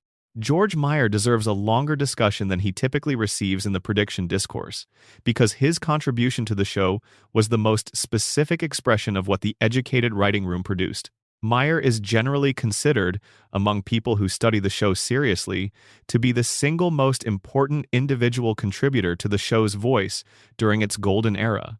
He is notoriously private, has given very few interviews, and has resisted the celebrity that his former colleagues have generally accumulated. What is known about his work is known primarily through those colleagues and through the work itself. Meyer attended Harvard and graduated in 1978. He went through several years of work in comedy before joining the Simpsons writing room, where his contributions were recognized immediately as being qualitatively different from what the room was otherwise producing. His comedy was darker, more willing to hold uncomfortable observations without softening them, more interested in what was wrong with the systems he was examining than an easy satirical release. He invented or contributed to many of the show's most recurring and influential comedic structures. The joke that does not soften its own bleakness, the observation that follows a thought to a genuinely disturbing conclusion and then does not pull back from that conclusion, The comedy that requires you to laugh at something that is also genuinely sad or genuinely broken.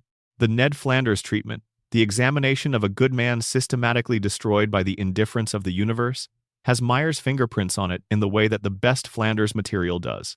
The examination of the systems that produce Homer's incompetence and suffering has the quality of Meyer's specific engagement with what is broken rather than what is absurd.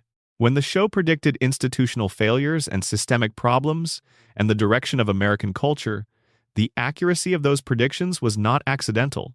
It reflected Meyer's willingness to look at what was actually wrong and say so, in comedy, without softening the observation into something more comfortable.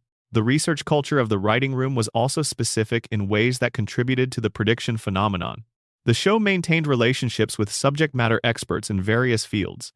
Scientists who could be called when an episode required real science. Lawyers who could check legal procedure. Economists who could review episodes touching on financial systems. The consultants were not always heated, and the show made plenty of jokes that violated technical accuracy in the name of comedy. But the consultation happened, and the willingness to seek out genuine expertise meant that the show's engagement with subjects outside the immediate experience of the writers was informed by actual knowledge rather than guesswork.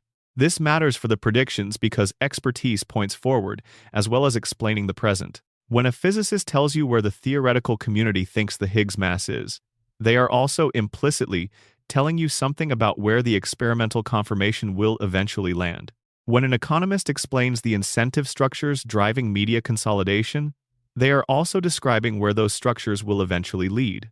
Consulting experts is consulting people who know what is coming, as well as what exists. The room's willingness to do that consultation, and to engage seriously with what the experts said, meant that the predictions were sometimes accurate, not because the writers had special foresight, but because the people they were talking to had informed perspectives on where things were headed. Conan O'Brien's time in the room is worth examining specifically because he is the writer whose subsequent career provides the most public evidence of what the room's working culture produced. O'Brien joined the writing staff after several years in comedy and wrote for the show during what are now generally considered its peak years. His contributions included several episodes that are regularly cited in best-of lists, including Marge vs. The Monorail, which was written by O'Brien, and is frequently called one of the greatest Simpsons episodes in the show's history. O'Brien attended Harvard and graduated in 1985. His academic background in history and literature gave him a specific relationship to the American cultural and political material that the show was frequently examining. History tells you that the patterns you are observing have appeared before, in different forms, and it tells you where those patterns tend to lead. A writer with that background approaches satirical extrapolation from a different foundation than a writer without it. The patterns O'Brien was drawing from when he wrote for the show were historical as well as contemporary. The Monorail episode, a comedy about a charismatic salesman selling a town a solution to a problem they do not really have, is funny as a specific story and accurate as a portrait of a recurring American dynamic that has appeared in different forms across centuries of American history. The accuracy is historical as well as observational. When the show's predictions landed, they landed because the writers understood patterns that repeated. The patterns repeat because human nature and institutional incentives are relatively stable. Understanding the patterns well enough to make accurate jokes about them is both comedy and, when the pattern recurs, prediction. The writing room was not just a collection of intelligent people. It was a specific kind of community that operated under specific pressures. The show produced approximately 22 episodes per season during its peak years. 22 half-hour episodes, each requiring a premise, a script, revisions, table reads, production notes, the full apparatus of a network television production. This volume creates conditions that either break a writing room or compress it into a specific efficiency. The early Simpsons room was compressed into efficiency. The pressure of production forced the jokes to be good before there was time for them to become merely adequate. The volume required the writers to be producing at a high level consistently rather than occasionally. And the culture of the room, the specific dynamic that its members have described in interviews, was one that rewarded the risky observation over the safe one, the joke that required something over the joke that could be made by anyone. This pressure is part of what produced the predictions. The safe version of a Trump joke in 2000 would not have specified Trump by name or showed him descending an escalator. It would have gestured at celebrity politics in a way that required no particular commitment to a specific future. The show made the specific, committed version of the joke because the culture of the room rewarded commitment. When you commit to the specific version of the observation rather than the vague version, you either miss clearly or you land exactly right. The Simpsons landed right often enough that the archive of specific commitments looks, in retrospect, like a record of prophetic accuracy. What it actually is a record of a room that was willing to be specific. The predictions that did not come true are the honest part of the story. They are the part that makes the pattern accurate rather than selective. Let us spend some time with the failures. Let us begin with something that has not happened. The jetpack. The personal jetpack has been a promise of popular imagination since at least the 1950s, when various science fiction works established it as the definitive symbol of the imagined future. The practical flying harness, the individual citizen hovering through urban airspace on the way to work, has appeared in countless depictions of what tomorrow would look like. The Simpsons made the same joke, in various forms, at various points in its run. The characters have appeared with jetpacks. The technology has been referenced as a mundane feature of various imagined futures. The personal jetpack has not arrived. A few prototype devices exist and have been demonstrated in controlled environments. None of them are practical for everyday transportation.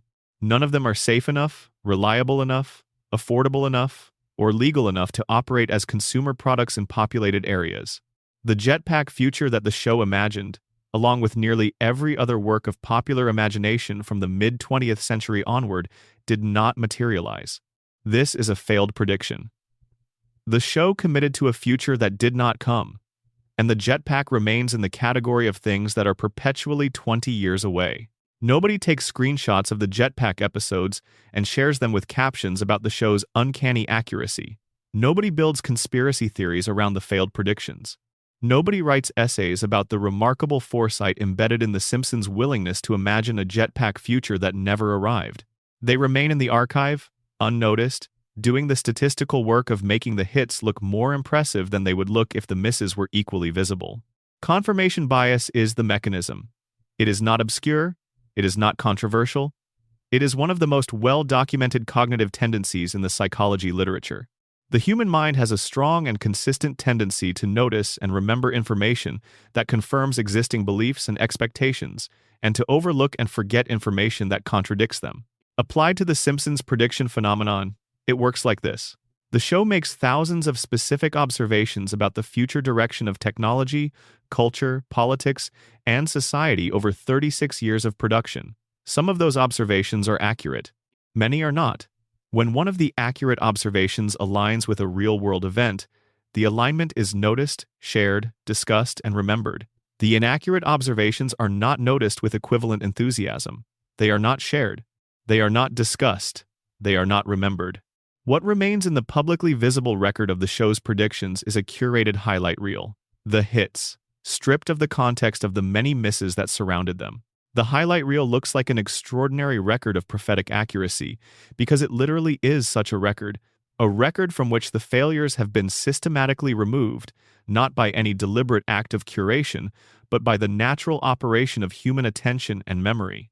The moon colony is the most durable failed prediction in the show's archive, and it is worth examining in some detail because the expectation of a moon colony was not an eccentric or poorly informed expectation at the time the jokes were being made.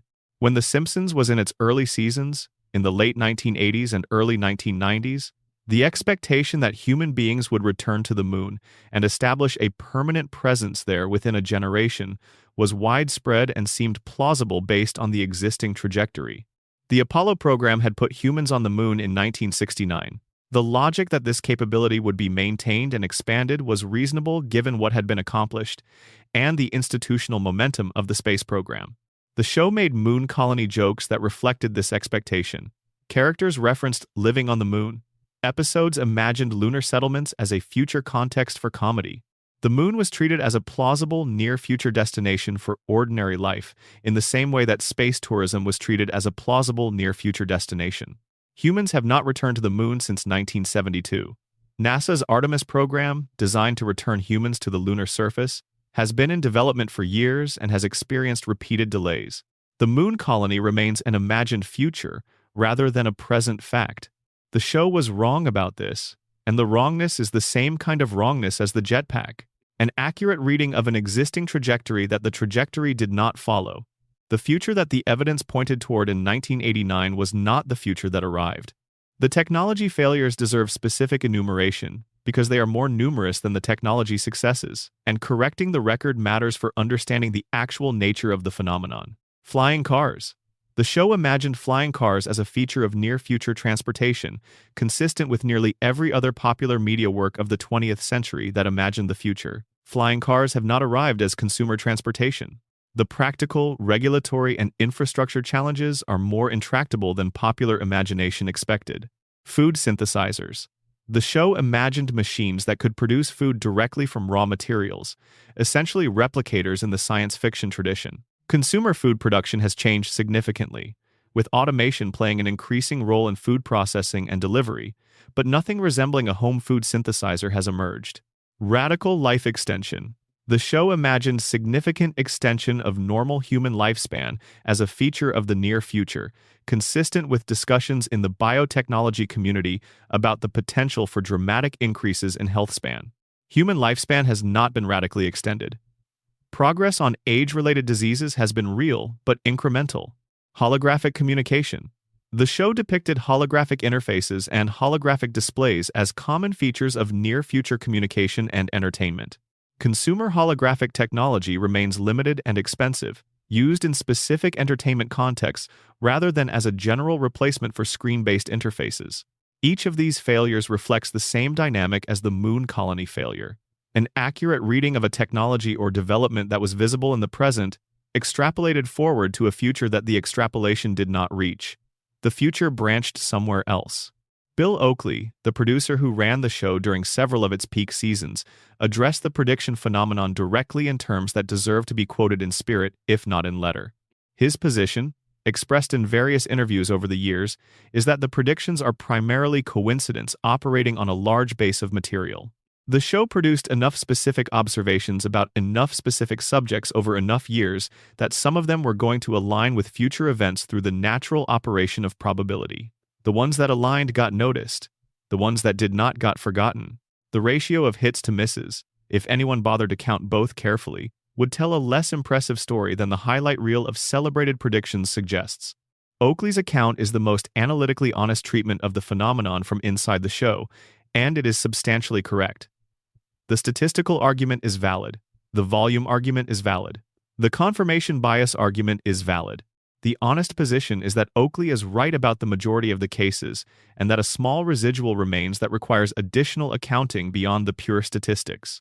The pure statistics argument explains the Cypress Hill case when taken together with the full body of similar collaboration jokes the show made, most of which did not come true. It explains the technology predictions when taken together with the body of technology predictions that missed. It does not explain why the ones that did come true cluster in specific ways around areas where the writers had genuine expertise. The clustering is the thing Oakley's account does not fully address. The accurate technology predictions cluster around the writers who had technology backgrounds.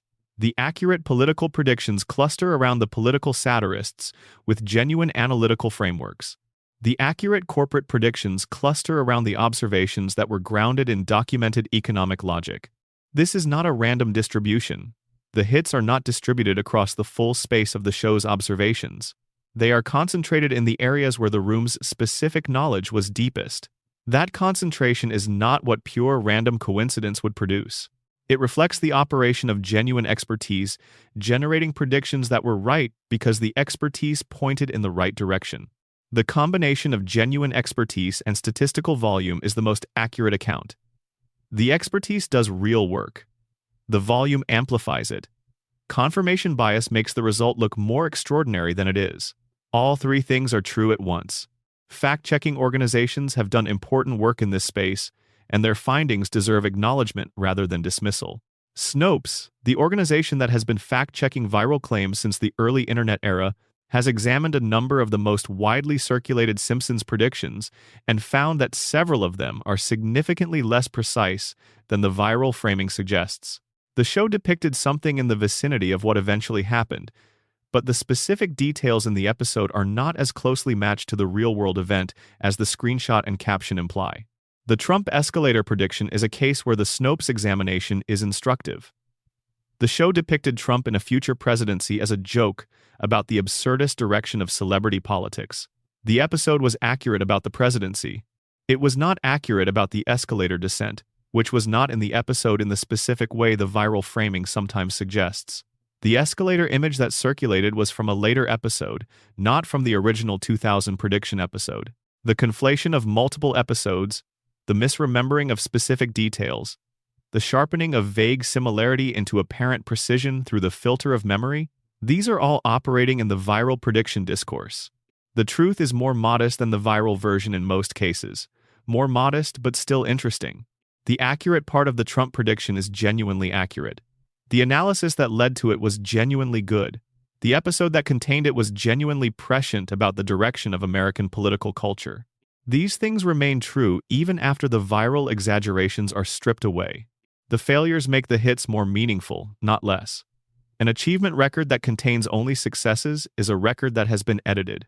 An achievement record that contains the full mix of successes and failures, with the successes clustering around the areas of genuine expertise and the failures distributed across the areas of ordinary guesswork, is a record that tells an honest story. The honest story of the Simpsons predictions is not the story of a prophetic cartoon. It is the story of a room of unusually well-educated, analytically rigorous people who spent decades making specific observations about the direction of American culture and technology, committing to specific versions of those observations even when the commitment was risky, and producing a body of work large enough that the predictions that proved accurate are genuinely impressive, even after the statistical and cognitive adjustments are made. That story is less dramatic than the prophetic version. It is more interesting. The individual predictions, the Trump presidency and the Disney acquisition and the Higgs boson equation are the foreground of the phenomenon. They are what gets shared, what gets discussed, what drives the discourse. They are impressive and strange, and worth the attention they receive. But they are not the deepest prediction the show has been making for 36 years. The deepest prediction is structural. It is about the shape of American life rather than the specific content of any particular event. And it is a prediction that has been confirmed not by any single event, but by the accumulated evidence of what has happened to the country over the decades the show has been running. The deepest prediction is Springfield itself. Springfield has a nuclear power plant that is inadequately maintained, operated in violation of safety standards by an owner who is aware of the violations and has chosen not to address them, and staffed by a safety inspector whose selection was not made on the basis of competence. The plant is the primary source of employment in the community. The owner of the plant is the primary economic power in the community. The regulatory apparatus that should be constraining the plant's operation is inadequate and easily circumvented. This is satire from 1989. It is also an accurate portrait of dynamics that have been documented repeatedly in American industrial history. The concentration of economic power in a single employer. The weakness of regulatory oversight relative to the resources of the regulated entity. The incentive structure that makes regulatory capture inevitable when the regulator depends on the regulated for access to information and cooperation. The selection of compliance theater over genuine safety management when the cost of genuine management would affect the owner's returns. These dynamics were visible in 1989 when the show introduced them. They have remained visible in various industries and various specific cases across the decades since. The show was not predicting that these dynamics would emerge. It was accurately depicting dynamics that were already operating in American economic and regulatory life. When those dynamics continued to operate, when specific instances that matched the general portrait emerged in the news, the show's accuracy was confirmed, not because the writers had seen those specific instances coming. Because they had understood the general structure correctly, and the structure kept producing instances. Mayor Quimby is the elected official whose primary function is to represent the interests of donors and to manage public perception of a town whose actual operations would not withstand scrutiny. He is self-interested, easily influenced by money, and willing to use the apparatus of government to serve private interests when serving private interests is the path of least resistance. Quimby is a broad satirical caricature. He is funny in the way that obvious exaggerations are funny. the humor of recognizing that the exaggeration is pointed at something real, but the real thing he is pointed at is not a single politician or a single political system. It is a structural feature of democratic governance that appears repeatedly across different political systems, different levels of government, and different historical periods. The capture of government by economic interests is not a new phenomenon. It is not a phenomenon specific to the period the show has been running. It is a documented feature of democratic governance that has been analyzed by political scientists and historians across the 20th century and before. What the show predicted by depicting Quimby was that this structural feature would continue to operate, that the relationship between wealth and political power in America would not be transformed in the decades the show was running, that the dynamic Quimby represents would remain recognizable because the conditions that produce it would remain in place. This is accurate. The specific cast of characters has changed. The specific policy areas where the dynamic has been most visible have shifted. The general structure, wealth purchasing, political access, and political access protecting wealth has been documented in reporting across the entire period the show has been running. Springfield as a political unit is accurate because the show understood the operating logic of American politics well enough to depict it in a form that remained accurate across decades of specific change. Kent Brockman is the local news anchor who understands that his function is entertainment and whose relationship to information is mediated by what his audience wants to believe and what his station's advertisers are willing to support. Brockman is a more specific prediction than either Burns or Quimby. Because the trajectory of local and national news media in the United States over the decades the show has been running has been specifically toward the portrait Brockman represents. In the late 1980s, when the show introduced Brockman, the dysfunction in American news media that he satirizes was visible, but not yet as fully developed as it subsequently became.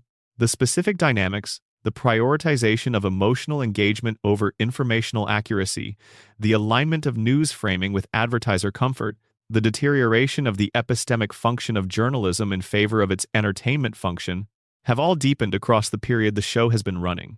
The show was describing where the dynamics already operating in American news media would lead if they continued. They continued. The portrait Brockman represents has become, in subsequent decades, more accurate rather than less accurate as a description of the American media landscape. Lisa Simpson is the deepest prediction the show has been making, and she is a prediction not about any specific event, but about the specific experience of being analytically clear-eyed in an environment that is resistant to analytical clarity. Lisa is 8 years old. She has been 8 years old for 36 years. She is the most genuinely intelligent character in the show and the most consistently ineffective character in terms of achieving her goals. She understands what is wrong with Springfield. She understands the sources of the community's problems.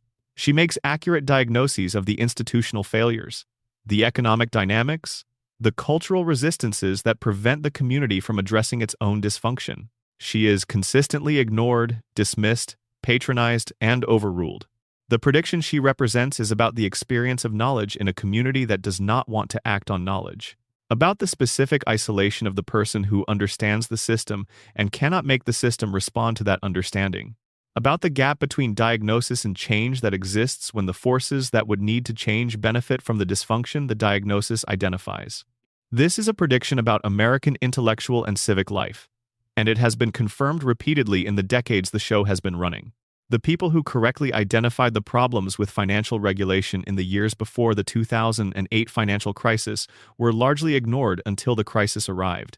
The people who correctly identified the trajectory of various technological developments towards social dysfunction were dismissed as alarmists until the dysfunction became impossible to ignore. The people who correctly identified the structural features of various institutional failures were told that their analyses were incomplete or their prescriptions impractical until the events they were warning about arrived. Lisa's experience of knowing and being ineffective is a structural feature of how information and institutional behavior interact in large communities. The show has been depicting this structure accurately since 1989, and it has continued to be accurate because the structure has continued to operate.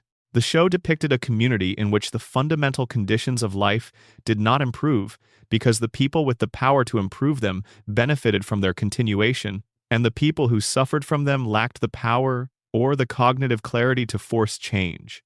Burns's empire depended on the community's damage. The community's damage depended on Burns's empire. The loop was self-reinforcing. In the decades since 1989, the question of whether American economic and political life resembles this portrait has been extensively debated by economists, political scientists, sociologists, and journalists.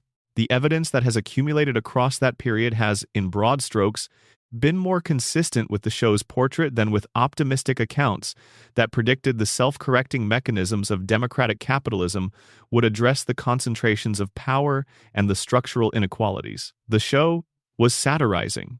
The deepest prediction the show made was that things would not fundamentally change, that the loop would hold, that Burns would keep the plant running and the water contaminated and the population too cognitively impaired by the conditions of their lives to effectively challenge the conditions of their lives. As predictions go, this is the most uncomfortable one, because it has proven accurate in the most general and structural sense, and because its accuracy is not a charming coincidence or a striking specific alignment. It is just a correct assessment of a system that has continued to operate as the assessment described. Springfield is America. Not a prediction of where America was headed, a portrait of where America already was. The show held up the portrait for 36 years. We watched the portrait, and slowly the portrait and the thing it was depicting became harder to distinguish. The nuclear power plant, the captured regulator, the compromised media, the purchased politician, the brilliant child whose clarity is the town's most precious and most consistently wasted resource. The ordinary man whose damage is not his fault and whose perpetuation of the system that damaged him is the system's greatest trick. These are not predictions. They are observations that the passage of time has confirmed by repeating rather than by arriving for the first time. There is a version of the prediction phenomenon that is more interesting than prophecy and more unsettling than coincidence. It is the possibility that the show did not merely observe or predict the directions American culture was moving, that it participated in the movement. That the portrait and the thing being portrayed operated in a feedback loop, each shaping the other, across decades of mutual influence. The cultural reach of The Simpsons is difficult to overstate. The show has been running for 36 years. It has been broadcast in over 100 countries. It has been translated into dozens of languages. Its jokes have become part of the American vernacular in ways that transcend the show's direct audience. People who have never watched an episode use references from the show without knowing that is what they are doing. When a piece of media achieves this kind of cultural penetration, it does something that passive prediction cannot do. It shapes the cognitive landscape in which the future events it predicts will occur. It makes certain outcomes feel familiar before they happen. It normalizes certain trajectories by depicting them as obvious, as inevitable, as things that anyone paying attention would have seen coming. The Trump prediction is the most discussed example of this dynamic, and it is worth revisiting with this framework rather than the simple prediction framework. The 2000 episode in which Lisa, as a future president, inherits a fiscal crisis from her predecessor, identified as Trump, was watched by a large audience at the time it aired. It was referenced in various cultural contexts over the subsequent 16 years. By the time Trump announced his 2015 presidential campaign, the image of him as a president was not entirely new in the cultural imagination. The Simpsons had placed that image there. This does not mean the show caused Trump's presidency. The forces that produced that outcome operated at a scale and through mechanisms that no television episode could meaningfully affect. The economic anxieties, the institutional failures, the specific vulnerabilities of the 2016 electoral environment, all of these were primary causes, operating independently of any cultural priming. But the cultural priming is also real. When people encountered Trump's candidacy, the image of him as president had been present in the cultural background for 16 years. This did not make the outcome more likely in a causal sense, but it affected how the outcome was experienced. It made the outcome feel less like a shock and more like a recognition, more like something that had always been a possibility that was now becoming actual, rather than something entirely new. The difference between those experiences, between shock and recognition, is not trivial. Shock produces certain kinds of responses. Recognition produces others. The cultural priming that the show contributed to shaped the emotional register in which the event was processed. The Disney-Fox merger has a specific quality of self-fulfillment that makes the feedback loop hypothesis more vivid in that case than in most others. Media consolidation is partly driven by the perception of what the media landscape will look like in the future. If the dominant expectation is that the industry is moving toward fewer, larger entities, then the incentive for each entity to get larger before the consolidation occurs, rather than after, is increased. The expectation of consolidation becomes a force that accelerates consolidation. The Simpsons joke about Fox becoming a division of Disney was, by the mid-2000s, well known enough to have become a cultural reference point in discussions about media consolidation. It appeared in articles and essays about the direction of the industry. It circulated in the professional communities, where people made decisions about the industry. Did it contribute, even at the margins, to the normalization of the idea of exactly this transaction? Did it make the acquisition seem more like an obvious eventuality and less like a disruptive disruption?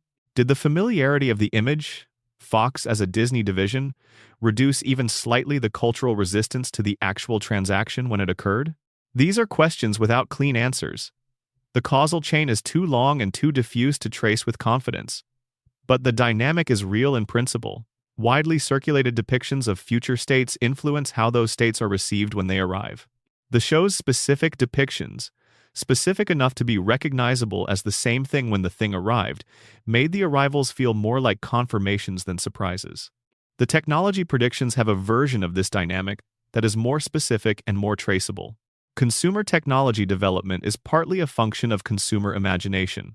Products that people can imagine as desirable and usable create demand that shapes investment decisions and development priorities. When a widely watched television show depicts a technology being used in a certain way, it is not just reflecting what is possible.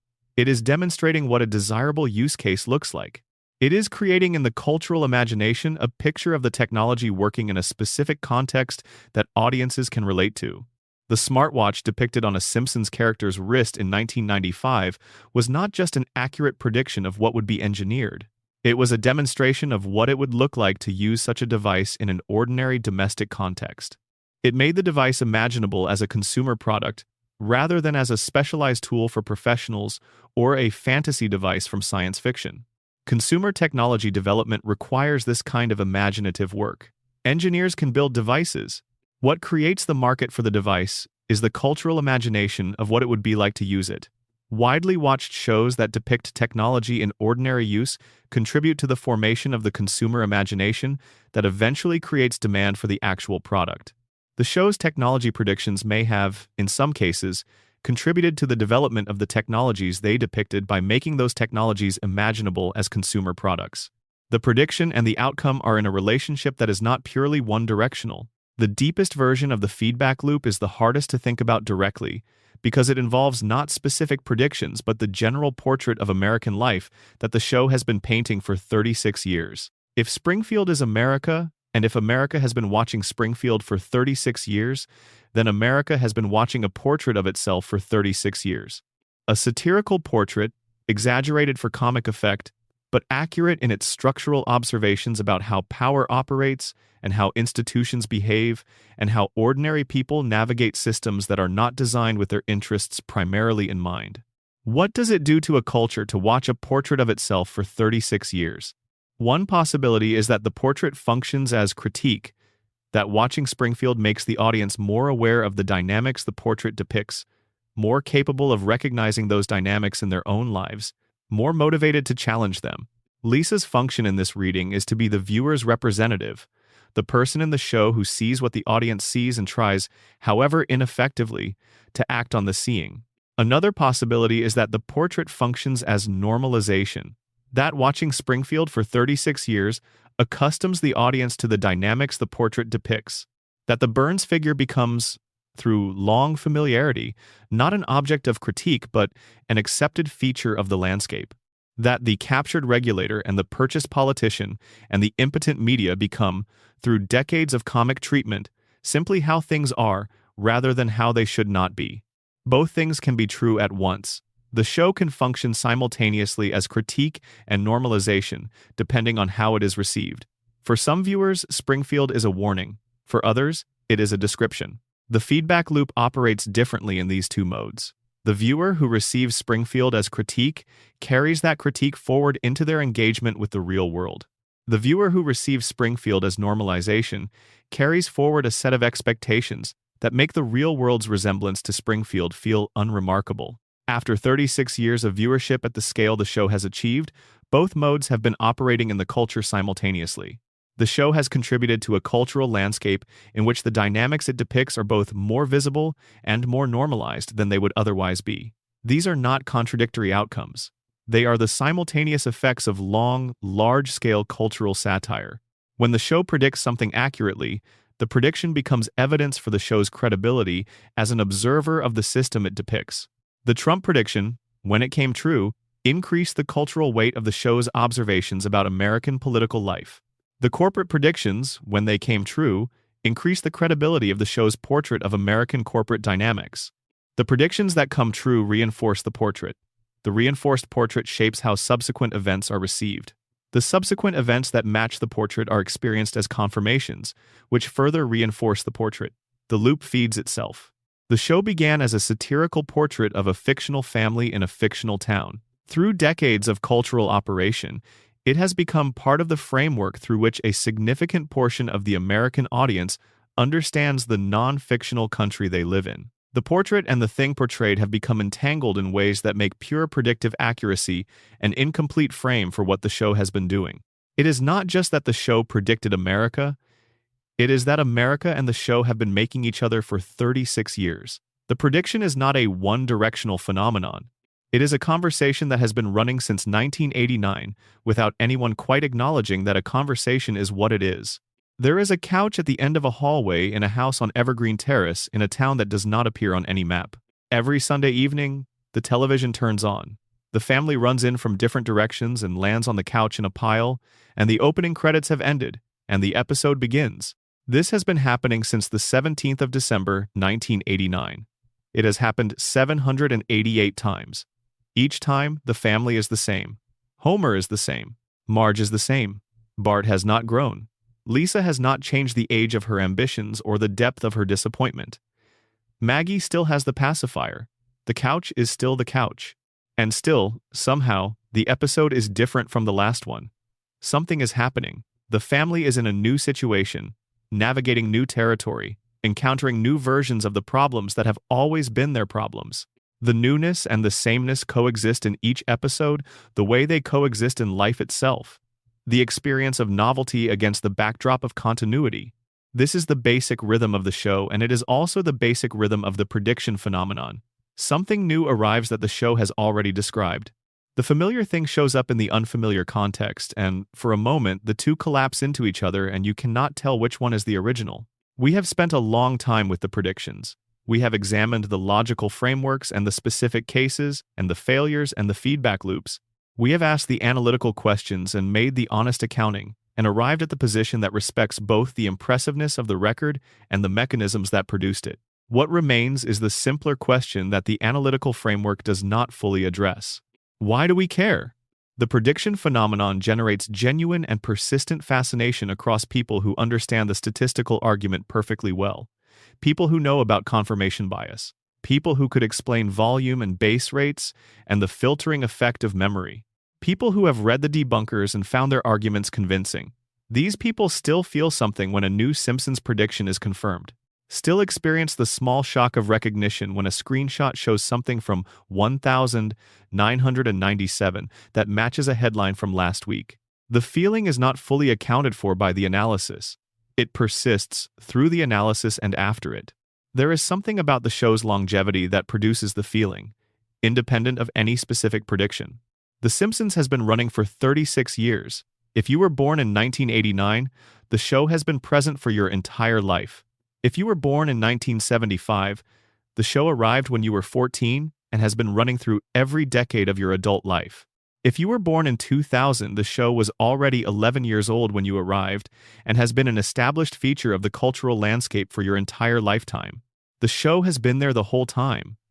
Whatever happened, it has been there.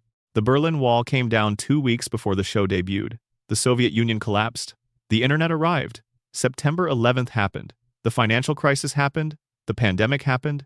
Multiple elections with world historical consequences happened. The smartphone came. Social media came. The nature of communication and information and public life changed in ways that would have been unrecognizable to someone from 1989 if they had been transported to the present. Through all of it, Homer came home from the power plant, and Marge made dinner, and Bart skateboarded past, and Lisa played the saxophone. The couch received the family on Sunday evenings. The town of Springfield kept its secrets. The show's persistence through the specific texture of those 36 years is part of what gives it the quality of witness. It was there. It was watching when everything happened. Its archive holds the shape of American life across a period of enormous change. And within that archive, the specific predictions the show made about where the change was heading, the ones that proved accurate, carry the weight of being made by something that has been paying attention for as long as you have been alive.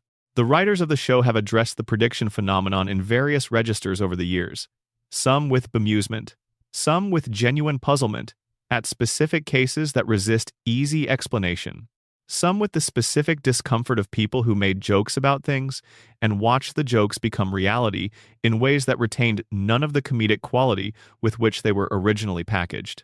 The Trump prediction is the case that has generated the most visible discomfort from within the show. The writer who created that particular joke, Dan Greeny, has spoken about what it felt like to watch the joke come true. He described the original intention as a comment on the absurd direction of celebrity culture and democratic politics, a reductio ad absurdum, an exaggeration that was supposed to reveal the logic of a bad direction by following it to its impossible conclusion. The conclusion was supposed to be impossible. That was the joke.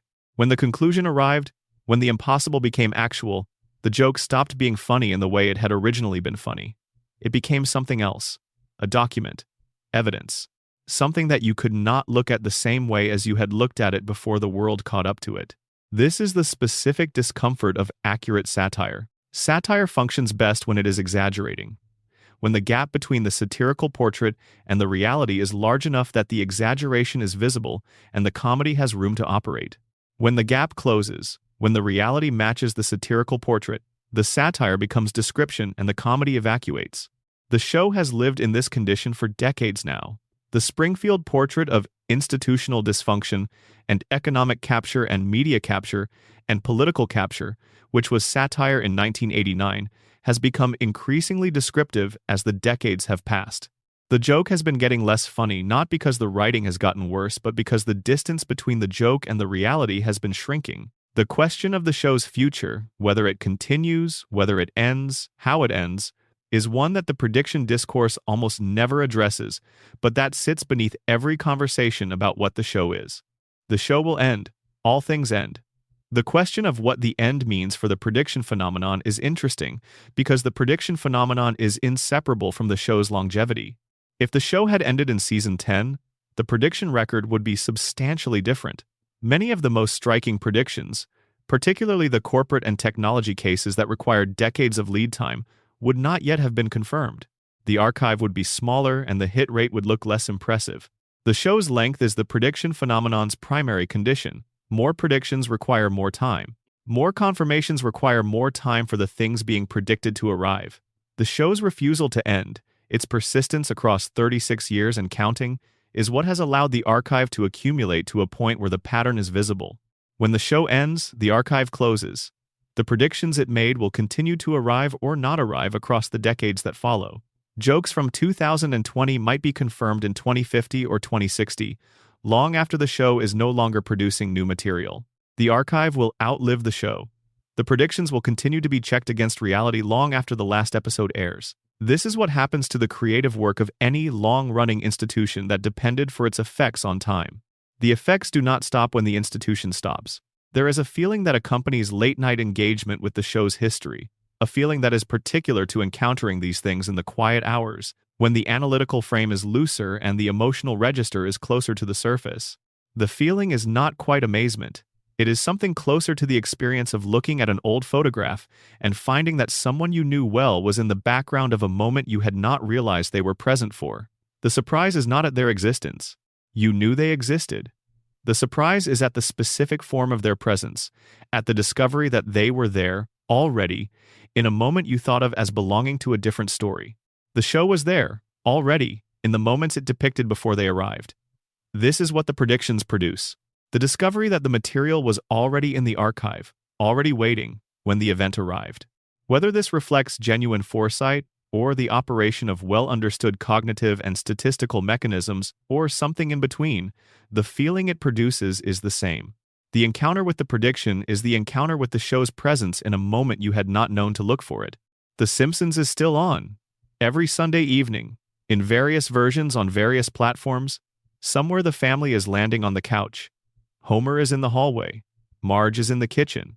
Bart is on the skateboard. Lisa has the saxophone. Maggie has the pacifier. Whatever's going to happen next in the world, the family is already there. The archive is already full. Somewhere in those 788 episodes, there is a joke about what has not happened yet, waiting in the archive the way all of the other predictions waited for the world to catch up to where the room was already looking. This is the thing about a show that has been watching for 36 years. It has watched so much and so carefully that it is very likely still ahead of us in some places, still pointing at something we have not yet arrived at, still making the joke about the thing that has not yet become the thing it is going to become. The writers do not know which jokes those are. We do not know which jokes those are. We will find out the same way we always find out, by living forward and watching the archive catch up. For now, the house on Evergreen Terrace is quiet. The television is off. The couch holds the shape of the family that has been sitting there for 3.5 decades.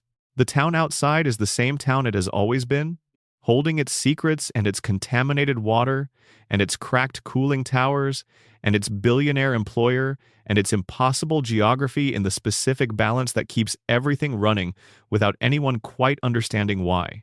Springfield will be here when you come back. The archive will be here. The family will be the same age they always are. The predictions will still be waiting for the world to catch up to them or for the world to go somewhere else entirely. You do not have to figure it out tonight. The show has been running for 36 years without being figured out, and it has managed fine. Springfield will still be there in the morning. It always is. That is the whole point.